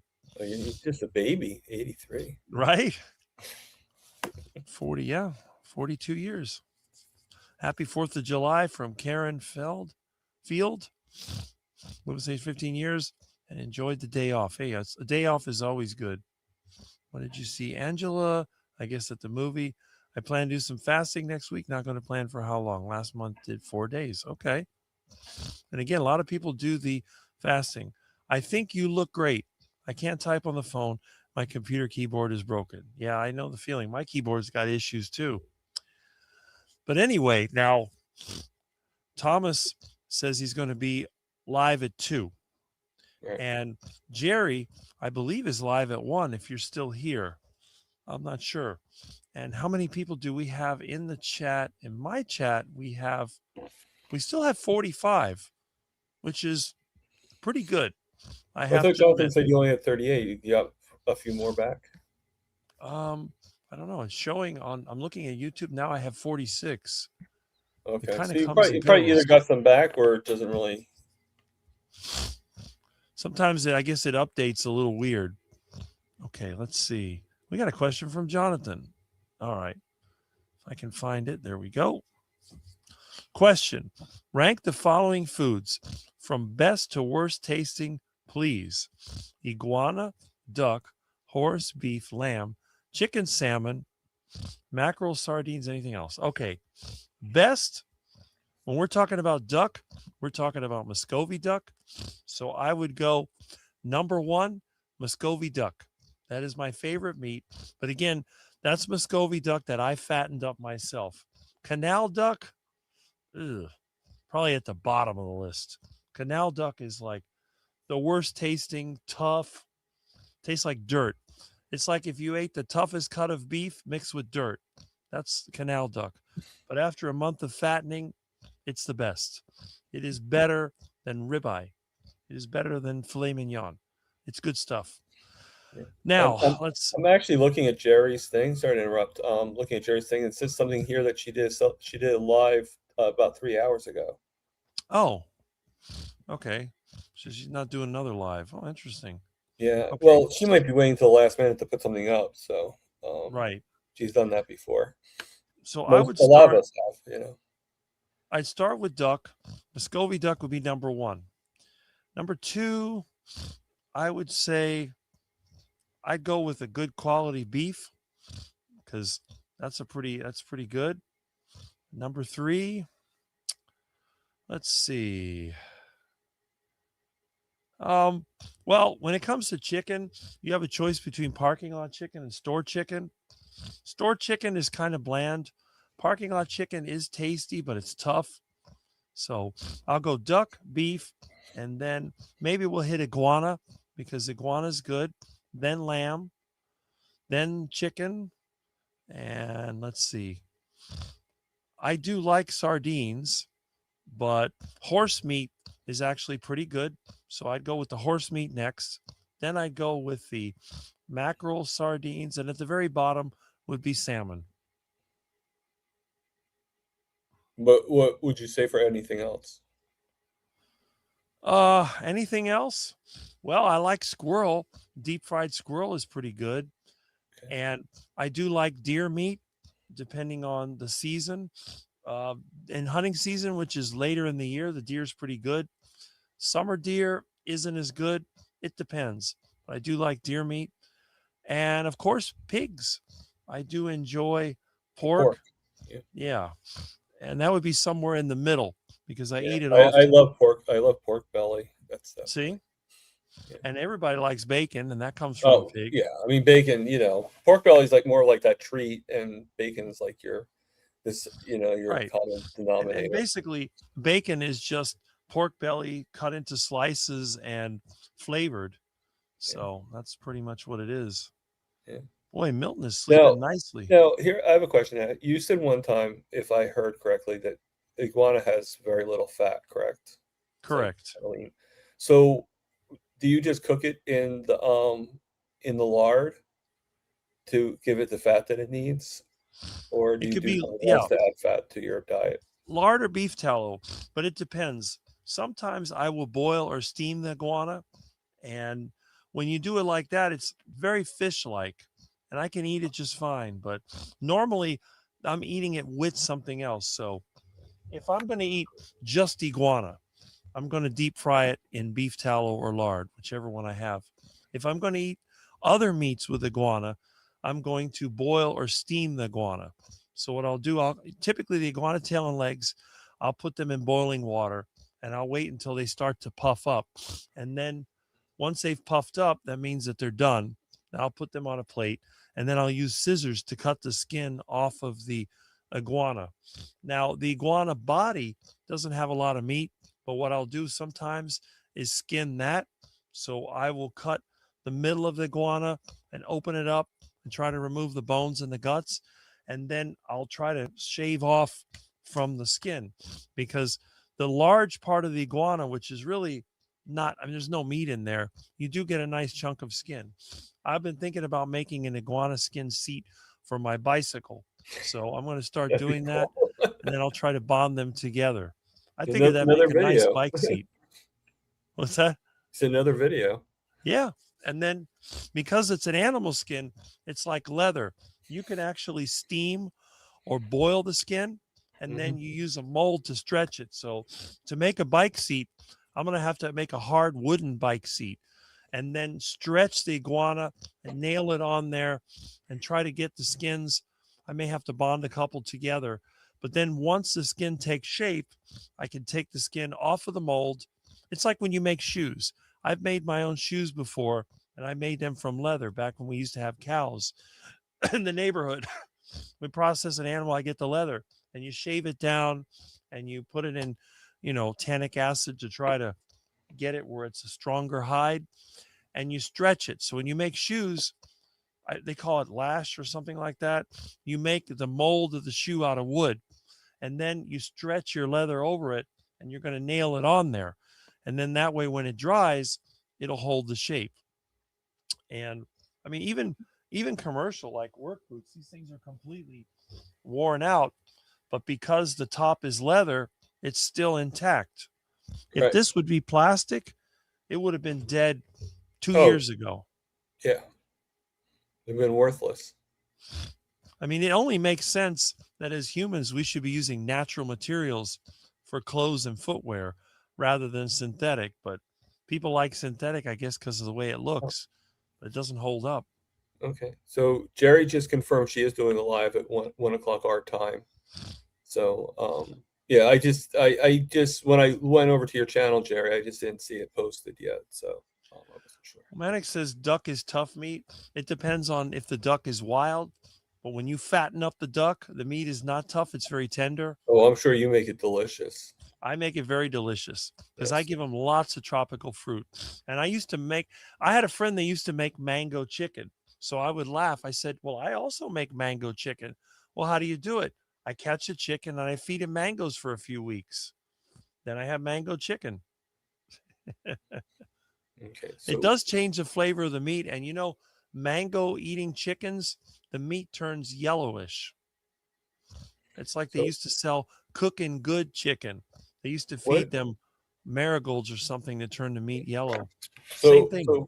so question I have. I don't know if you know or not, but I just a couple months ago I bought a deep fryer, like a Fry Daddy, and I put the I put the lard or the beef tallow in it, enough to get it in there. But my question to you is for chicken quarters, how long would you say I do 2 of them? How long would you say it would take to cook one of them?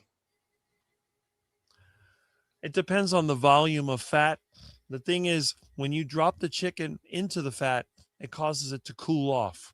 You have to have at least 350 degrees Okay. on the fat to get good cooking action. So when you drop it in, it may cool down to like 100 and something degrees, and then it has to build up more heat. Build up again. Okay. Yeah. So would So you you're say probably- like 30 minutes? 20 to 30 minutes is probably what you're looking at. I'd probably go 30 minutes because I like them to be a little bit, because that's one thing I don't want to have raw. So, Yeah. I don't eat small animals raw either. That's a rule of mine. The only meat I'll eat raw would be ruminant type animals, large animals. But small animals, anything under 10 pounds or whatever, that's going to be cooked. Guaranteed. Okay. And I saw Ivy said something about her grandmother taught her the best way to get tan is brain tan. So what the heck is a brain tan? I'm not sure. Like, Let do you me like open up your head and tan your brain? Like, how do you- You win the lottery, you can feed your ducks organic corn. Well, there you go. If I win the lottery, I'll just have my own farm. Just raise them right there. And see, Wendy says she never had tough duck. Bacon, the duck tape for food. Let me see where this is. Pork belly is so good. Roast duck is not tough either. That's right. I always found duck to be tender. Smell of goat meat is bad for me. Smells earthy. Yeah. Goat meat is like ice cream with the fat on. Yeah. I like goat meat myself. It's melting. Hello, Karen. How you doing? Yeah, obviously with me being on here, my riblets, my night butt's coming on. Right. So I Yeah. graduated from high school in 83. Okay. Yeah, you're 3 years older than me. I graduated in 86. Okay. Oh, If gotta anybody, go if anybody battery needs to dying. buy me a coffee for my channel, just you could buy it for Rick's channel instead. Well, that's fine. That's It's a right. Zebra, it's a ostrich, show. posin, guinea fowl, antelope, pheasant, pigeon also. Zebra I've was had my favorite. ostrich. I had Oh, ostrich. yeah? Yeah, I've had ostrich burgers. I've had guineas because they used to run around the neighborhood, Yeah. but I haven't had any of the others. Yeah. Oh, I've Uh, had pigeon. Yeah, pigeon's a good survival food, especially squab, the baby pigeon. Well, I mean, if you've had rats, basically pigeons are just rats like with wings, right? More or less. Yeah, all the small animals need to be thoroughly cooked. The best way to get tan is brain tad. There must be some typo or something. My friends eat fruit better. Oh, okay. I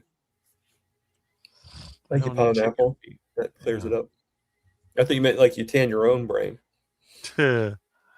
Right? My grandma taught me. Okay. Let's see. Like, how do you tan your brain? Like that? Northern antelope is our fastest land animal and a fun hunt. Okay. I guess the age also makes me. Yeah, it does.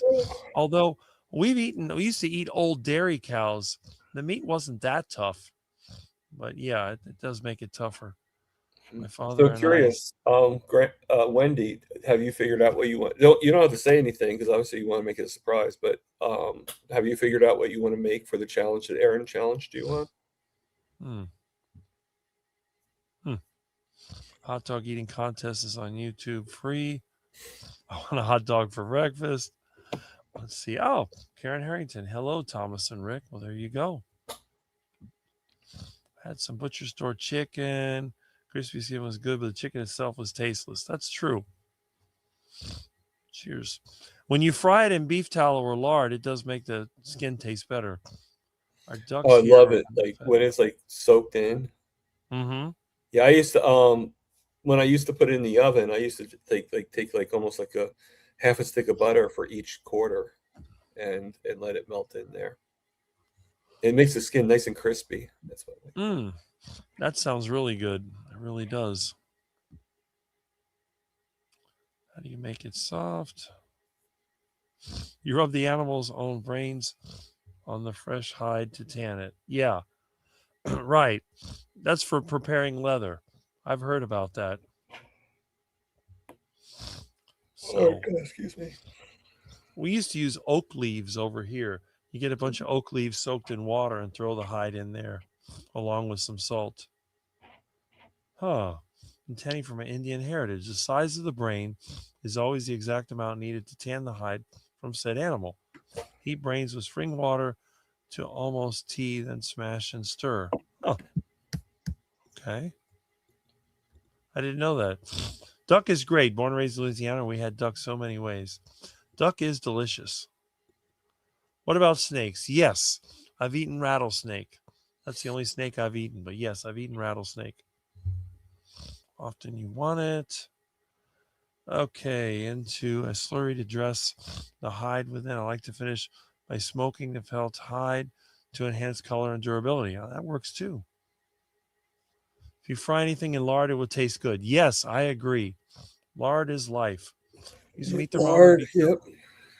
Not to overcook. Okay. We'll get one someday. Well, that's great. Yep, there it is. Braising is good. Keep it from getting dry. All right. Well, let's see. How many people do we have in the chat? We have 41.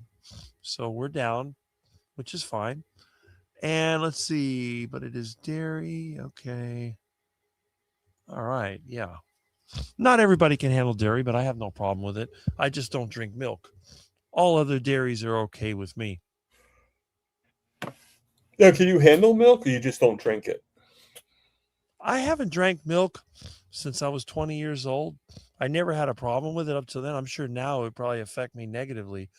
I haven't tried to drink it, but I can't remember the last time I even had I it. didn't know if there was a reason why you don't drink it or if you just don't drink it. You know, I had a theory when I was 20 because they say you grow up Oh, it's like cats, like kittens. Kittens only drink milk for part of their life, and then eventually they stop. So my theory was, I've already gotten pretty tall. Of course, I didn't know I'd still grow for a few more years, but my theory was to There's stop more in you. drinking. Yeah, stop drinking milk at about age when I was like the end of the year when I was 20. So it was probably 1988 was the last time that I drank milk. But I make yogurt, so technically I'm still getting milk every day because I eat cheese and yogurt daily. So my diet is high in dairy, but I just don't drink milk. Mm. Let's see. Dairy has carb. You'll be peeing a lot. Okay. Right? Good. How much I go to the bathroom depends on temperature, though. Like when I'm not sweating, I got to go more than when I'm working. And dehydrated, yeah. All right. Well, anyway, let's see. We have 41 people watching right now. If Yeah. anybody has any questions or comments or wants to drop in, the link is still on my channel. Let's see here. It was very easy to get in. So. Yeah. Salt the hide then tan. That's right. That's what we used to do. And again, animal skins are far superior to any synthetic product. Right. As long as you keep them from deteriorating, as long as they don't rot, they're going to be far better than any kind of cloth or vinyl or anything like that. I have a little chair that's upholstered with leather. The thing's 100 years old and it's still good. As long as the leather doesn't dry out, if you keep putting oils on it, it holds up fine. So it's pretty impressive. Okay, so anyway. All right. Now, it's 12:15. I see that Jerry is here, and you're going to be having a live at 1. So we do need to wrap this up in the near future. What's She's that? having a live. I'm having a live at 2. She's having a live at 1. Well, yours is at 2. That's right. Right. Yeah. But hers is at 1. And I don't want to be here hogging up everybody's time slot. We've had a very good attendance. We had over 80 people at one point. We're down to 39 right now, 39, 40, somewhere around there. Yeah, you're doing fabulous, It is the 4th of July, so I think a lot of people are going to want to go out there and maybe later on today light up their fireworks. Or if they're crazy like me, they probably have a bag of fertilizer, they have sulfur, and they have some charcoal, and they're waiting to create their own fireworks, which even though I don't celebrate 4th of July, when I was a kid, it was always a great time to do chemistry experiments. So I always look forward to the 4th of July, and I had a bunch of ingredients ready to go. And as soon as the people started lighting up the fireworks, usually towards the nighttime, I'd start lighting up mine. And I always wondered if I'd have all 10 fingers by the next day, but I never had an accident. Although I did blow a couple of large holes in the yard. I blew a 2 feet deep crater one time trying to make a rocket. It's a long story behind that, but I overdid it. I made the rocket way too heavy for its size. And instead of going up into the sky, it basically tipped over and then exploded and blew a giant hole in the ground. I had another one tip over and go straight down the street and go right into the side of somebody's house before it exploded. So I was a dangerous kid. Let's put it that way. Fireworks were sort of illegal in this county, but that's it. Let's see. Question for Fero Grandma. What time is your recipe going to be dropping on YouTube today, Wendy? I'm sure Wendy will answer that. Let's see. I just got back from parade. Nice. I see that you put up a short video today, Lance. I haven't had a chance to watch it, obviously, because I'm on my own live stream. But I'm going to check that out. I don't believe it respects the animal better to use leather. I don't believe it respects the animal to use leather. Well, I don't know. Maybe it was worded differently, but yeah, I like to use all the animal products so that nothing is wasted. Pig brain and tongue taste cardboard for me. Yeah, it's not really that flavorful. That's true. All right. So anyway, let's see. Let me sit up upright here. I'm not used to sitting this long. That's why I have to keep changing position. Oh, we have a question here for Tom. Let's see. There we go. Wendy's been on my channel, Jerry. She wants to come back. We could do a second. We could do a return. But, you know, I've done it for several of my friends.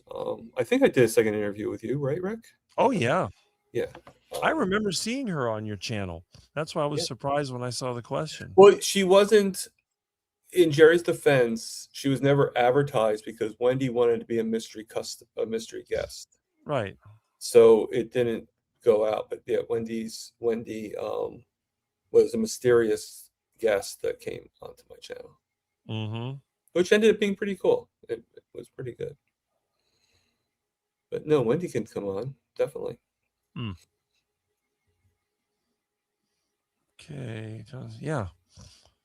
Don't walk out as soon as the credits start. There is another section part way through the credits. I stayed to see my friend's name. Well, there you go. Yeah, that's when we use Jonathan's stream. It does that. And although I had somebody who was upset that I didn't have my intro, but I tell them that's always easy to get, because all you have to do is just click over here and click over here, and you can upload it anytime. Now, where'd that go? Now it disappeared again. Okay, here it is. Okay. Huh. All right. Why is it not working? You know, StreamYard is not my specialty. Come on. Huh. Oh, no wonder. Clicked the wrong one. Yeah, this one. Everybody knows this one.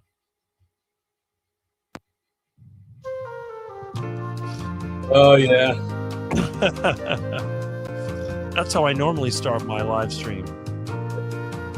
Yep. By the way, you probably recognize some of these people. Oh yeah, no, I do. I mean, I met Kills, Adam, Perry, and Dr. Nelson.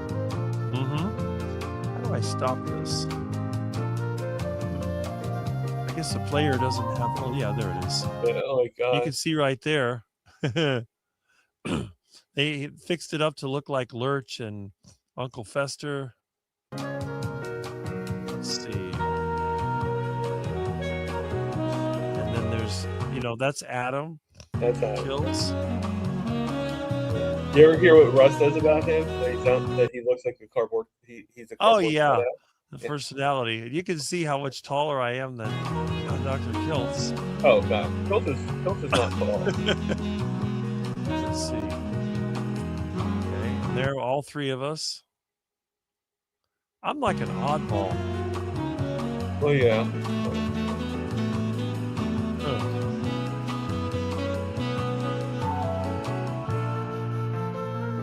Yep, there I am. Mitch is in short. Mitch is pretty tall. Well, Mitch is a little bit taller than I expected. Right. That's when we went to the Brazilian steakhouse Yeah. in February. And you see Dr. Kills like photobombing the whole thing. Oh yeah, I'm back Even in though, there even though he could somewhere. have just been back there, but I like how he like sticks his head in the front. Yeah, I think he was holding the phone. And look at that. Baker. I wouldn't mind meeting him. He's pretty... You should. He's living in Florida now. Well, I like to meet all of them, even if some of them are like okay, whatever, So for anybody that doesn't know how tall I am, who is that I'm with? That is Dr. Baker. That's right. That's Dr. Baker. Dr. Baker is a year and a half older than me. And look at how good he looks. Really nice shape. And then you ever got see this those guy. videos he does, those jumping videos? It's like, Yeah. they call it shit. Well, I can do that stuff too. All that skipping and jumping, I can do that easy. But I'm not a Right. massive guy like him. So for me, it's just, I'm a big kid, basically. If you look at me, I just look like an older kid. Yeah. I think he's like not that far off from my weight, to tell you the truth. I think he's like 250 or something like that. Yeah. I mean, Yeah. I weigh between 190 and 200 pounds. I've never weighed more than that. Well, I did weigh a little bit more when I tried to add weight, but the most I've ever weighed in my life is like maybe 210. And he weighs more than me. And look, if you look at our eyes, you can see I am a little taller than Dr. Baker. I also am a little bit darker for some reason. I don't know why. I guess because I work outside all the time. But you can see these are two carnivores, carnivore for over 10 years, carnivore for 42 years. You have muscular carnivore, skinny carnivore, a year and a half older. I think that's a pretty good testament to the carnivore lifestyle, don't you? Yeah. So the worst you could be would be this. This would be like no exercise, just carnivore. And over here is an optimal carnivore lifestyle. Exercise, carnivore, and having money. This guy's broke, but they're both doing pretty good. Okay, let's see.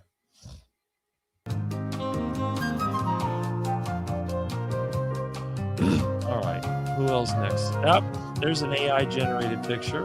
Yeah, I wonder who gave you that. That was, I think, Barry Simon. Look, Rick Iguana, Hunter for Hire. Another one I Milton. gave you. Yep.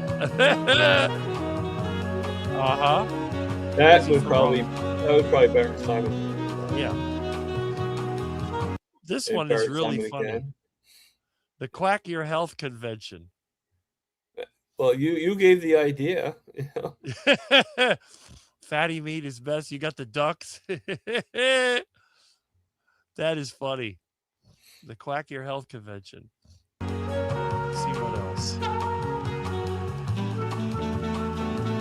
There's Heart Attack Chicken. This picture is actually, I think, 10 years ago. This is something I had from a long time ago. Yeah, I'm sure it still tastes pretty good. And you can see I don't have the little scar on my eye that I got from the car accident. But I don't look much different. That's also from 10 years ago. So that's usually what it starts with. And let's see, let me go back to the multiple display. Okay. And let's see, catch up with these comments. So anyone that misses the intro, you've got it with the commentary. All right. How far back do I have to go? I don't know. Okay. You ended it, Jerry. I will start There it is. live after. Okay. So I don't think you're that Wendy. far behind. No, not really. I mean, we only got 30, 39, 40 people. Wendy's a very interesting lady. Yes. Okay, I'm going on live in 45 minutes. It's almost like 35 minutes now. Thomas Yeah. is going live after me. I think it's only going to be for 60 minutes. Okay. And again, I'm going to cut this off so you have enough time to prepare. I don't want to have everybody at the last minute. I actually already have the buttons. All I have to do is just push them and go live. I miss Dr. Nelson. I don't know what is the story with Dr. Nelson. I know he had gotten sick, but Yeah. did I think he had to get his gallbladder, something with his gallbladder, Okay. if I'm not mistaken. I don't know if he had it removed or not, but he had to get something done with his he had where he was hospitalized. He popped in my live last week, but I never figured out what had happened. I haven't seen him on Kilt's show anymore. Yeah, he hasn't been on Kilts in the morning or even very much in the Zoom calls either. Right. I haven't been on the Zoom call because I've been working, but I should be able to catch it on Monday. Yeah, it's funny. Like Ollie was saying about that, she was taking care of Monday because Kilt won't be there either. And I actually messaged her saying, if you need my help or anything like that, just let me know. Right. She never responded. But I think because of her being in Africa now, for right now, I think she just isn't responding to things right away. I was thinking about that. We need to get one of those battery-powered light bulbs that he could put in his mouth so he'd look like Uncle Fester. I think I did a picture with that. Oh, yeah? Yeah, I did. Yeah. That's funny. The nice opening. Yeah. See, Aaron likes that.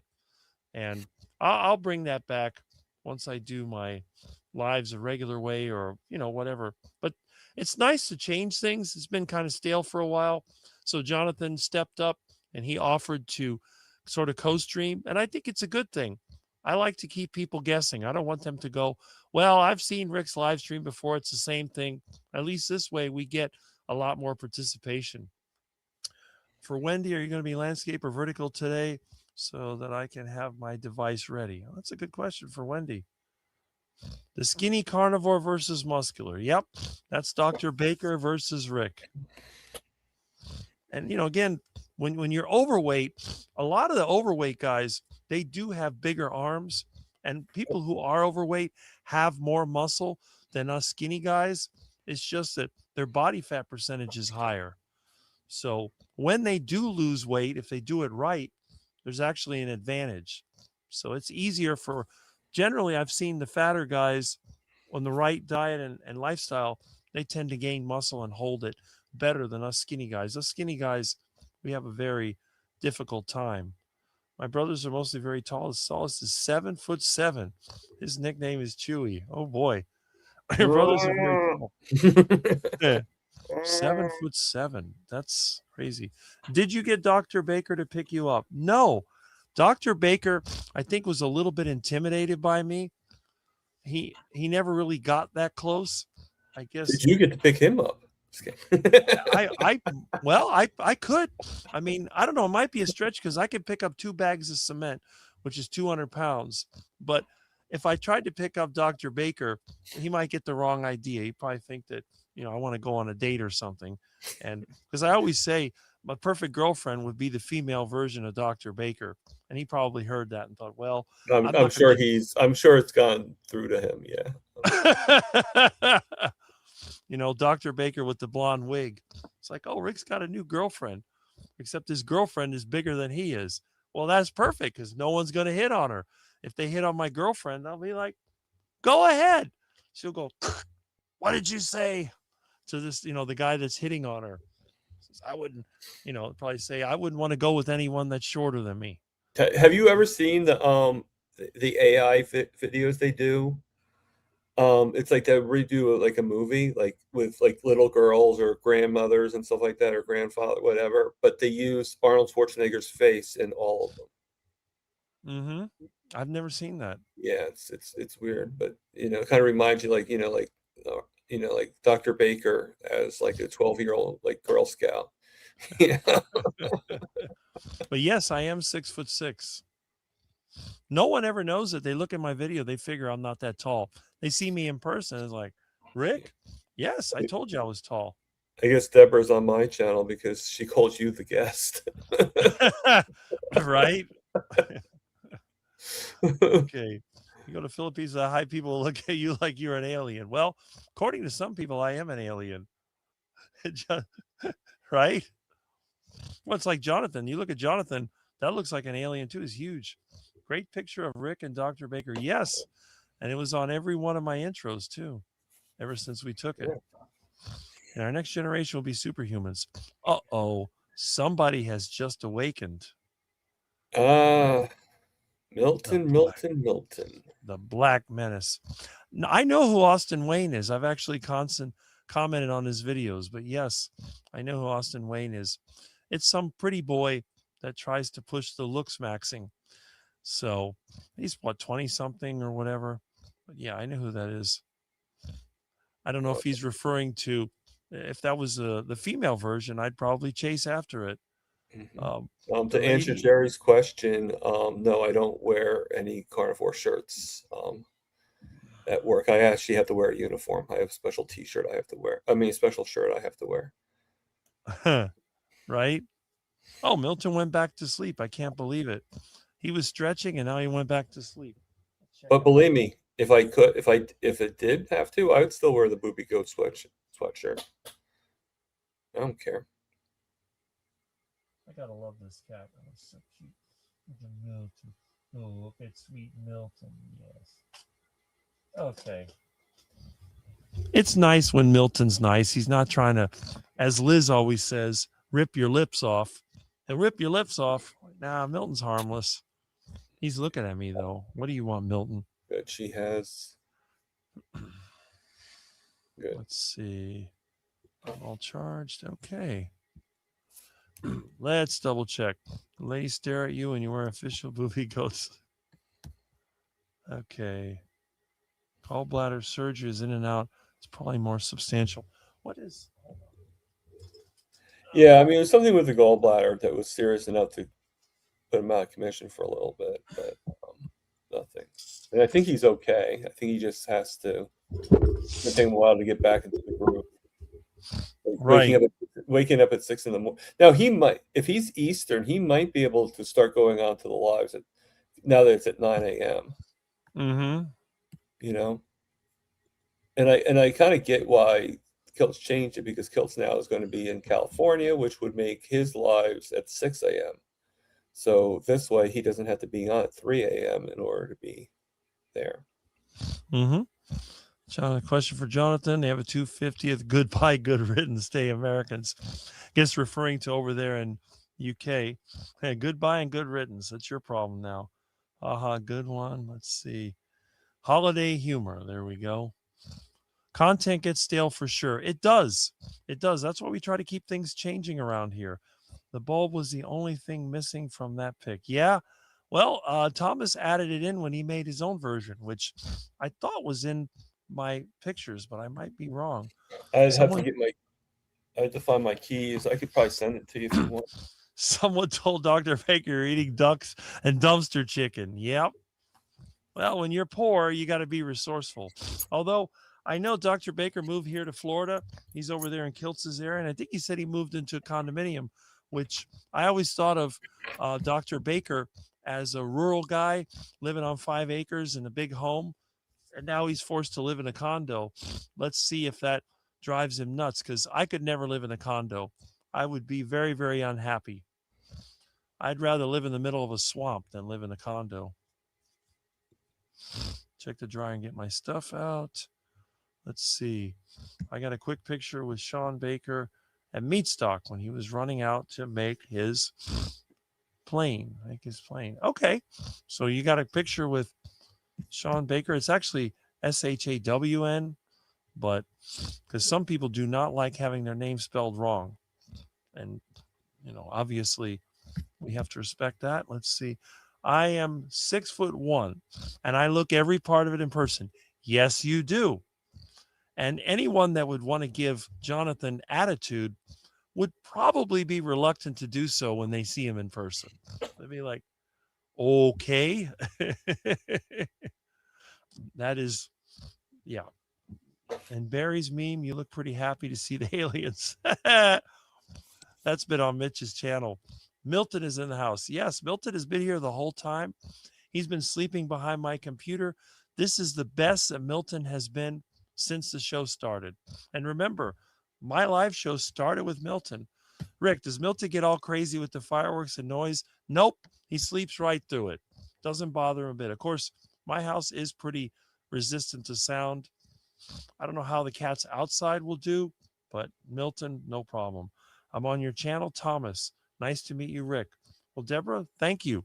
I'm glad that you like being here. Are you wearing a Kelly Hogan shirt right now? That's a good question for Thomas. I didn't even know Kelly Hogan had a shirt. Oh, okay. The only Hogan I know of is Hogan's Heroes. Well, I know Kelly Hogan. I know she's a carnivore. She was like the 15-year carnivore that Ken Berry interviewed and all that stuff. So I know who she is, but no, this is just a Captain America shirt. Okay.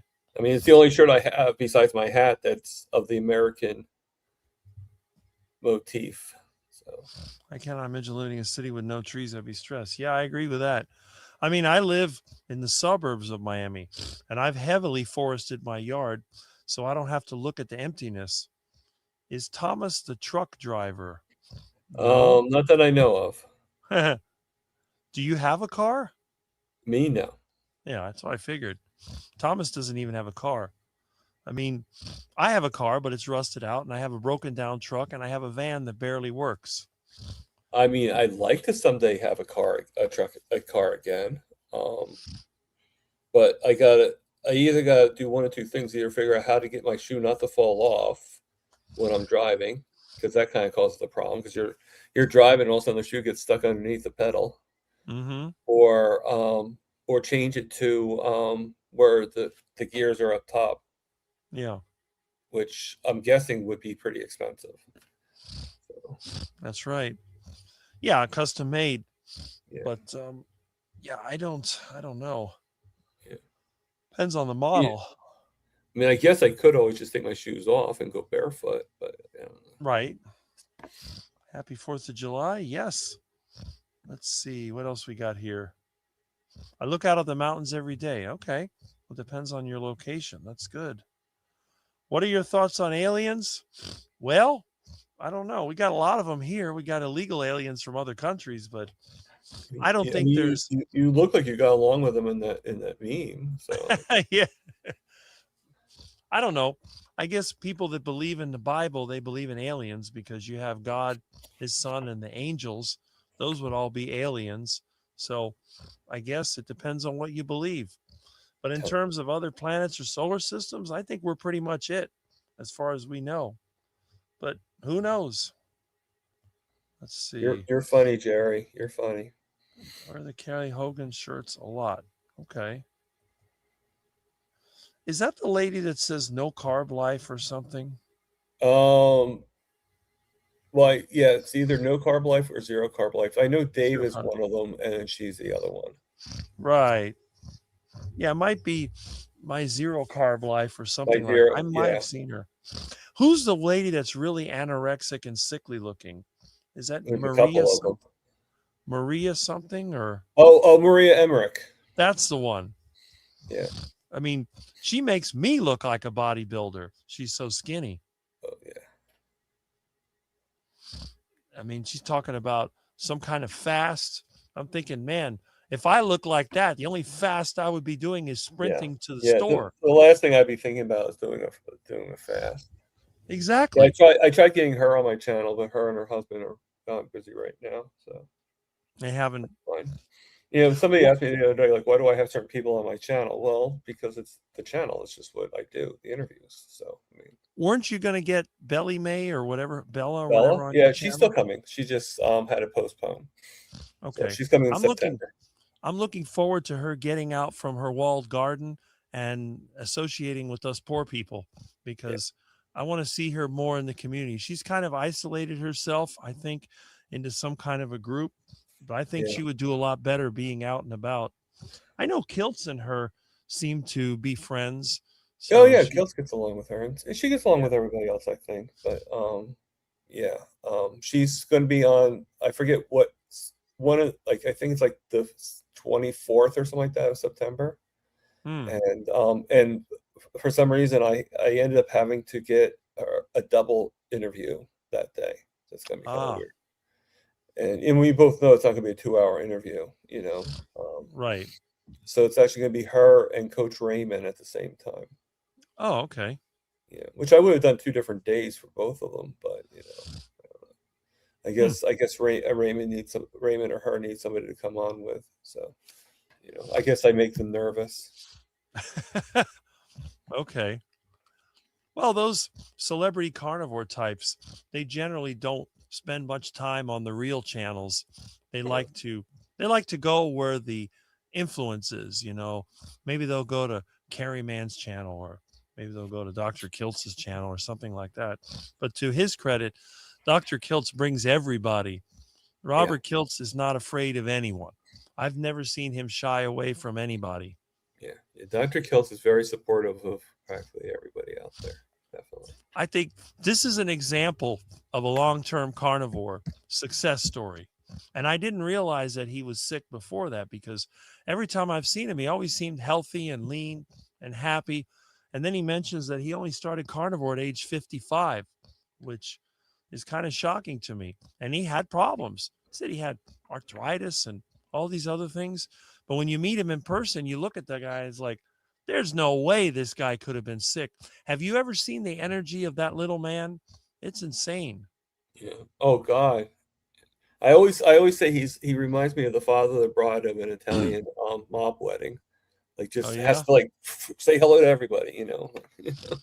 And the thing about him, he doesn't let people kind of like just fade away. If he sees somebody that he like, just grab, come with me. You know, they got some kind of event. When I was at Hack Your Health, He saw me. Oh, I want you to see this, and he brought me in. And what is it? Dr. Boz was having a talk, and sit next to him. He'll bring you in. So he's not going to just go with the in crowd. He pulls everybody into the in crowd. That's the thing I like about him. Well, that's good to know, Sharon. Well, yeah, that was a book about that. Thomas the Train. Yeah. Oh God, it's classic. And you know who was you know who played the conductor in that show? Nope. Was oh God, Mitch loves him. He passed away, but oh God, I'll think about it. Was it George Carlin? Yeah, It could be. yeah. I think George Carlin played the conductor. Oh, I didn't know that. Yeah, like, well, there's been very few variations, but he did at one time. And I also think that Ringo Starr also played him too, if I'm not mistaken. Oh, it's against the law driving barefoot in Florida. Huh. I've had to do it in my car when the water's pouring in and I don't want to get my shoes wet. And actually, if you go down a little bit, Sharon actually mentions that it's actually legal in all 50 states. Okay. So, Working hard to get. Oh, so she admitted she had a problem. I guess she's working hard to get back to healthy. yeah, no, she did. I saw something where she was like, yeah. So what happened? She had an eating disorder? Something happened. I'm not sure exactly what. But Belly May just sticks so well. Okay, that's interesting. oh no, I'm not. Okay. When you get there, you'll see Karen asks a question that you'll get the answer to. She thinks that I'm what's his name? Is it Brian? No, I don't think it's Brian. He used to see aliens in the desert. Yeah, we got them all here in Florida. I was though. Let's see. It's actually legal to drive barefoot in all 50. Good thing I do all the time. I often remove my right shoes that I can. Oh, I don't like to go barefoot in my vehicles because you need a tetanus shot with the rust hole in the floor. Sorry. Most of my I don't have no a car. floor. I don't have a car, but I probably would drive better if I was barefoot. Even though I don't have a regular foot. My foot is like this. Right. So I still would have to be careful, but I probably, at least my shoe wouldn't fall off.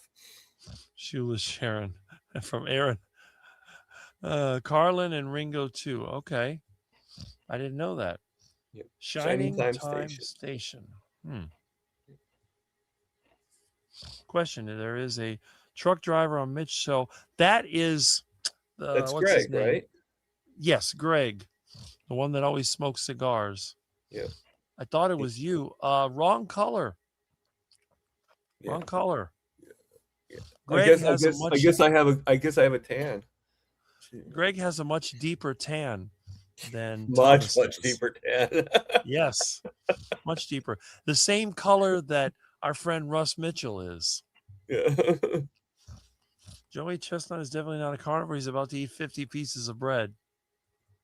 There you go. All right, let's see. Maria had videos I probably about would do a hot dog eating contest, but I can't do the buns. So I think don't you have to have them in the buns in order to do a hot dog? Brian Dish is out. Okay. Everyone down to 34. Oh, hey Brian. Let's see who else. I didn't even Brian even here. Can't ever say that I am not well grounded. Okay. I only wear shoes while shopping at Dr. Hours. Well, I've been the whole time. The live stream, I have socks on, but no shoes. So I don't wear right them. Now I'm wearing shoes because I figure why take them off if I'm going to have to go back to work anyway. Well, that's true. Although usually in my house, I'll be barefoot. I mean, that's pretty much all the time. Yeah. If I'm not doing anything, I'll be barefoot for the most part. Plus, my socks usually have holes. And I'll go to work tonight. I'll come home and I'll take them off when I'm sleeping. They're always full of holes. Well, they're religious. Yeah, they're holy. They're holy. Thankfully, my feet don't have holes in them. They're okay. Speaking of somebody that has holy feet, yeah, you definitely don't want holy Right? I don't have any parts missing, I don't think. Yeah, the biggest hole I ever had in my foot was like about that big Mm. at the heel. My dad used to get athlete's foot, and I never got that. You know, when you think about it, all the other people my age, they have problems with their feet. I've never had problems, and I've dropped things on them. I've had my foot run over by tractors and stuff, and they've healed up. I mean, I have one little, the toes, everything seems to be okay. I don't have a problem. I don't know if it's just lifestyle or carnivore diet. I really do think that the carnivore diet has kept me away from a lot of problems. I mean, how many people do you know that their last dentist visit was in 1986 and their last doctor visit was in 1996? I don't know anybody. Everybody I know is struggling with health insurance and co-payments.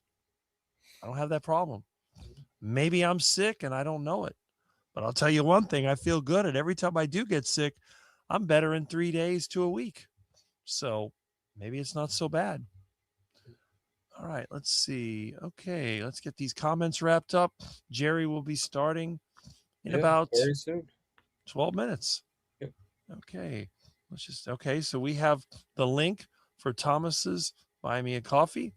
And let's see, Ryan, enjoy the weekend. And we have also from Thomas's channel, the repeating Nightbot. I have an automatic Nightbot that comes on. So. Have a great live. Glad I could catch some of it. Well, Deborah, you caught quite a bit of it. And I'm glad you enjoyed it. Yeah, she was pretty much the same, Ivy. And I got to remember to email Ivy. I've been trying to get in contact with her. Thanks for reminding me. We're doing a cheeseburger contest. Yeah, cheeseburger contest with no bread. I'll let you know. So basically, heart attack burger without the bacon. Store-bought hot dogs aren't good in large quantities. Okay, nitrates, yep. I don't eat hot dogs. And that must be from your channel. And I never thought my dogs were afraid of fireworks. Now I have 235 dogs sitting on me. So they're already turning out fireworks there. I haven't heard any here, but usually they come on around nighttime. That's when people do the fireworks. It should have been raining by now, but the sun is out. So it looks like I'll be able to go outside and get something done. Well, anyway, I think we've had an excellent live stream. Great. I think yeah. Great. Are you going to be doing these because you did for the past 3 weeks, right? For the past 3 weeks, I've been doing them with Jonathan, and we might do it again. I might go the other way. It depends. Every day is a little bit different, but either way is fine. And once in a while, now what do I have coming up? I don't know if there's going to. I don't think Dr. Kiltz is going to have one tomorrow. Mitch may do it. I may pop in if I'm here. Tuesday night. I think Mitch is going to be doing like in his place. Okay. Because I think Mitch gets a kick out of doing that. So Tuesday night, and I haven't seen Mitch today. So either Mitch is out celebrating 4th of July, or he's making videos, or both. Maybe I put him to sleep. I don't know. But he might be celebrating 4th of July with the new videos. Well, there you go. If Mitch was here, great. If not, I'll be seeing him soon.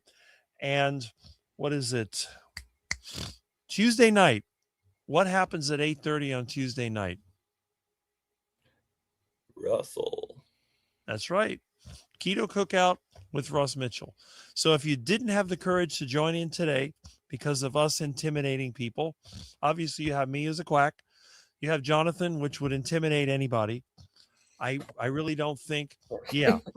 Jonathan, I mean, Jonathan is. Not that I'm trying to look like, not that I'm saying I'm Jonathan. I'm nowhere near that. Although I do have another friend who's built like Jonathan.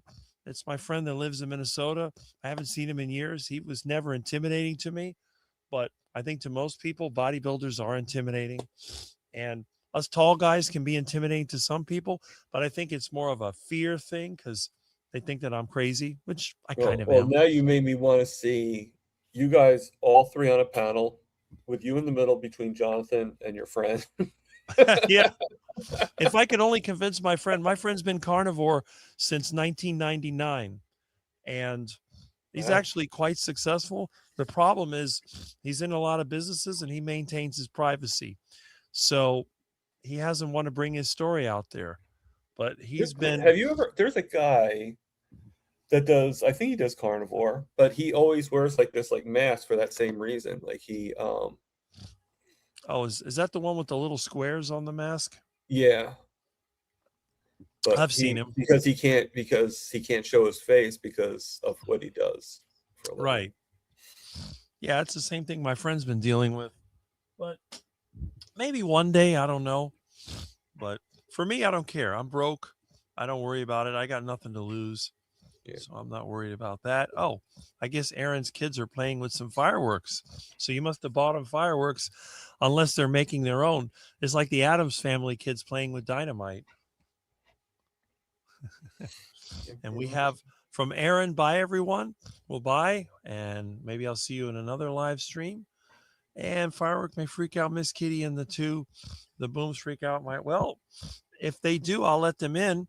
They can stay here in the entranceway until all the fireworks go away. But knowing them, they'll find a place to hang out. All right. So it was about 6 minutes until Jerry goes live. Yep. And we have 31 people right now. We are down to 30. So we're going to go ahead and we're going to end the live stream. And don't forget, at 2, which is in about 2 hours, this man over here is going to be having his roundtable. So if you want to join in and you don't want to be with a quack like me, just go over there and check out our friend Thomas. What, you've been 2 years already? You've been in this space for quite a while. It was 18 months, July 1st. So it'll be 2 years in 6 months. There you go. So yeah. So check him out. If you don't Hard know to him, believe, isn't it? hard to believe. But then again, I've been going on YouTube for years now. My first interview was 4 years ago. And of course, I was on YouTube like 19 years before that. But check him out. Well, it's hard to believe that it's been 18 months since I've been on Nia Nova's channel. That one time we were on the panel together. Yeah. I haven't heard from her. I hope she's doing okay. I mean, I think she came on. She did something. But yeah. It was interesting because she would always invite me to her channel. And I never understood, why would she want to have a quack like me on her channel? But evidently there was something there. And people used to love, she called it the Carnivore Mastermind. I have some of them recorded. I may re-upload them, but it was pretty amazing. We would also get John, the carnivore teacher, in there. That was a really good live stream. I just hope that she's been able to find relief for some of her issues. I always liked her. I figured she would be a very popular carnivore YouTuber, but I guess, life is a challenge and you do what you can. But I'm glad you reminded me of that. That was, and again, it had an effect on you. Yeah. Faithful Carnivores. I'm not sure who that is. I'm sure you know who it is. Yes. It's saying that you should get your friend to do a phone interview. Yeah, that is a possibility. Yeah, because they can't see his face. So no, can't see his face. And I've been careful not to use his name. What we do know about him, obviously, is he's been carnivore since '99. Has a history of bodybuilding. He is gay, so he has a husband, and but he's not the only one in the carnivore community that's like that. Right. But he's a long-term. It's kind of sad too. I mean, I get for his job, but that his job prevents him from talking about carnivore. It's like, who the hell cares about carnivore? I mean, I care about carnivore, but not in the way that it would make me lose my job. Like I just don't. As long as I don't mention my job, I don't see the problem, but in my case, it doesn't matter. It's been a net positive for me. So, and that's age 666. Boy, this Joey Chestnut is old, Uncle Charlie. Holy crap! And such a bad number too. Like let's do the age, the numbers of hell. That's funny. I don't even really like hot dogs. I'd rather have steak. Put me in a ribeye steak eating contest. I can eat only 4 pounds of meat. That's my limit. After 4 pounds, I can't swallow anymore and I can barely breathe. So I when I start to have trouble swallowing, I stop eating, even though I'm hungry. I mean, you letting your body tell you. That's good. Dr. Chafee always says, eat until it stops tasting good. But that doesn't work for me because meat never stops tasting good. I've Yeah, always got room. it always tastes good to me too. The eggs can be a little problematic, Yeah. but meat, yeah, I can eat meat. So you're kind of a natural carnivore then. Yeah, And hopefully as time goes on, I mean, it's only we'll been get more a year and a more. half. I figure after 4 or 5 years, once you hit the long-term carnivore status, you'll probably look back and go, wow, I made a lot of I progress. think once I heal things that I never thought possible before, I think that I will get better and better. You know, it's just the story, the pages keep on turning, you know. And Well, at the very least, at least you're stopping the rapid decline. When you're right. on the duck food diet, you're just falling apart. You switch to the carnivore diet, it's like you put the brakes. You're going downhill and you've put on the brakes, but you're still downhill. Now you have to find a way to try to reverse back up that hill. And you may never be able to go to what you were, but at the very least, you're not getting any worse. And that's the important thing. That's true. That's true. Well, Okay. anyway, Well, yeah, I was gonna say, because I'm gonna go over to Jerry and all right. you know, and get myself set up for my channel in 1 hour. So All right. all right. Hopefully, if I'm here, I'm going to check it out. If I'm not Yeah. here, know that I'm working. Pretty much. All right. I'll see you later on. I'm All right, gonna exit Thomas. myself Thanks out. for coming in. No problem. All right, bye. And thanks to everybody who was here. And don't forget, oh, I hear thunder outside. Well, that's interesting.